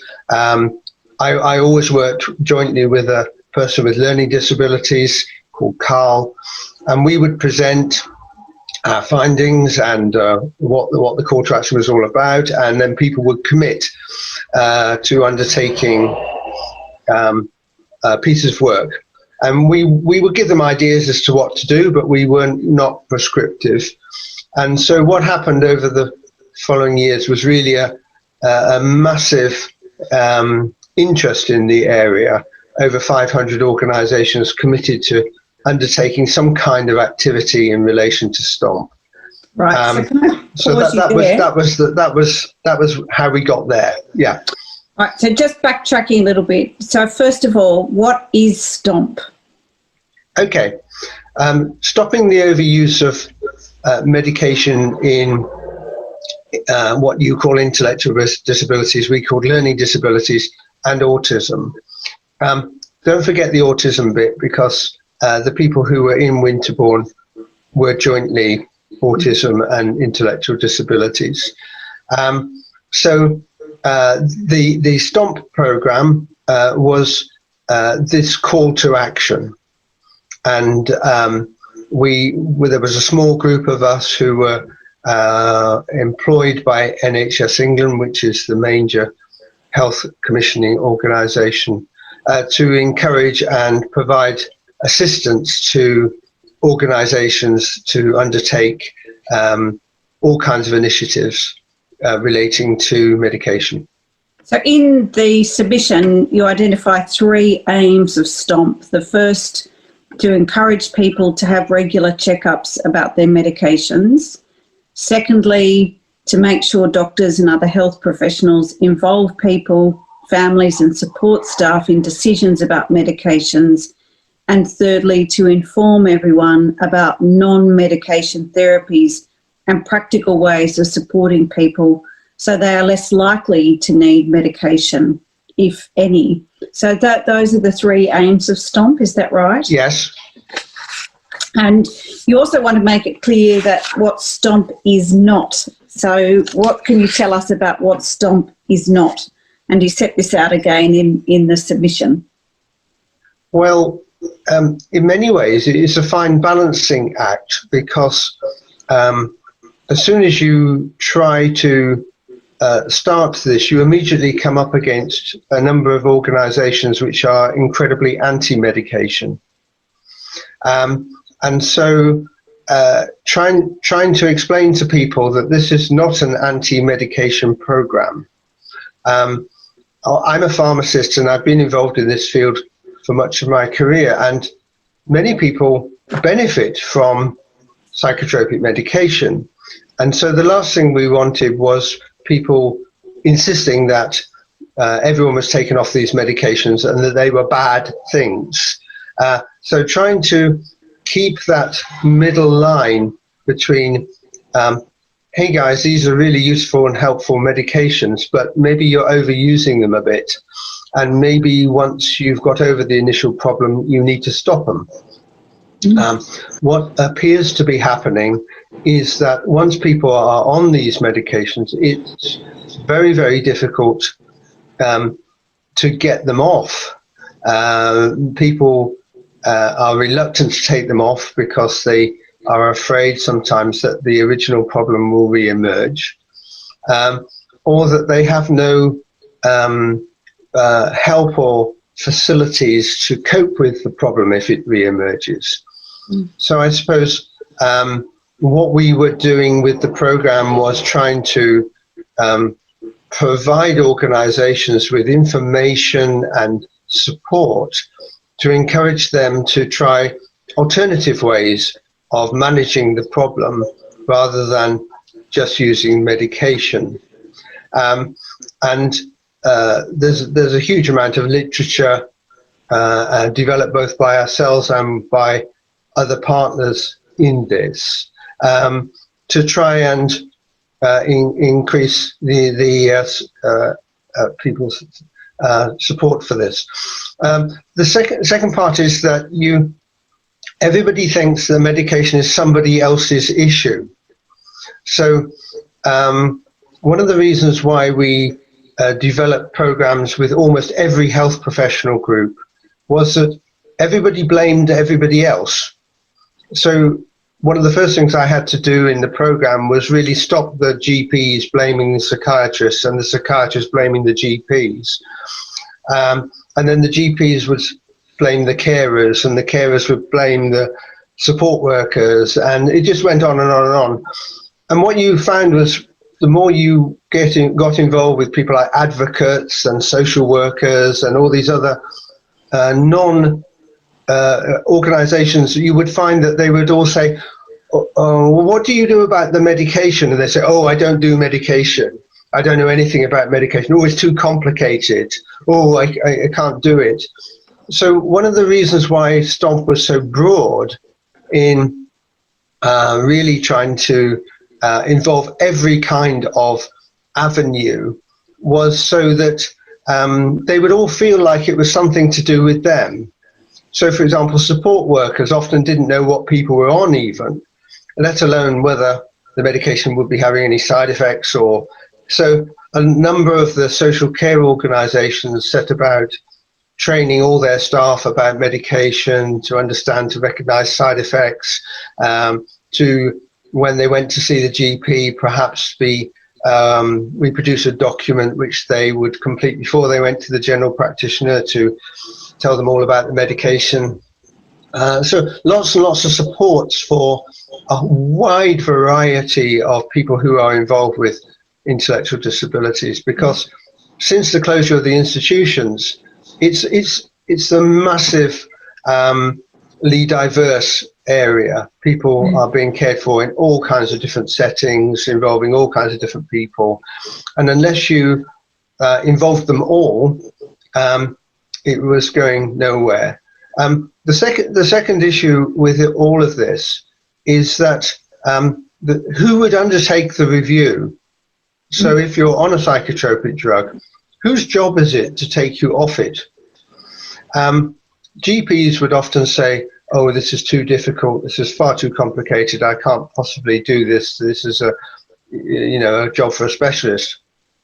But the role of the specialist in the UK has changed to being much more of a crisis approach, where they only become involved if there's a crisis.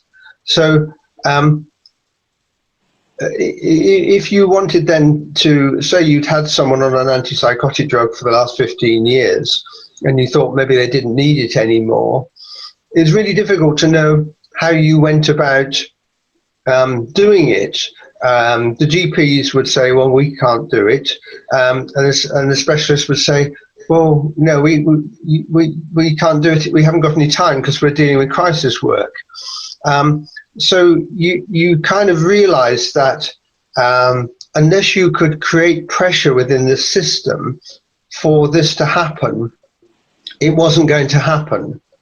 And that, I think, is probably one of the failings of STOMP, is that although we hugely raised information and interest in medication across the whole field, what we also needed to do was to have some serious money in there to fund proper review programs and to assist and ensure that there was as much effort being put into taking people off these medications as there was putting them on.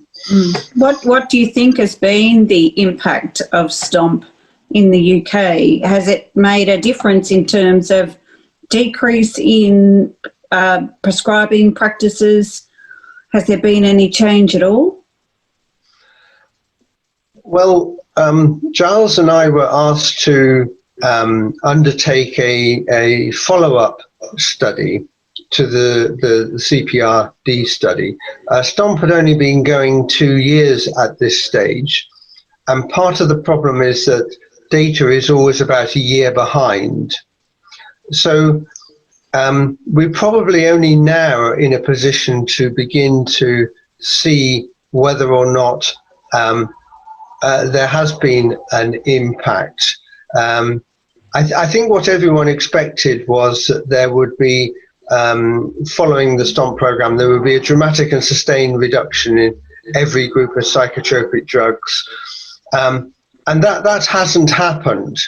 In a number of areas, there was a steady increase in the use of these drugs across the field, and at the moment it appears that there has been a levelling off of that.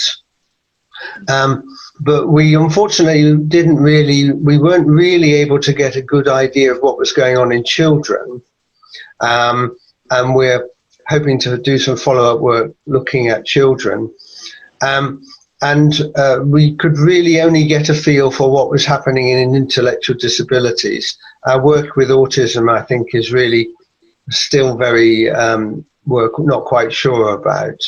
So we've done a number of surveys looking at people's knowledge and understanding of the medication, and I think across the whole field there's a much wider understanding of the role of medication. There's a very wide acceptance of the fact that we need to be doing something about reviewing people more effectively and finding some way of reducing the medication. And really we're waiting for sort of phase 2 now, what I called phase 2 in the document, which has been kind of put on hold because of the COVID issue. But within the 10-year plan for NHS, there is the expectation to train up a cohort of specialist pharmacists to assist with medication reviews. And there's also a program to establish de-prescribing clinics, they're going to be called, which is where complex cases like this can be referred to the de-prescribing clinic, and then a sustained program of trying to take people off them. So that's kind of what we've done so far. We've called phase 1, which is awareness raising, which has been very successful. But really, I think now we need to see the money, and we need to see the incentives, and if there isn't any expectations of a legislative program at the moment, but actually that would be fantastic. Well, your submission sets out some lessons perhaps for Australia, and I think the submission identifies 9 lessons, so I won't ask you to address all of them, but can I take you to a few in particular? The first one is, you say, don't expect GPs to do this on their own.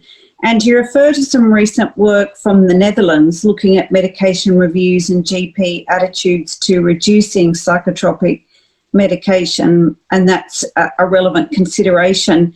What have your colleagues in the Netherlands been doing that suggests that a lesson for Australia is don't expect GPs to do this on their own? Well, the approach in the Netherlands has been slightly different in that they have been focusing very much on the adverse effect of medication, and they've also been largely working with older people with intellectual disabilities. The work is by a person called Zal, and they developed a rating system for assessing how many problems there were being caused by the medication and then trying to take them off. But mostly the studies identified lots and lots of problems associated with medication and lots of prescribing of medication, but huge difficulty in getting anybody to take them off.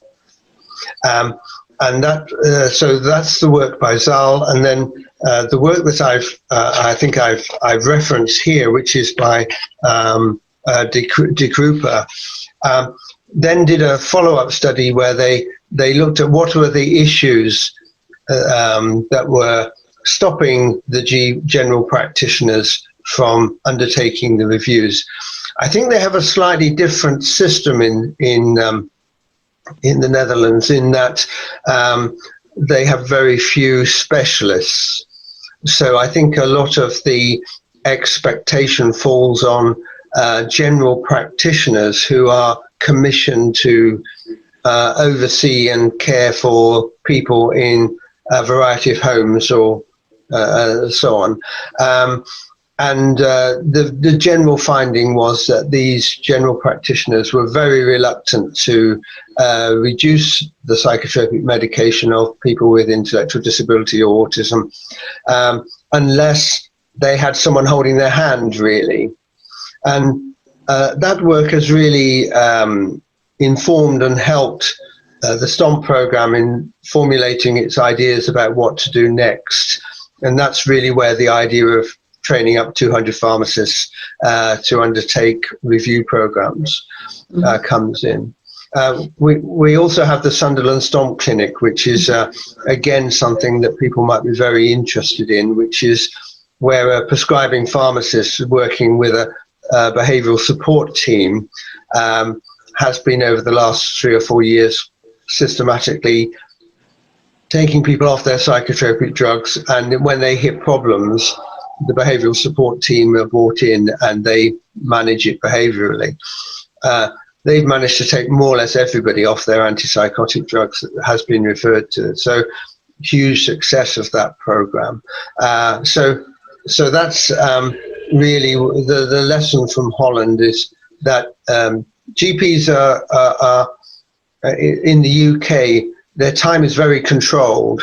They only have 7 minutes for a consultation, and so undertaking something which is going to require up to a year of gradual reductions and so on really requires a very sustained effort over a long period of time, and that really doesn't fit very well with the role of the general practitioner. So I think in your submission you deal in some detail about the lessons that could be learnt in establishing specialist intellectual disability de-prescribing clinics. So that's touching on the example that you've given of the Sunderland Stomp Clinic, yes. Is that right? Yeah. Right. Now, the next one is that you say there needs to be an agreement on a national method of reporting and making the results public. And you appreciate in Australia we have a federal system with a number of different jurisdictions with different laws and procedures. So this may be of interest to the Royal Commission. What lessons do you say there are for Australia about the importance of a national method of reporting and then also making the results public? Okay, maybe I should have used the word federal. My apologies, I'd forgotten that you didn't do that. But obviously in the UK now we have a separate system for Wales and Scotland, and so all of our work is England. The only reason why I mention the word national in that context is that many of the databases are based on GP data systems, and the different countries, so Wales and Scotland and England, use the same GP, have this access to the same GP systems that England has.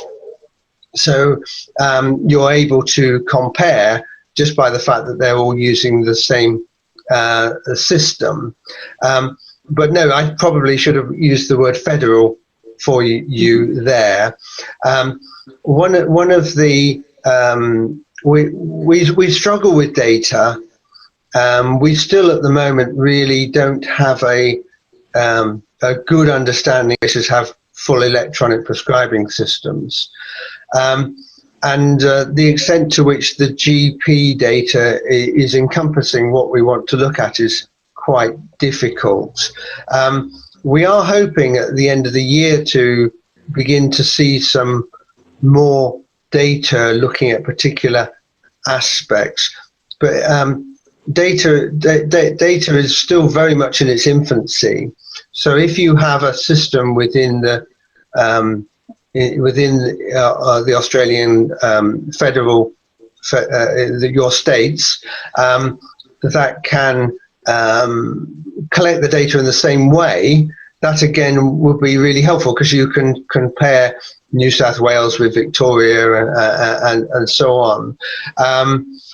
Interestingly, Scotland and Wales are much more interested in our data than seems to be the case in England. So it's very, very difficult. Giles is the data man. He's a public health specialist, and really I rely very much on him with the data. So trying to set up, if you're going to be looking to try to set up some kind of system that enables an overview of what's going on, Giles is your man. The second point is that we have many areas in the UK where practices can compare themselves to other similar practices, but they're really poorly developed within this area. So, for example, all the practices in the UK can compare their statin use or their, how they're doing with some new medication or whatever. But really, this area is required, and that's why we didn't know what was going on, because actually getting hold of data is really difficult. So this is a recommendation from Giles, and if you want to do something, I would really encourage you, because if your practice is using wildly more psychotropic drugs than an equivalent practice which isn't, really that helps people to begin then to ask the question of, well, why is your practice using all these medications and others aren't? All right. So the final one I wanted to ask you about, and the Royal Commission will read all of the suggestions, is perhaps somewhat provocatively you say no more guidelines. And in the submission you say the usual response to a problem is to establish a high-level authoritative guideline. And you say, well, we already have the guidelines, and now the issue is the implementation of the guidelines. So can I just ask you about guidelines and the development of guidelines, and the guidelines that presently exist? The Royal Commission may be interested in understanding the relevance of those guidelines to the Australian context. Do you want to comment on that? And that's the final matter that I want to ask you about. Okay, fine. If you look at the history of all of this, the first point at which you really begin to get the establishment of guidelines is following these very expensive legal challenges in the USA. The side effects of the older antipsychotic drugs were quite severe, and various people took institutions to court and won very large financial settlements because of the side effects. So in the USA, there was a massive movement towards creating guidelines and then giving these guidelines to the various state institutions to implement. And so during the 1980s up until the 90s, you saw really large-scale development of guidelines in the USA, and that went on till about 2000. Following the closure of the institutions, I don't really know what happened in the USA, but it all goes very quiet. There was no legal requirement once a state institution was closed to have such guidelines. So I don't really know what's happened. It's all gone very quiet. And then internationally, there's an international intellectual disability organisation, and they had a series of guidelines which were led by one of our professors, Professor Deb. So there's also international guidelines.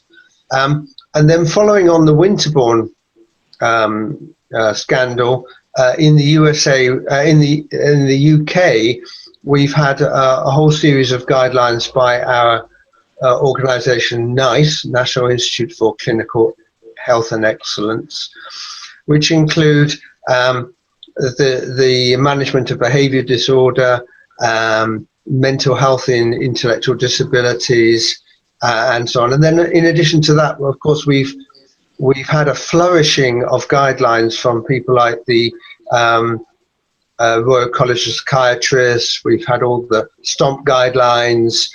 So we have absolutely tons and tons of guidelines, and it's really finding ways of implementing these guidelines, which I think is the key to it all.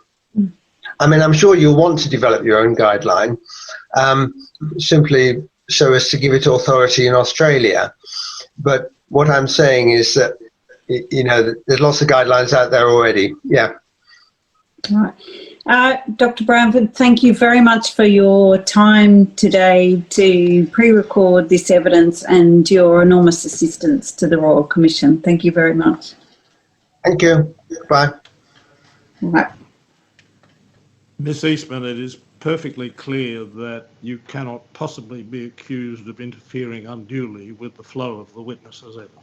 All right, thank you. Commissioners, that concludes the evidence for today. So if we can resume at 9:30 tomorrow morning, and just to finish with International Sign Language today. Thank you. Oh, very good. Thank you. Yes, we will adjourn until tomorrow at 9:30. The Royal Commission is now adjourned.